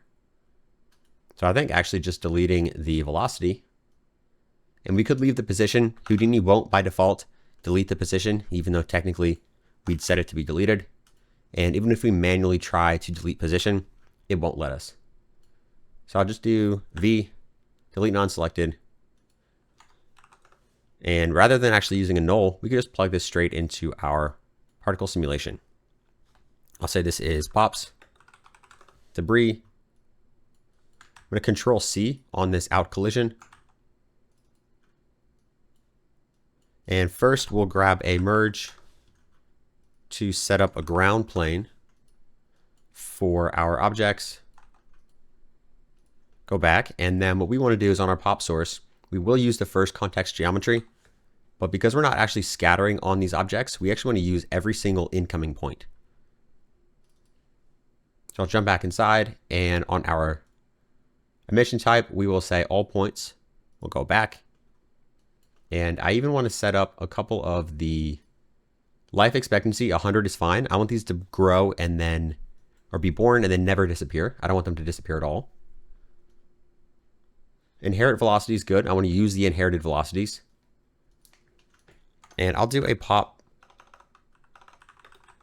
drag to add a little bit of extra air resistance.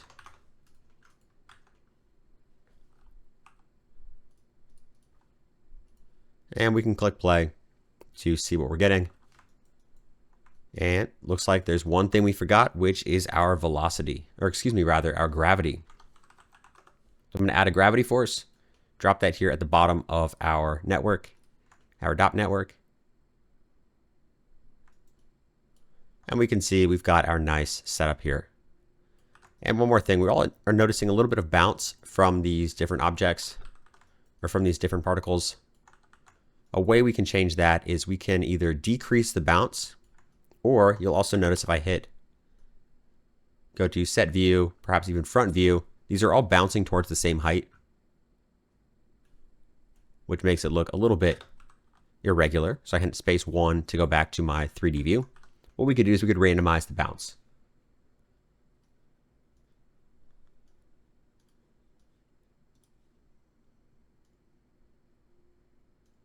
And we can do that by manually setting the attribute actually on our incoming objects. So if I do an attribute randomize,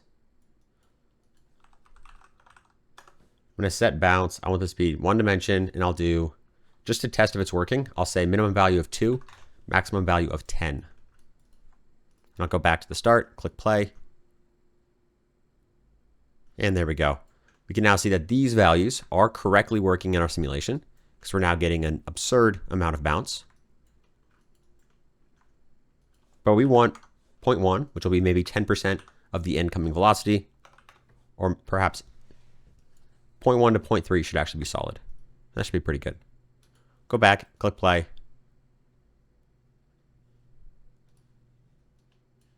And I will reset our simulation. Go back to the start, reset it one more time to make sure it's working.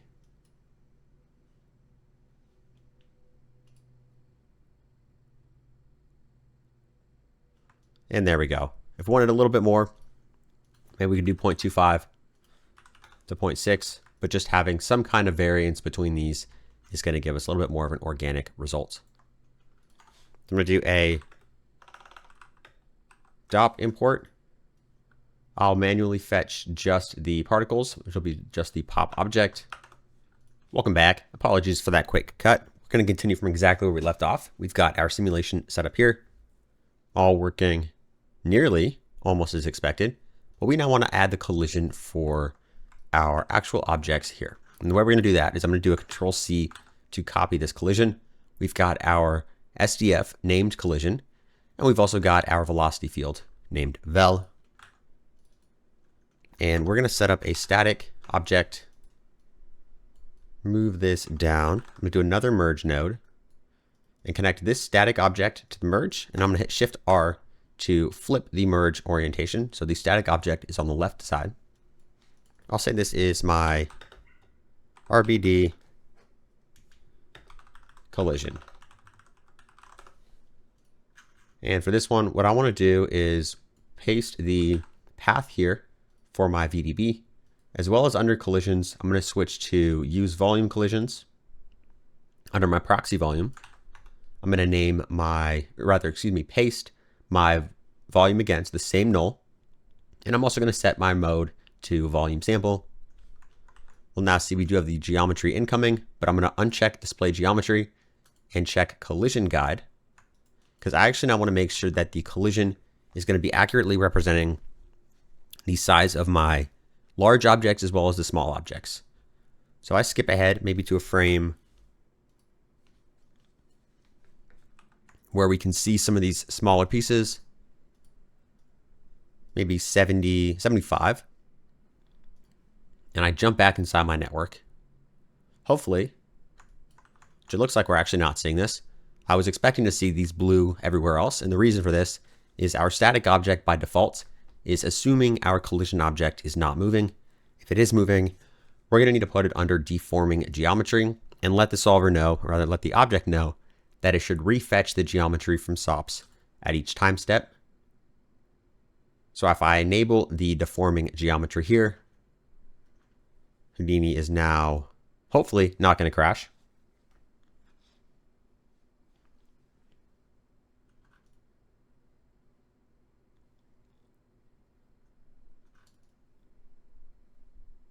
Looks like it worked, just recooked the simulation at the bottom. And now we are seeing we've got these small pieces for our collision that we want to have our particles interacting with. So I'll go back. This is going to be good for what I need.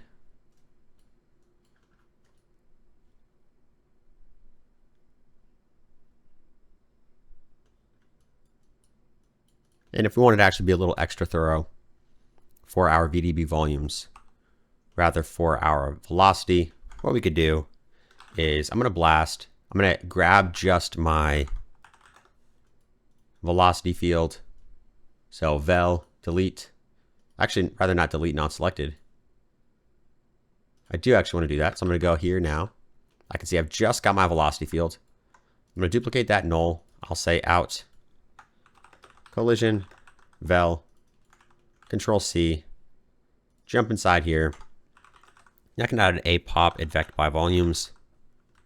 And this is a similar workflow you might be using if you were doing a smoke simulation to actually advect the particles themselves. I'll plug that right into my merge up here. I'll leave it on SOP, paste this object, make sure it is out collision vel, which is the null I was expecting. And for now, actually what I'll do is I'm going to disable my RBD collision, and I'm going to set the velocity. I'll leave it on update force. I'm going to set it to something very, very, very large. I'll click play, and probably around frame 50, we should have some particles. And there we go. It looks like this is now correctly using the velocity, which is way too much. Space G to reset, skip back to the start, and I'll now leave it at 10. And I will decrease this probably to about 0.5. But I just want to show you that if you do want to modify the velocity here, here we go. and that is quite a bit, maybe even 0.1. Because we could also modify the incoming velocity right here for inherent velocity if we wanted to move 10 times faster at the beginning. And sometimes actually it might be nice to decrease the velocity here on the incoming source. We'll click play to see what this is looking like.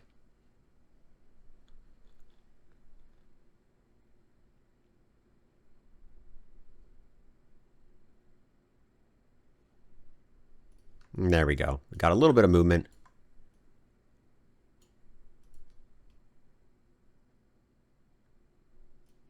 And if we wanted to end the sourcing here, we could, but for now, I will re-enable my RBD object for collision. Go back to the start, hit U to go up, and make sure I am fetching my pop object, which is this object right here.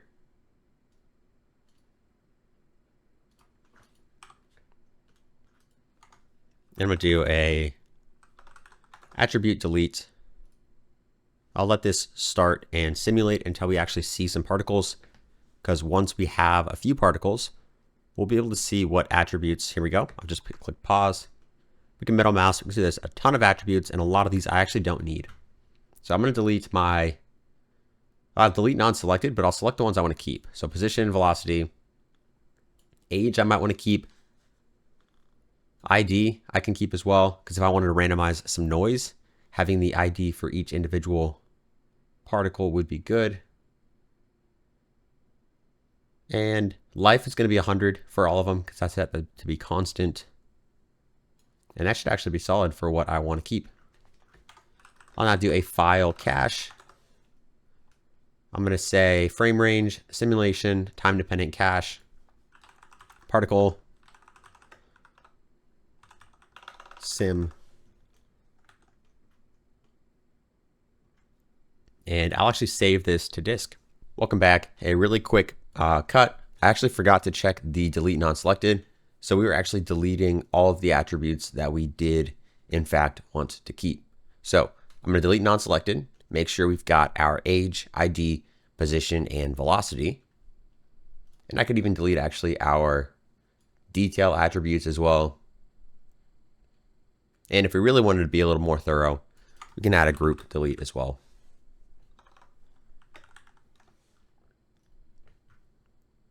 And we'll delete the stream source first input. And in fact, I actually don't need any groups, so I'm just going to go ahead and delete all of them.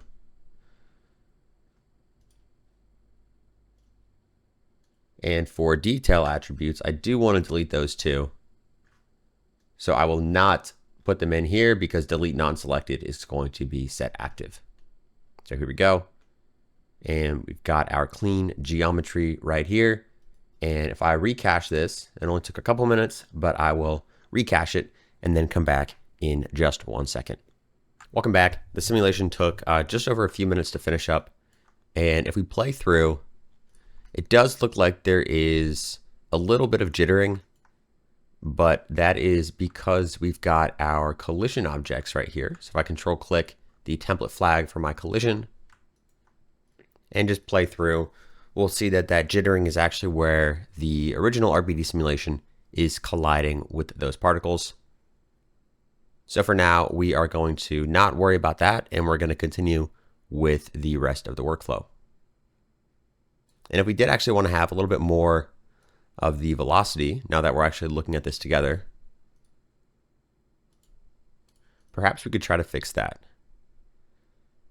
So let's go back into our sourcing. I'm going to hit escape to cancel the simulation right now.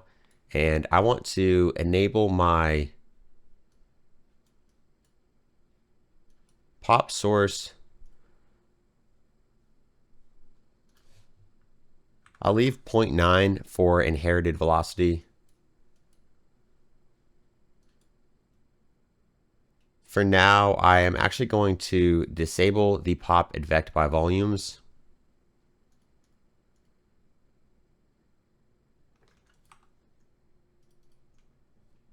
And let's take a look perhaps at some of the magnitudes for these incoming velocities.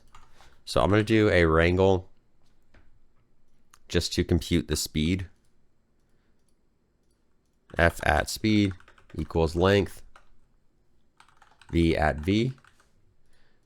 And on this node now right here, if we look at speed, we can see kind of the overall magnitude for some of these long and fast moving objects. So it looks like up to 10 is the speed for those.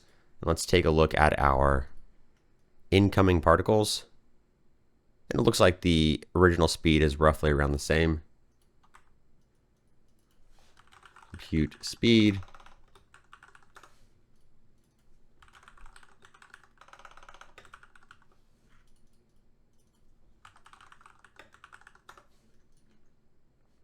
So we'll go back inside,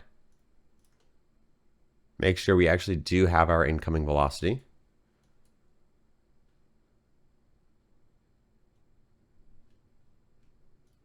Maybe even disable the drag for a second.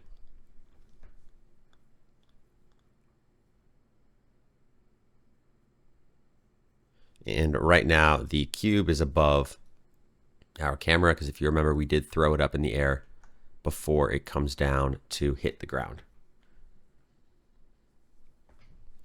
And if we wanted to run this a little bit quicker, we could go onto the collision object, disable the collision guide, and re-enable the geometry.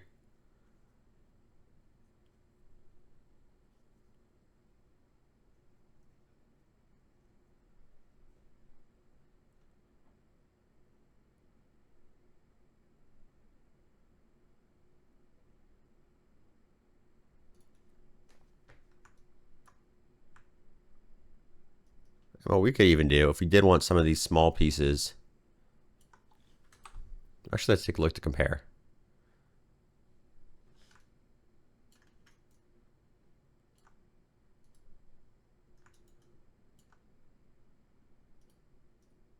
So it looks like this is already giving us a little bit more of an accurate representation for that incoming velocity. So I will leave the pop drag, I'm going to decrease it by a lot, so 0.001. I will leave the advect by volumes disabled, but I'm going to turn back on the pop drag. And for the pop source, I've got 0.9 for the use inherited velocity. And what I'll just do is I will actually re-simulate this one just for good measure to make sure we're getting our particle simulation that is following roughly kind of the spread and the speed of our RBD secondary sim. So I'll wait for this to be finished and then I'll be back once it's done. All right, welcome back. The simulation finished up and we've got our particles now moving roughly the same distance as these additional RBD pieces, which is looking really good. So that's going to actually be the end of the main simulation workflow for these particles. I'm going to do a little bit of cleanup. I'll disable these speed nodes because we no longer actually need to see those. And then let's rename import collision .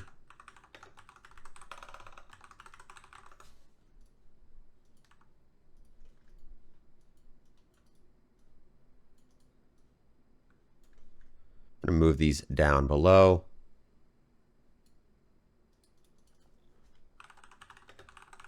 Particle source, set bounce. And one more thing actually perhaps we could do is set up a random p-scale for each of these. So we're actually going to be rendering these as points because they're going to be so small. So I'll do sphere to just visualize what this is going to look like and copy to points. And I will pack an instance for now. So this is going to say out render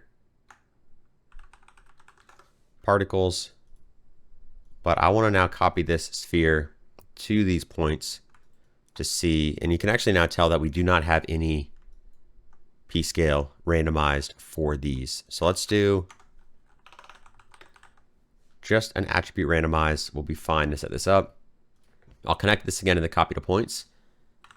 P-scale. I'll do 0.02, 0.04, and that might even be a little bit big. So maybe 0.01, 0.02. Just so we've got some nice tiny particles. And I might even go a little bit smaller, 0.005. And now one other thing we want to do is right now this is going to randomize the p-scale.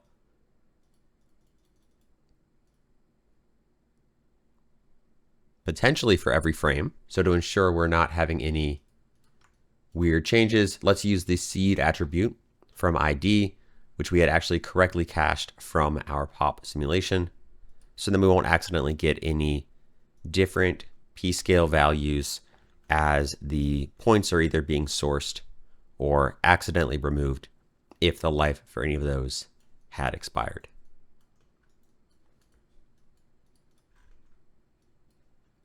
And this will be preview. Particle size.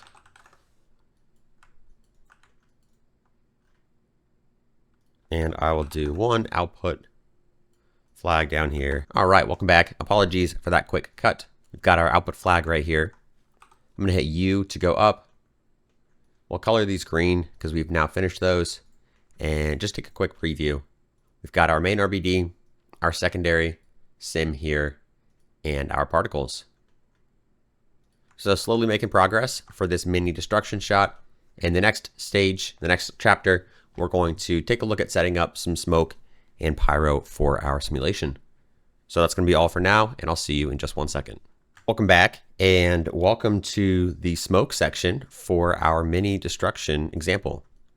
What we're going to set up here is we're going to source some smoke from a very similar workflow we've actually used for the debris source, and then we're going to use the same collision volume actually that we had used right here, well rather right here for our main simulation. And one thing that we likely should have done is we should have actually probably cached our simulation, or rather cached our collision to make our particle simulation run a little bit quicker. So to do that, we'll do a file cache. And the reason we'd want to do this is one, for stability, so we're not accidentally, going to crash Houdini. And then two, if this is a collision mesh that's going to stay consistent through each simulation, we would be recomputing this each time we're trying to make changes to our pop solver. So this probably took even a few extra minutes just because every single time we ran the solver, it had to recompute our collision mesh. So we'll do cache collision. I want a simulation, frame range, time dependent cache. And I will save that to disk. And then I'll actually be back right when this is finished. All right, welcome back. Our file cache now finished up for the collision. And that is something we should have done for our particle simulation.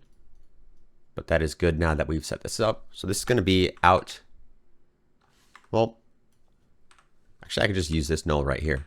I'm going to copy this one because we actually want to use this for our Pyro collision, but this may be too high resolution for our Pyro solver. So we will see the sim time and perhaps do a second cache. Actually, for now, we likely should. So I'm going to do a cache right here, duplicate. I'm going to duplicate my VDB from polygons. I'm going to double the voxel size so it's a little bit more appropriate for what we might want to be using as a Pyro simulation. And if we are noticing issues for the actual movement of the Pyro, once we do get there, we could come back to the higher resolution collision if we needed to. But in general with Pyro, it might not be noticeable if our collision mesh is not that high resolution. So this is going to be VDB from polygons, cache collision. I'll say low res. And this isn't necessarily low res, but this will be a little bit lower resolution. And within here, I want to actually do low res, because by default, this file cache is going to have hardened base name on save check. So updating this will no longer actually update the cache, and duplicating and resaving may actually overwrite one of the existing cache files on a disk.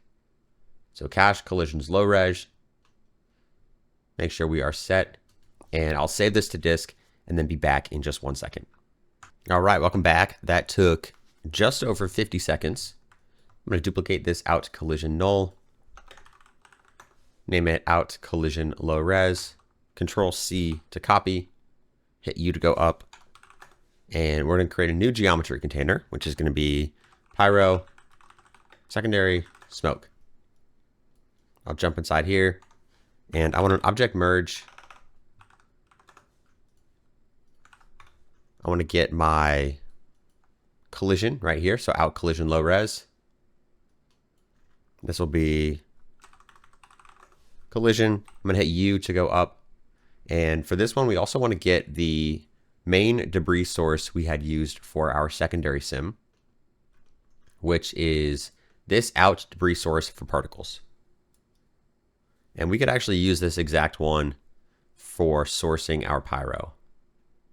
So I'll do Control C to copy that, jump inside secondary smoke, paste, and perhaps we should be using relative paths, but for now, we won't worry about making changes for all of those. This will be particles.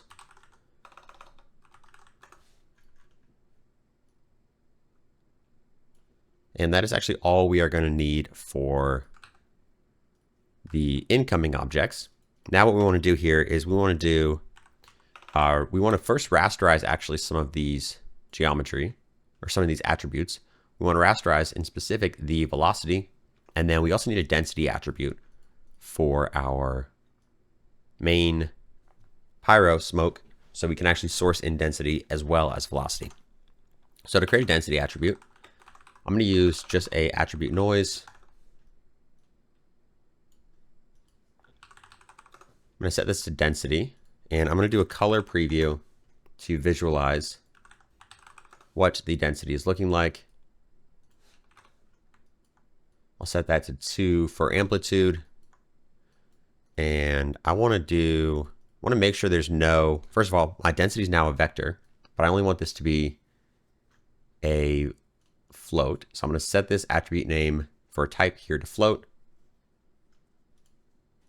We'll see what these values are.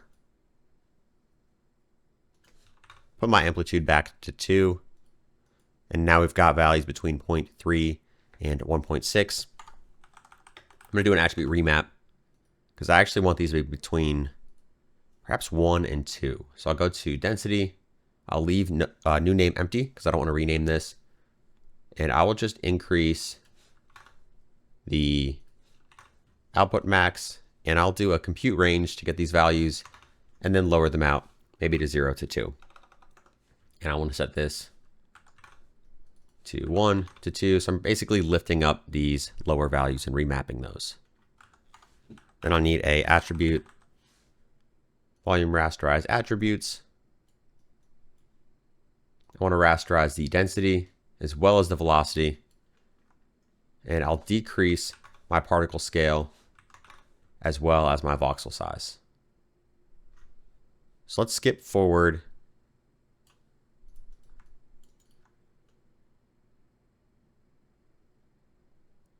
.04 or 0.05 should be a good voxel size. And we can increase that as we need. I'll turn on velocity blur. And maybe even decrease the particle scale as well. So Pyro, we'll say smoke source.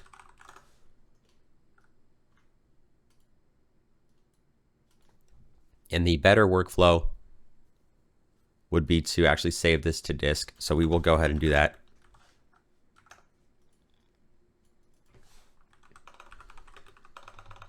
Say Pyro source, frame range. I'll leave it on simulation, and I will leave all of these frames caching, even though there is no source on these later frames. And that is just in case we do make changes later. So save to disk.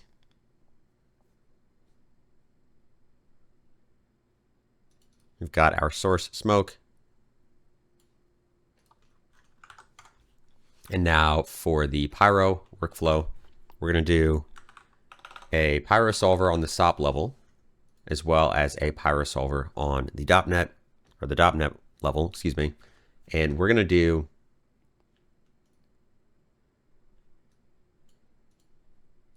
we'll do Pyro first for the SOP. So this is SOP based Pyro workflow. And what we need to do is perhaps even get, I'll do another object merge just to clean these up a little bit. And I'll grab my smoke source here, and I will even just duplicate this collision. And all we really need to have is our smoke source coming in here. We've got our density and our velocity. I'll go back to the start. I'm going to right click on the volume rasterize attributes. And I'll set my voxel size actually on the Pyro solver. Well, we're going to have a DOP solver as well. So rather than having a SOP based Pyro solver controlling the voxel size for both, I will use the volume rasterize attributes. So I'll say set voxel size, copy parameter, and I'm going to paste that here, paste relative references. And then when we create a DOP network for our DOP based workflow for Pyro solver, we'll then link the voxel size as well within this network. So I've got Pyro solver here. Voxel size is set. Start frame is good. For my sourcing, I am sourcing density. I'm not sourcing temperature, and I'm not sourcing burn. So I can remove those, or I can drag to actually remove them from the panel.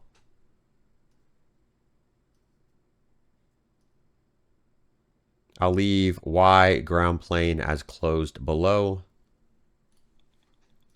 and do a quick play to see what this is looking like. Make sure our sourcing is correctly sourcing in, which it looks like it is. And then on the output, I do not want temperature, do not want flame, and I do not need color. I'll convert to VDB and use a 16-bit float. I'm going to do a switch. I'll say select workflow, and I'll do a file cache. Frame range, simulation. This will be smoke, cache. And one thing we're going to need to do is we can even remove some of these attributes because I don't need most of those. I'll actually delete all of these as well as all of these.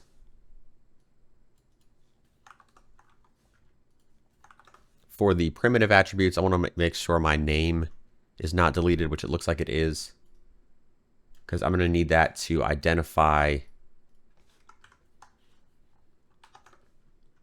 the actual volumes, whether it's density or velocity.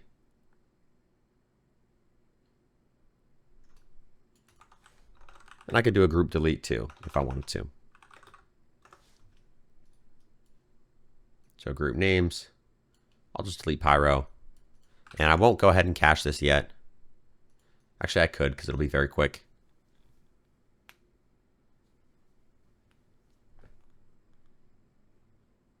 And then the workflow for setting this up in DOPS is going to be pretty much the same. We've got our simulation here. We could add some turbulence if we wanted to, and go ahead and do some additional things within our shape tab. Excuse me. But we got disturbance right here, 0.1. Maybe we'll leave a little bit of turbulence. Just turn that on, and we will now set up actually the DOP workflow for our DOP-based Pyro workflow. So within here, we're going to need a few things. We're going to use our sparse object smoke and our sparse solver right here. And actually one thing, we have not connected yet the collision. I just forgot about that. So we're going to plug in our collision right here for SOP-based Pyro workflow. We'll make sure our collision is set to SDF plus volume velocity. Collision, which is the incoming name of our collision SDF, and the velocity volume actually is not named V, it's named vel. So I'm going to set that to vel. We can set this to 50 just for hopefully clearly seeing that it's working. And I'll actually have to enable my solver in order to see my smoke. And it looks like that is. So I'll set this back down to 1 and I will recache the simulation.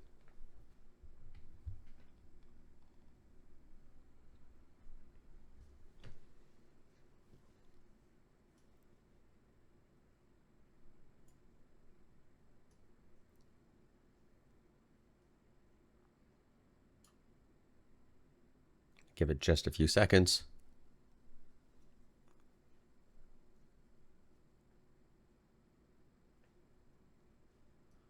There we go. We've got our nice smoke simulation.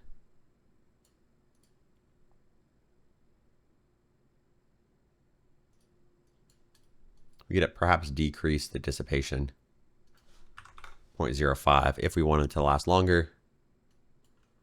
And now for our SOP based workflow, I'll move these two, connect smoke source to the first input, connect the collision to the second input, jump inside, and then we'll start connecting some of these. We've got our smoke object, so this is going to be smoke. Our solver, we're going to need a volume source to source in the actual smoke itself. We'll connect that to the third input. I'll say this is source smoke. And this is going to be first context geometry because we are fetching our smoke, so our density and our velocity, from this first input. And we want to source smoke. We do want no temperature, so I'm going to drag and remove that. Our source volume of V. Let's see if that is the source volume, and it looks like it is.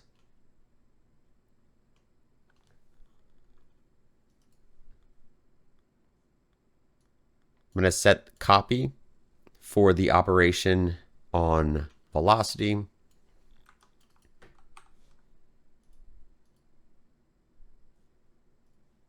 And we're going to need a DOP import. We actually want DOP import fields. DOP network. DOP node is going to be smoke, which is going to be this object right here. Or excuse me, actually, rather, the default object is going to be smoke. And we now need to set our preset. So we're going to say source smoke.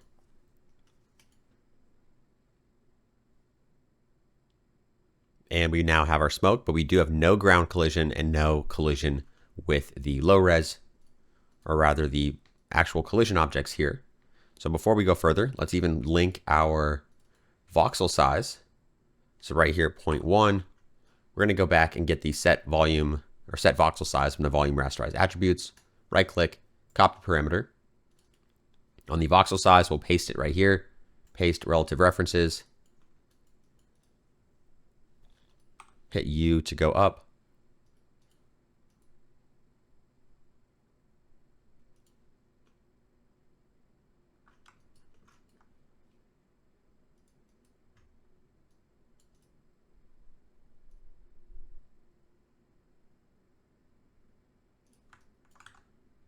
Voxel size is looking correct.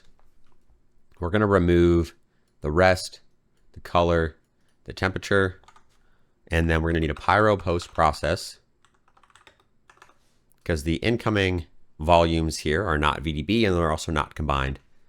So we will use our Pyro post process to convert to VDB, combine volumes, and if we wanted to save some disk size, some cache size, we could convert to 16-bit float and resample our velocity.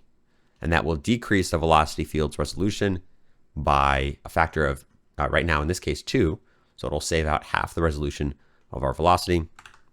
And if we were using this velocity field to advect particles, we might not want to resample this. But if we are just rendering the smoke, then usually the motion blur will not be noticeable if we've decreased the resolution of our velocity field.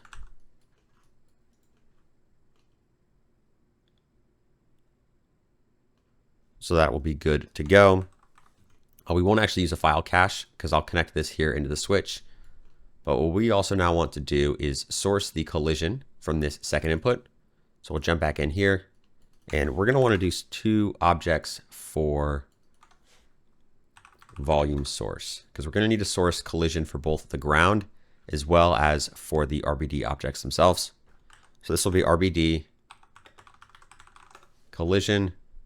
I'm going to hit U to go up. And this is actually plugged into the second context geometry. So we could just grab that from right there. We'll source collision. I'll leave these as the default. The collision vel is actually not going to be from V because we have renamed that to vel. So I'll change the source volume to vel. And what we want to do now is on our smoke object, I'm going to go to collision, actually under visualize. I want to visualize the collision, click play, and we'll actually not see this. And there's a few reasons.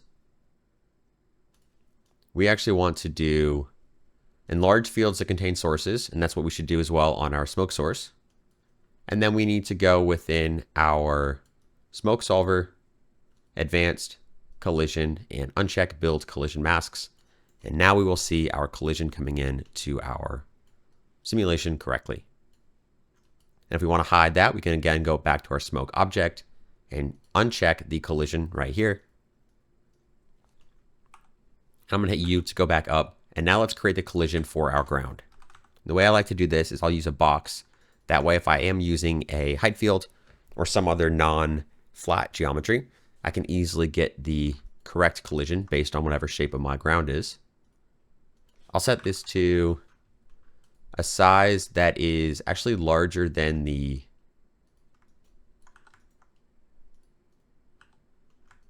particles are going to need. So I'll find the biggest frame here. What I could actually do is get the end frame. I could do a time shift if I wanted to. Freeze frame, so delete channels. Use a box on this to get the bounding box of this. And if I wanted to expand these as well, rather than a box, I could use a bound node, which will let me set padding for any of these axes. Maybe I'll set this to 2, 2, 2, and 2. And a match size. I want to place the max at the 0, 0, 0, which now it is currently. So the top of this box is going to be flush with 0 on the y-axis. And I'll do a VDB from polygons. Set this to collision. And I could even move this all the way to the third input for my DOP network right here. Jump inside. I'm on frame 213, so I hit escape to cancel the simulation. Go back to 0. I'm going to duplicate the RBD collision. Uncheck enlarge fields to contain sources. This will be ground, collision, connect that in here, and then I'll go back on my smoke object and enable the collision preview. Click play, and I will see, hopefully, a result slowly coming in. And it looks like the collision is not working yet. And the reason actually for that is we have not set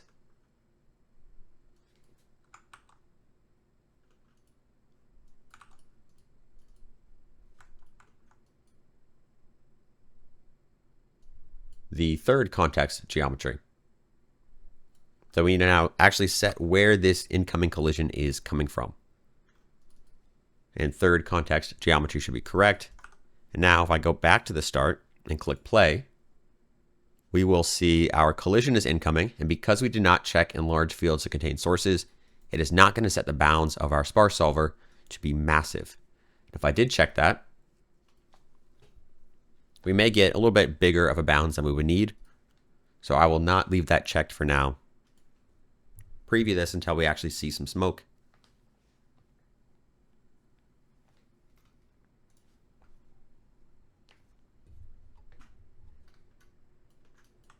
And we could even make this a little bit thinner. So I'm going to hit U to go up. I'm going to do a transform before my match size. Skip back to frame 0. And I'll set this to 0.2.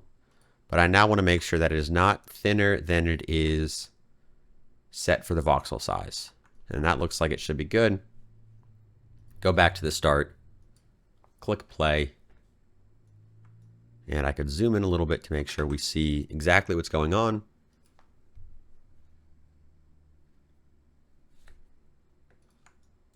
And there we go. If I wanted to source a little bit extra smoke on my source smoke, I could increase the density scale to 5, because I can always decrease this later. I've got my DOP import fields correctly importing my smoke.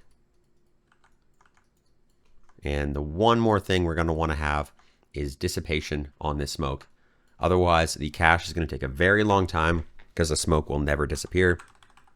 So I'll do gas dissipate.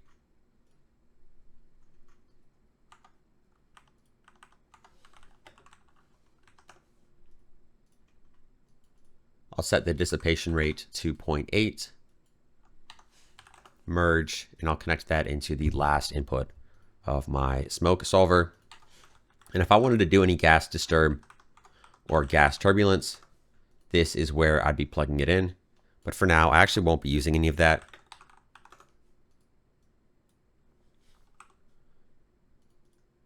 I do want to make sure this is connected. 0.8 should be okay. Hit U to go up. Move this down. And for the select workflow, I'm going to copy, and we're going to do that same trick again on our smoke cache, file cache. So paste relative references and add 1. So now, depending on the switch we've got set here, it will change the version number on our file cache. So I'm going to quickly preview that we've got the correct values coming in.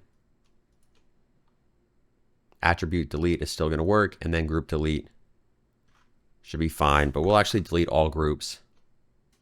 So it looks like the Pyro group is only coming in from the Pyro solver, the SOP based Pyro solver. So we'll click play, make sure it is looking correct once we start seeing some of the smoke. And it looks like that is.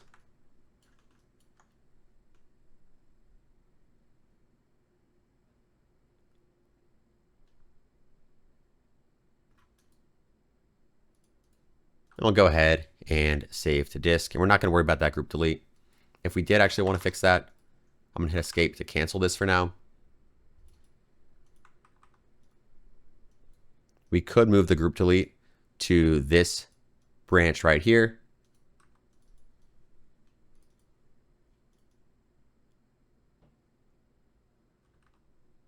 And it looks like it's not going to let me cancel the simulation. So I will try to actually restart.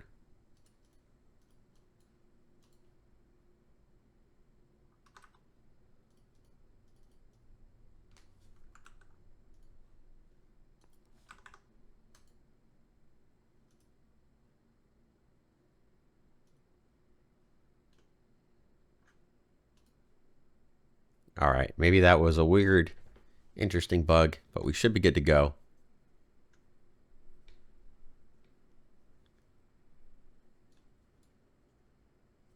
And I'll actually come back once this simulation is completed.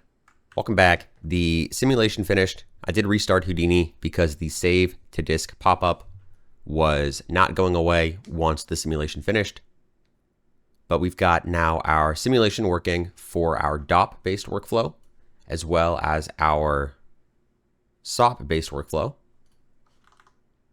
And if I make the switch here, we will choose the SOP based workflow. And now it's going to start cooking all the way up to frame 75.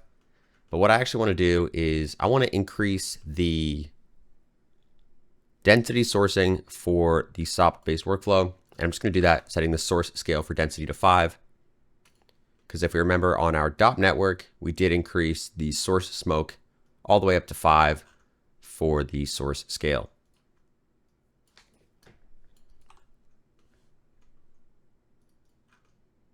And that should actually be good to go. So we want to make sure we've got our collision coming in. I'll even just do a little bit of organization. collision ground. I'll say prep, smoke, source,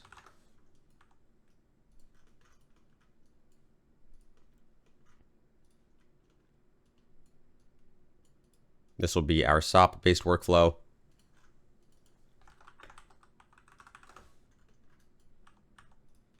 And this is our DOP workflow. Rather, actually, the rest of this is the DOP workflow as well.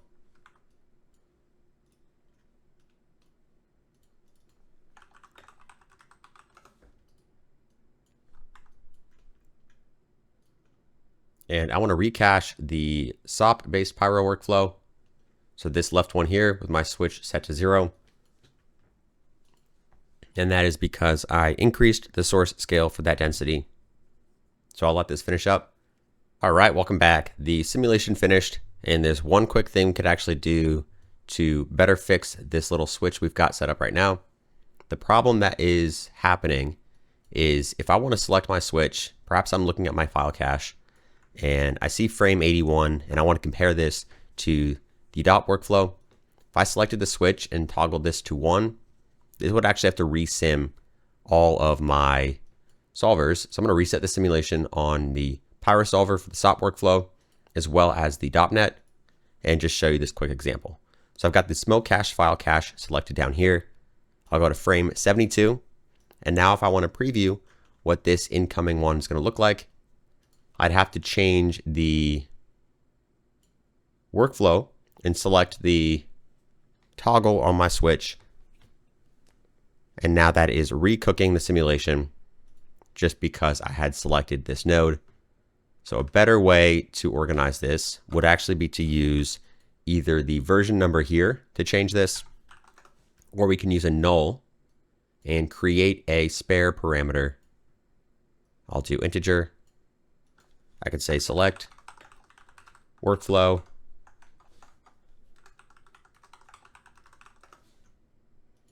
And what I can do on my menus is I could actually say token of 0, which is going to be incoming Pyro solver, SOP based Pyro workflow here. So this left incoming side of the switch, I'll say this is SOP workflow. And for token 1, I'll say this is DOP workflow. And apply and accept. And now SOP workflow and DOP workflow, I can right click, copy parameter, and paste relative references on this input. Paste relative references on this input here. And this is my control. And I'll color this red, hit Z to change the shape and make it a circle. And maybe add a little network box around this one. And now if I have the DOP workflow selected, we'll see the switch is set to 1. But if I switch this null to SOP workflow, it will change the incoming stream to 0, which is the SOP based Pyro workflow. So that would be a way to now actually not have this be time dependent and recook if you did want to switch and toggle between these two. So to show one more time, I'll reset the simulation, select my file cache node, go to frame maybe 75, and now I can switch between the two by just selecting the drop down on my control node, and that is not going to highlight this node here, so that is not going to recook the simulation. And now if I highlight this, you can see it is recooking my simulation down here at the bottom. So one quick tip there to make sure you're working as quickly as possible. So I'm going to do another null. I'll say this is out smoke. I'll find a frame where it's visible, and I'll actually switch. I'll leave it on the SOP workflow, and we can do a Pyro bake volume if we wanted to modify the coloring perhaps of our smoke, or even increase or decrease the density scale.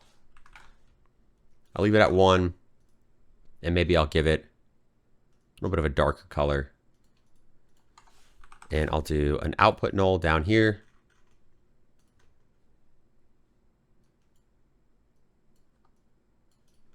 And that should actually be good to go. I'm gonna hit U to go up, and now color this RBD level 4 secondary Sims smoke green, because we have completed this, and we can now see the final version of this shot.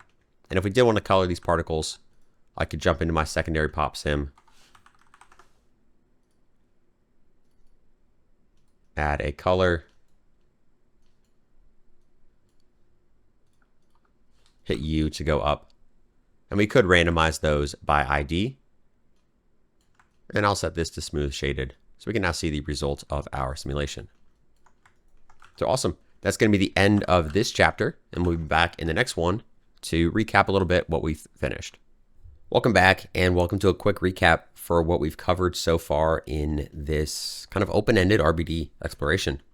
We started with a little bit of the fundamentals of RBD. We started understanding kind of the important attributes as well as the geometry prep we need to do in order to get our simulations working with both the SOP level tools for the bullet solver, as well as creating our own networks from scratch. We then leveled up a little bit and started exploring ways we can use different types of geometry prep to handle both concave and convex collisions, as well as a few different ways to start exploring organization within the DOP networks, as well as the objects within our DOP context. So we covered a few different ways to have collision by combining within our multiple RBD packed objects, having individual RBD packed objects for each source for your simulation, or using a single one, and even looking a little bit at about the static object and how we can use that within our simulations. We then did a little bit more of an advanced setup and started looking at proxy geometry, high-res geometry, and started looking about the objects, or excuse me, the attributes needed to properly transform different objects from your simulation points that you'd actually get out of both the SOP solver, or the SOP level RBD solver, as well as the DOP networks here. And we kind of covered most of the fundamentals that you need to understand in order to actually work with and then debug some of these situations that will arise. Then we took a little bit more of an interesting approach, and we looked at some dynamic sourcing for our particles, or excuse me, not our particles, for our RBD. So how we can actually add objects into the simulation after the simulation's already started, rather than having everything involved in the simulation on the first frame. And there's many reasons we'd actually want to have this set up. So this is a very important concept to understand. And we also intentionally set up a little bit of an error both in our SOP workflow as well as our DOP-based workflow, where we did explore a little bit about how to understand how our objects are being processed within DOPs, as well as we used this little trick with an enable solver to make sure we weren't getting additional duplicates of our geometry when we were using a SOP solver to actually bring those in to our simulation context. So a little bit of a mouthful there, but very important stuff. And once we mastered that, we then set up a full workflow for creating this simulation shot from scratch, which is a pretty standard RBD workflow you might be using. And we handled a lot of the problems that'll come up with fracturing, detailing. We did proxy and high-res geometry, as well as some secondary simulations for debris, for particles, and for smoke as well.